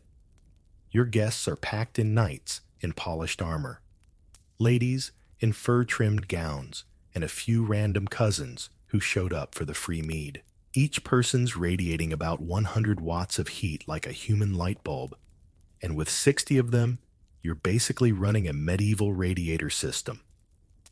Scientists say this crowd's raising the hall's temperature by several degrees, and you're feeling it, the chills retreating like a defeated army. You've scheduled this feast for the deepest freeze of winter, because you're not just a party animal, you're a warmth strategist. Manor records show nobles planned gatherings to maximize body heat, and you're nailing it. You're tempted to take a bow, but you settle for a regal nod as you survey your domain. The kitchen's in overdrive, pumping out steaming stews and roasts that could feed a small village.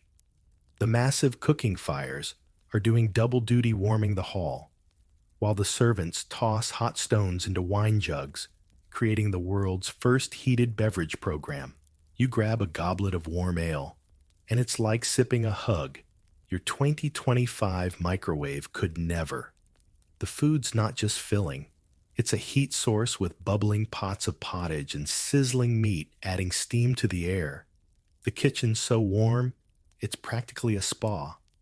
And you catch a servant lingering by the fire to thaw his frozen fingers. You don't blame him. Those fires are the unsung heroes of this feast, and you're half tempted to move your throne in there. You're not just eating and drinking, you're moving. The musicians are strumming lutes and pounding drums, and you're leading a medieval jig that's less graceful dance and more survival cardio. Your 7 layers of wool and fur are making you sweat, but every step's generating heat, and you're loving it. Your guests are joining in their laughter and stomping, adding to the warmth like a medieval Zumba class. You're arguing with a knight about whose tapestry is tackier, and the debate's so heated, pun intended, that you're pretty sure it's raising the room's temperature on its own. Historical records suggest nobles used arguments to boost party heat, and you're leaning into it, tossing in a jab about your rival lord's ugly horse for good measure. It's not just fun, it's thermodynamics, and you're a pro. The hall's buzzing with stories, too. A bard spinning a tale about a dragon-slaying knight, and your cousins are loudly debating who'd win in a joust. You're laughing louder than necessary, because movement equals warmth, and you're not about to let a single degree escape. The fire's spitting sparks, the food's steaming, and the body heat's turning the hall into a toasty bubble. You're tempted to cancel all your other plans and make this a week-long bash, because why face the cold corridors when you've got this? You're not just hosting a party, you're engineering a heat wave, and you're feeling like a medieval mastermind. Your castle's doing its part, too. The stone walls are drinking in the heat from the fire, and the crowd radiating it back like a noble's version of a space heater. The thatched roof's trapping it all in, and the double doors are keeping the wind at bay. You're even benefiting from your animal heaters. Downstairs, your cows and sheep are sending warm air up through the castle's cleverly designed airflow system. Lady Whiskers is curled up on a bench, purring like a furry furnace, and you're giving her a mental knighthood for her services. This isn't just a feast. It's a symphony of warmth with every element. Fire, food, people, animals playing its part. You're not naive, though. Hosting this bash is a logistical beast. Your servants are running ragged hauling wood, stirring pots, and dodging your drunk uncle, who's trying to start a sword fight. The firewood's dwindling, and you're praying the forest holds out until March. You've had to reassure a snooty guest that the faint mooing from downstairs is a sign of luxury, not a farmyard invasion. But the hall's warm, the mead's flowing, and your guests are too busy dancing to notice the occasional draft. You're pulling it off, and you're feeling like the king of winter. As the night winds down, you raise a goblet to your guests, who cheer, like you've just slain a dragon. You're warm, you're fed, and you're surrounded by people who make this castle feel alive. You've turned winter into a noble playground, using fire fur, feathers, cows, and a whole lot of partying to keep the cold at bay. Your peasants might be out there shivering, but you're tossing them extra firewood tomorrow, partly for goodwill, partly to keep them from storming your gate with pitchforks. This castle's not just a home, it's a fortress of coziness, and you've got the warmest seat in 1295. As you head to your feather bed, Lady Whiskers trailing behind you, realize you're not just surviving, you're thriving one gossip-fueled, dance-powered degree at a time.